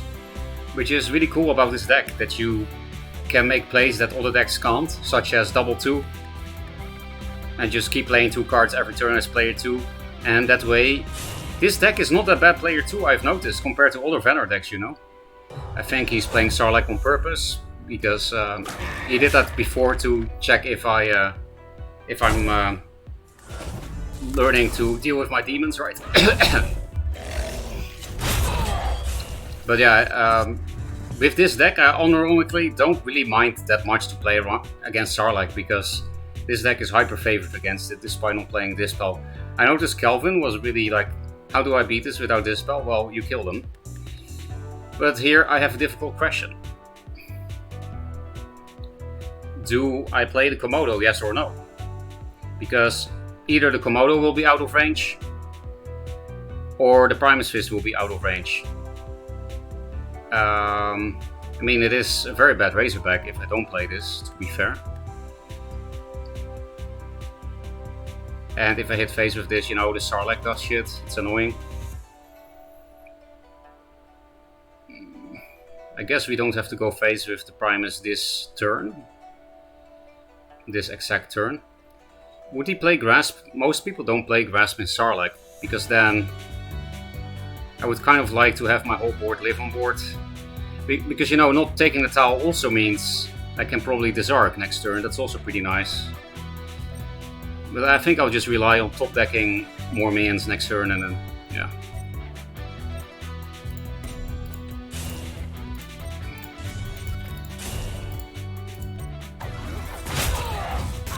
This is not aggressive positioning on the Razorback. Because he can walk to forward, but you know, then he does walk into the Komodo range. That's also fucky. And we did top deck a 5-drop, kind of. It's not very good. It's a very bad Lady Lock, but I probably have to go with it. I, of course, wanted to go face with this shit, but I didn't want to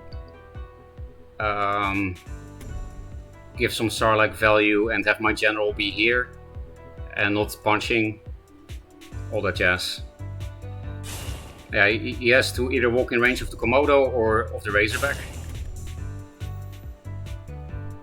Yeah, I guess here you're out of range of basically everything, so maybe my play was not correct. What's that?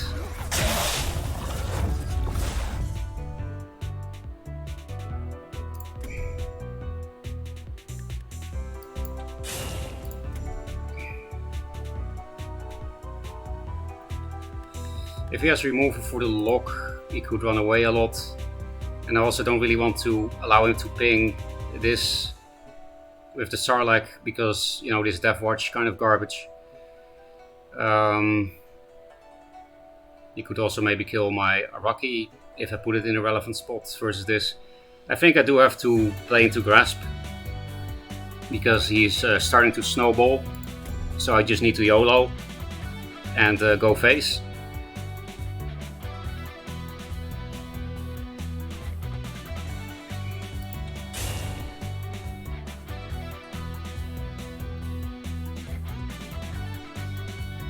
It's already moved, right? Yeah.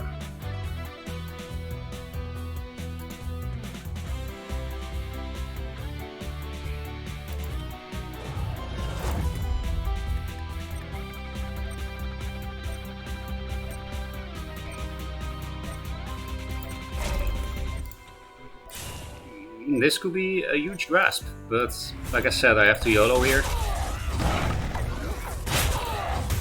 He is almost dead after all. The Komodos are horrible.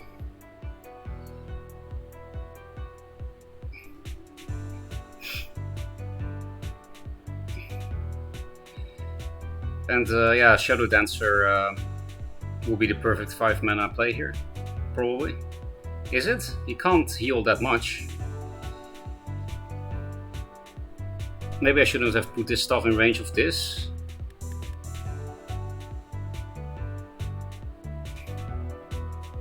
Because it can go to 4 health.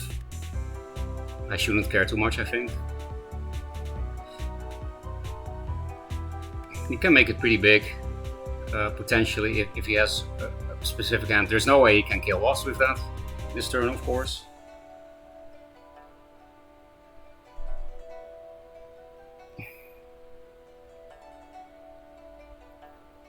But in general, if he has an answer for this provoke, he can run away from a lot of damage and he could win. I think I misplayed the opening this game. Not turn 1, that was fine, but after that.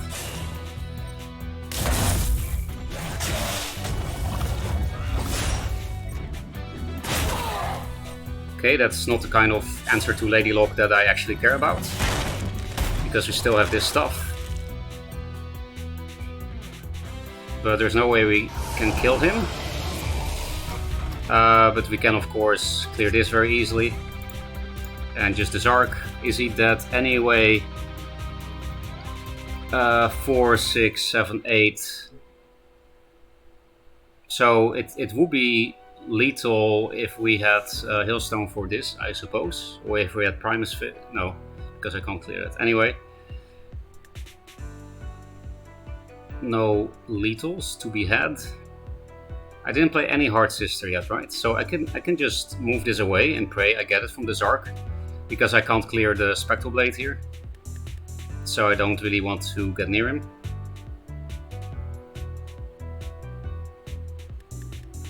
And I also don't want to give a Night Sorrow Assassin ping on the Sarlacc. But I probably should just not play around it, because he played a Night Sorrow already. And, you know, Ritual Banishing is a card. He can't Ritual Banishing Nether Summoning yet, so I don't have to play around that kind of garbage. This is definitely happening.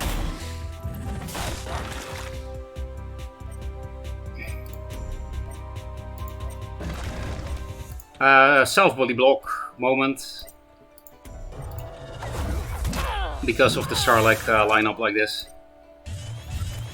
If he wants to ping this for Night Sorrow, he can move only 1 square backwards. We didn't get Hard Sister, unfortunate.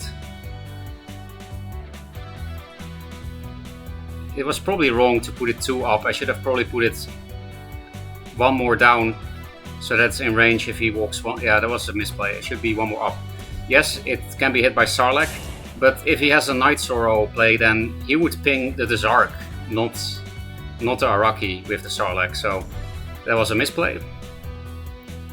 Because now, yeah, otherwise it could hit face here. So if, yeah, in general I think if I lose this it's my own fault.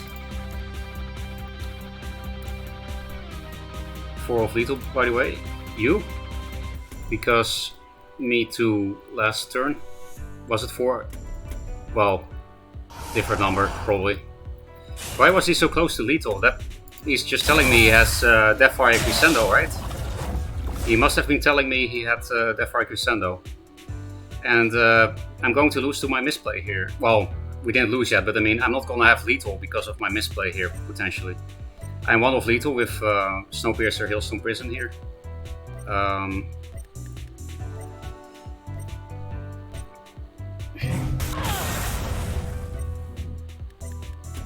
8, 10, yeah. I mean, it looks like he doesn't have removal, so the Zark could be strong, but you're also kind of slow, I guess. No, Vision would have won if I just played properly last turn. But we can still win off this, right? Or do we already have it? 11. Is there any Hailstone play that works?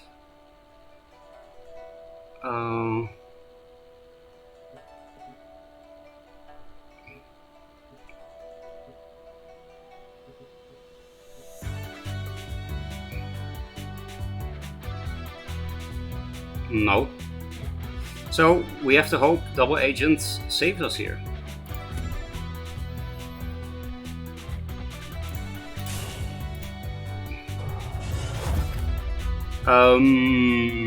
We don't have mana for that, right? Yeah, that could have been strong, but we don't have mana for that, so...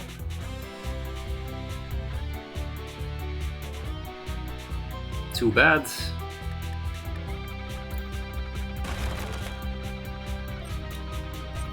I'm more likely to survive if I Snowpiercer this thing, because then he doesn't have a Dancing Blade.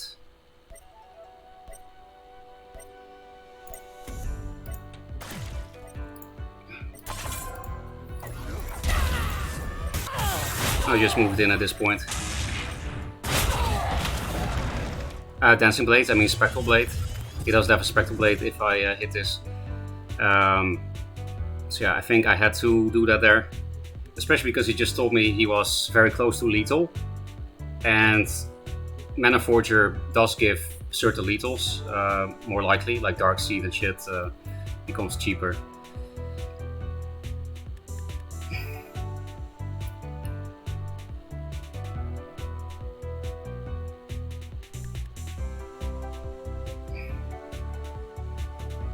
Yeah, we would have already won if I had played properly. Yeah, I was 4 off, I was 1 off. But on fault. And I was also mana off, of course, because I did actually top deck damage from the Double Agent. But yeah, again on fault.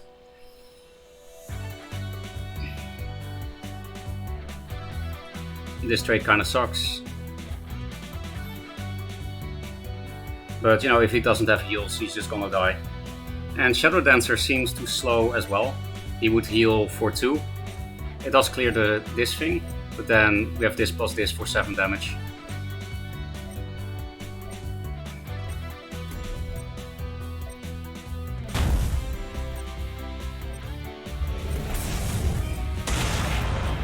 No Shadow Dancer anyway.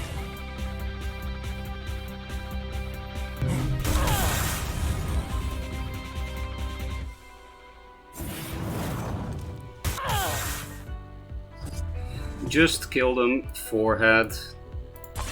See, Sarlacc is garbage. You don't dispel this in this deck, you just kill them. Even when you misplay. Well, Harper was playing a meme deck with the Shadow Watchers and shit.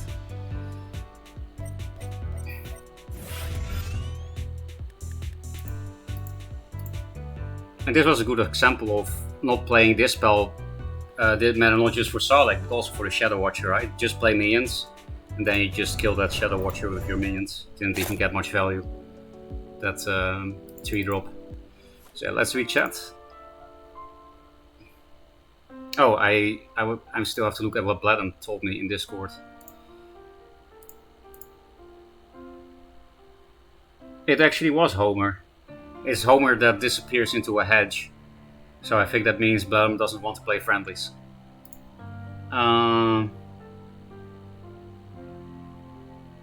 Is it Homer when the ball flies really far? Yes, true. The funny thing about DA in his deck is if they draw it and play it versus you, they can't draw too many big swings or out of hand damage. What the fuck is DA? Best thing that can get is Hailstone for your crazed. Oh, you mean Double Agent, yeah. The funny thing about Double Agent in this deck is if they draw it and they play it versus you, they can't draw too many big swings or out of hand damage. Yes. That's why I think Double Agent is very legit in this deck.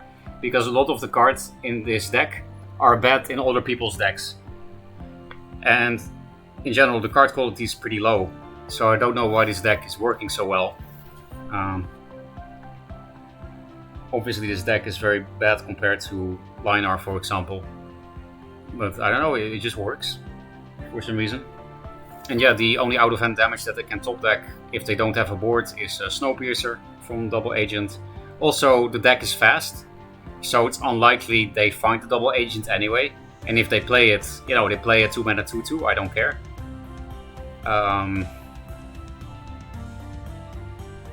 Yeah, I think Double Agent is very legit in this deck, but there are many advantages to playing Ghostlings over it. Because there is quite some synergy in the deck. that you might want to find. Killed by death, indeed. Killing is indeed the best method of winning. Yes, in every game. I actually like this play, but Forger is making me nervous. This looks dangerous. Forger in Abyss is totally high roll. Yes, it can do crazy things, true. But you can ignore it with this kind of deck. You just can't ignore it if you play a slow list, right? But in these kind of fast lists, there are many things you can ignore. Depends. I love backline Iraqi, same. But it doesn't work if you don't have Hard Sister in hand, so... Maybe 1 tile below top mana tile. 1 tile below top mana tile. The Razorback you mean, right? Yeah. It did play into grass, but I was making a read, he didn't play it. Should have left that Mana Forger back. I figured getting you to not hit me with General was worth, but it was not. You mean me Snowpiercer in your Mana Forger fucked you, Harpool? Because I wasn't sure if I should hit your face or the Mana Forger, but you know, you chatted me. I was only 4 damage off lethal, so I was like, I probably should clear the Mana Forger, because that also means I clear the Spectral Blade. And his spells are not as cheap, so less likely to die. And I take only 1 damage this turn instead of 4, and clear the Spectral Blade with the Snowpiercer ping. It is also one of the few, if not the only, Vanar deck that isn't really weak to artifacts. Besides Vanar decks with Rustcaller, but this doesn't have Rustcaller. I don't like Rustcaller, it's, you know, a vanilla 1-4 most of the time. But I also made some mistakes that game, Harpoon. I would have won much earlier, for example, if I had moved Araki only 1 tile up instead of 2 tiles up. I was YOLOing too hard to draw Hard Sister from Crazed. That was not a good play.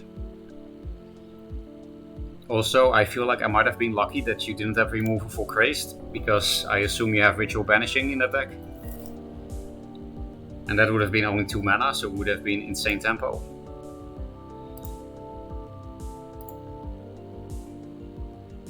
But, well, you did play a lot of bad cards in that deck, right? So it's, well, my deck also plays a lot of bad cards, so I don't know. Duelist is a mysterious game.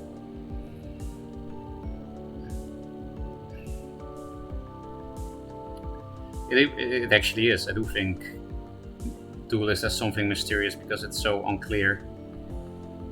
Not always, but it can be very unclear what is the correct play, what is the correct deck, blah blah blah.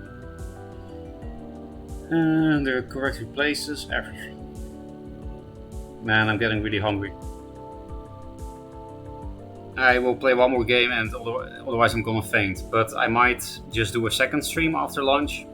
But I should definitely stop torturing myself. I'm actually lightheaded. Wait, I see. Calvin, are you still here? I just saw that you gave me fucking 500 bits, which is quite a lot. Thank you. I guess I was in the toilet when you did that. Was I in the toilet? Did I just not hear it, even though my notifications are loud as fuck? No banishing? Oh, okay, then I didn't get lucky, I guess, which is normal. But, yeah, sorry, Calvin, I missed that. I hope I was in the toilet, otherwise very rude. How many bits is it for Rock Rope? I'll check for you right now. Because I don't know from the top of my head. Emotes.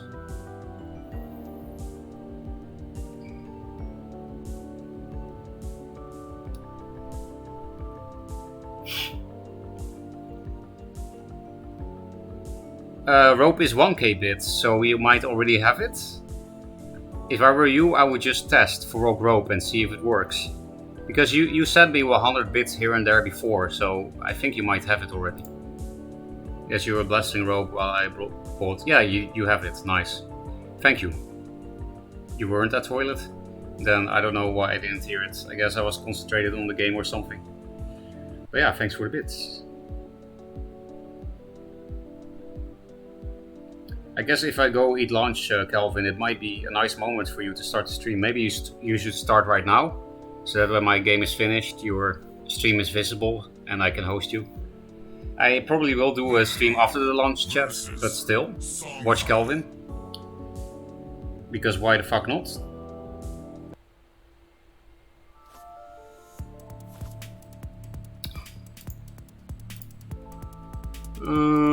Silver Mist. I played against him a few times, like a few months ago, and then he disappeared, kind of. He's very facey. Which I was a bit surprised about, because in the past I only played against him in Gauntlet, and he wasn't a facey player in Gauntlet at all, just normal. But now I expect a lot of facing. What is the perfect turn 1 play against that deck? I mean, Double Agent is nice, because it's not a great board target. But yeah, this deck kind of, you know, there's not really... That's why I used to have Jaxi in the deck, because it's good against boar. But I think I just have to keep this. I absolutely need Fenrir. All my turn 1 plays except Hard Sister suck against boar anyway, and it actually still sucks against boar. It's great for Chakris and Heartseekers, blah blah blah. So I think I need to keep it. It's also good 3+2 play potentially, and yeah, it's a real turn 1 play. It's better than turn 1 Primus, honestly. Do we open mid because it's Songhai? Yeah, I think we can do that, especially because we have Fenrir. On the other hand, if he 2-drops Frontal and a backline 2-drop, it will suck to put this here. But I'll risk it. Songhai doesn't usually do that.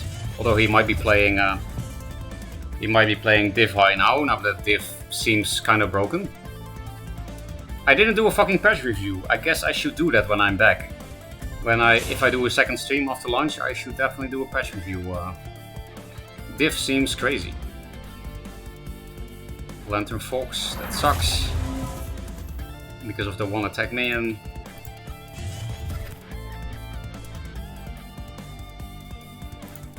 We're gonna have to do some weird plays. This is just to confuse him. This is not a good play by any means.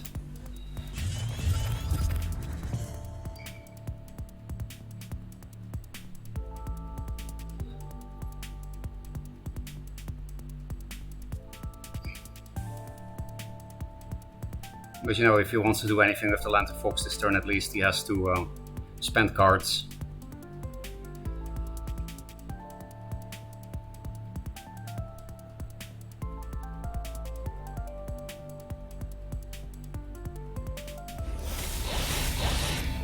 That's a card.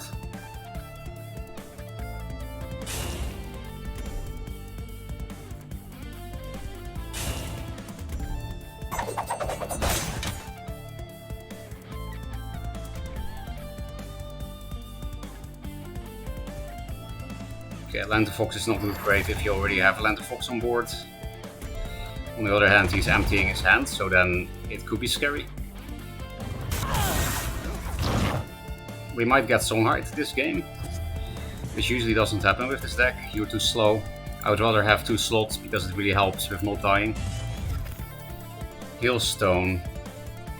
It's not really good enough here. Is there a good sloth play?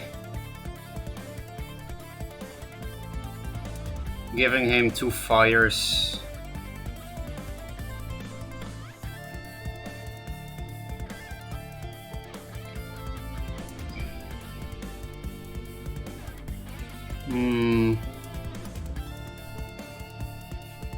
Because you know, Araki Hailstone is not very great when I know he has a thingy-mabob. So how about blue tiling this? Well, red tiling myself. And just clear board that way and provoke him. I will play green because it can help me not die later. I do have a next sloth, but still.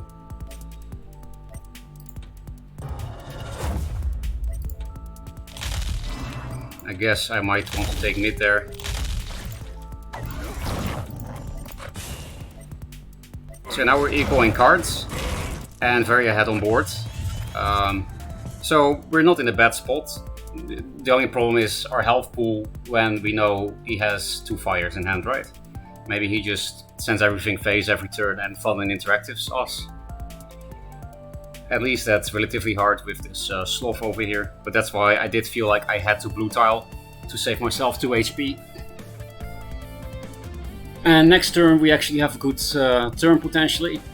Fenrir, Hard Sister, Fenrir Hailstone, maybe even Araki. So we definitely didn't lose yet. We are ahead, it's just a health pool. If we were at 25 health, I would feel super confident at the moment.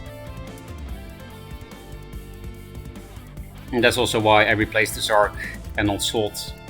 Also because I was going to have a full hand anyway, right? If I was going to slot that turn, and I felt like I would. And I do feel like he's playing normal spell high. Nothing div related, because Lantern Fox in div high seems really garbage. I would never play that in div high. Of course he goes face, like I said, he's a total face player, total face monkey. I don't really know what the fuck happened to him. Maybe it really is decoy, but before, when I played against him like 6 months ago, he always did this shit.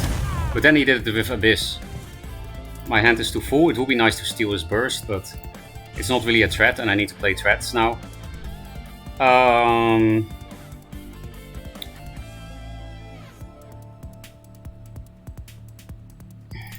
It would be nice to be on the green tile, because it can potentially mean I take less damage.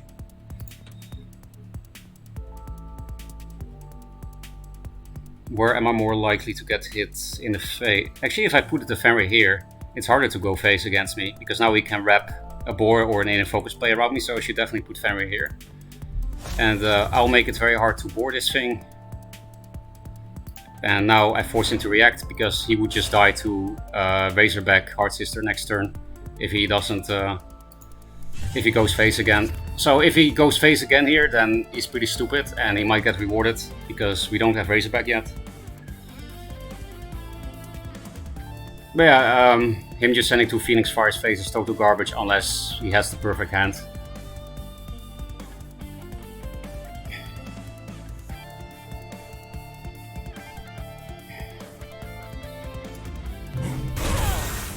Okay, didn't expect that because I thought he was playing normal spell high. I already saved 1 damage on myself, being on the green tile against that Rift wanker. So that's nice, but it does mean I can get faced here by boars and in a focus place. Again, I do take less damage.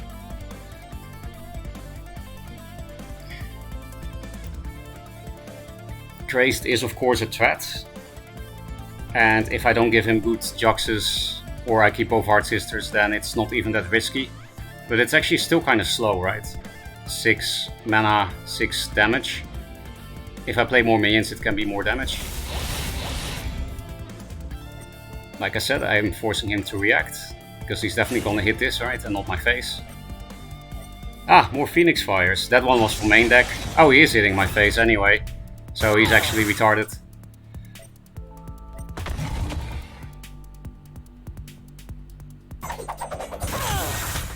Right, because he's just dead to Razorback Hard Sister, but yeah, I don't know if I can punish him. We probably just died to Spiral. We also didn't get Prophet. Prophet would also save us here.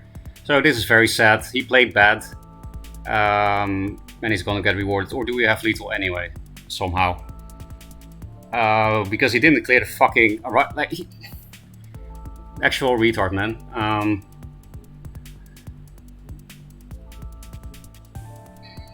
3, 4, 5, 10, 3 damage, 5, 6, 7, 12, if I'm not sure.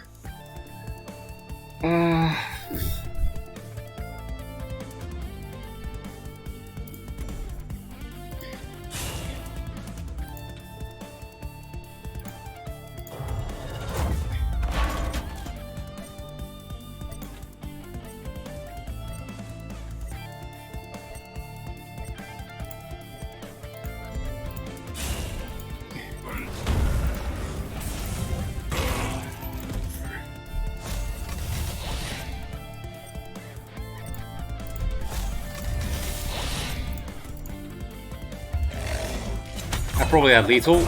I wouldn't be surprised. Ah, now we got Razorback. Nice. And he will just spiral technique us and make us feel bad. What a fucking retard. More fires. With Flame Blatm because he's literally decoy. I think it's actually really just decoy. But I have seen the actual Silver Mist say in Discord that... Don't player. Nah, let's not do that. Silver Mist was a very nice streamer. I quite enjoyed watching his games, his streams. But yeah, he played that fucking terrible. He should have at least played the fucking Araki. Maybe it was not terrible. Maybe he was playing to his outs. But he doesn't know what Razorback does. And I'm gonna check if I missed lethal. Because that is not unlikely.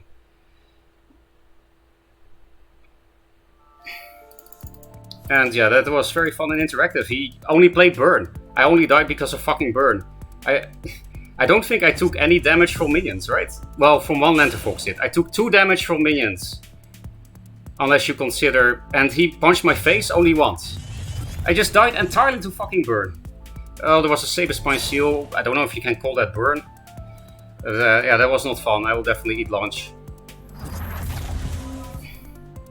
Yeah, that was not fun, that I had 6 cards in hand. And Razorback, of course, I got it 1 turn later. There's no way that was not lethal, the Razorback there. And he just totally decoyed it.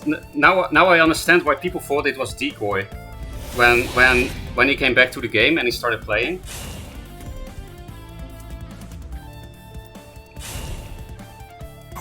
Oh, and like I said, fucking Prophet was also an out. I would not have died if I had top decked the fucking Prophet too. There were so many outs. Actual, just complete locker dog. Bad player. Sold. Hashtag sold. But honestly true this game.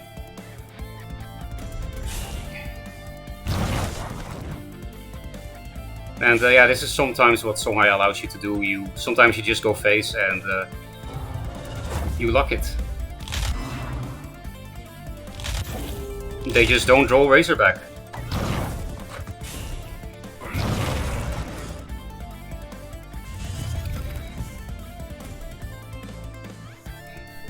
It's especially pretty retarded because, I don't know, he seemed to have even more burn, right? Not hitting that Araki there. I don't know, man. Depends on how much burn he had in the hand. Maybe, like I said, maybe I should calm down and he was just playing to his outs. Because clearing board here also doesn't really work, right? Like, if you clear board here, yeah. I can't say that's really a misplay from him. I'm just salty because I had so many outs to win the game and he didn't make any good play. That is true. Like, okay, he played to his outs, but did he make any actually good play? He just went face, forehead, and got lucky. But yeah, maybe I can blame myself if there is lethal here anyway. That would be nice, then I can stop being salty if I miss lethal here. So, rare case where I hope I miss lethal. Yeah, he will have found 2 main deck Phoenix Fires, the rest was some Foxes, and 2 Saber Spine Seals. Very fun, interactive. And like I said, triple Prophet, triple Razorback. I replace into that. I can't use this red tile against him. There's no way to hit face with that.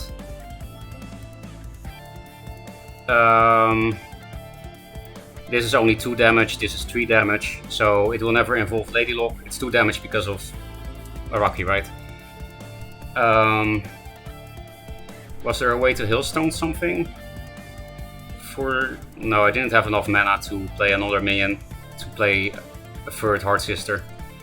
So this goes to 3, 4, 5. That's it, because Snowpiercer is more damage than Lady Lock. 5, 8, 11. This can be swapped in, 12. And then I have 5 more, 17. So yeah, not lethal. But obviously Razorback, extremely lethal. Prophet of the White Palm would have also won me the game because he wouldn't have been able to kill me fun and interactively. So yeah, I'm pretty sad that I lost to someone that played bad, honestly. Because lately that didn't happen so much. I felt like lately, if I lose, it's because of my own plays, and maybe that's also true this game, I don't know. Because I'm salty, so it's hard to judge. But yeah, I felt like recently the game improved to the point that this kind of stuff didn't really happen anymore. And that every game I lost was due to my own fault. But here, my fault was I didn't draw Razorback, so... And there were more top decks, like I said, Prophet of the White Palm, and maybe Primus Fist too. Because I was 4 damage off lethal, right? Yeah, Primus Fist would have... I had fucking 9 out! I didn't play any of them, right? I hadn't played a single Primus, Razorback, or Prophet. What a fucking lucky cunt. And then he drew all the fucking burn in his deck. Yeah, not sure if I'm gonna stream when I'm back, but I should probably do a patch review, so maybe. But that makes me not want to play anymore today. 6 base, Macanters, 2 Fractals, 1 Keeper, that's 11 Canter Golden deck. That's your deck, Handmind? Nice. I start stream because Frog said his game. Was it then we go to replay? I'm already done. I will host you. I'll double check if you actually started. Yes, you did. So, YouTube, Discord, and Raid. Yeah, I'm not sure if I'm going to return because that game made me very salty and I don't like calling Silver Mist a cunt and a retard. But I did it anyway, but I don't like to do that because he's actually a really nice guy and good streamer. I enjoyed watching him, but soul too strong on interactivity and getting outlocked. I just, it's triggering. But yeah, I am a bit sorry about that. But I don't know, it's me, I guess. Very bad excuse to be a toxic asshole. Raid, Duelist, Calvin. So yeah, we'll see if I come back. If I do, it will be soon because I'm just gonna have lunch and maybe play more games, maybe do patch review. Probably both, actually.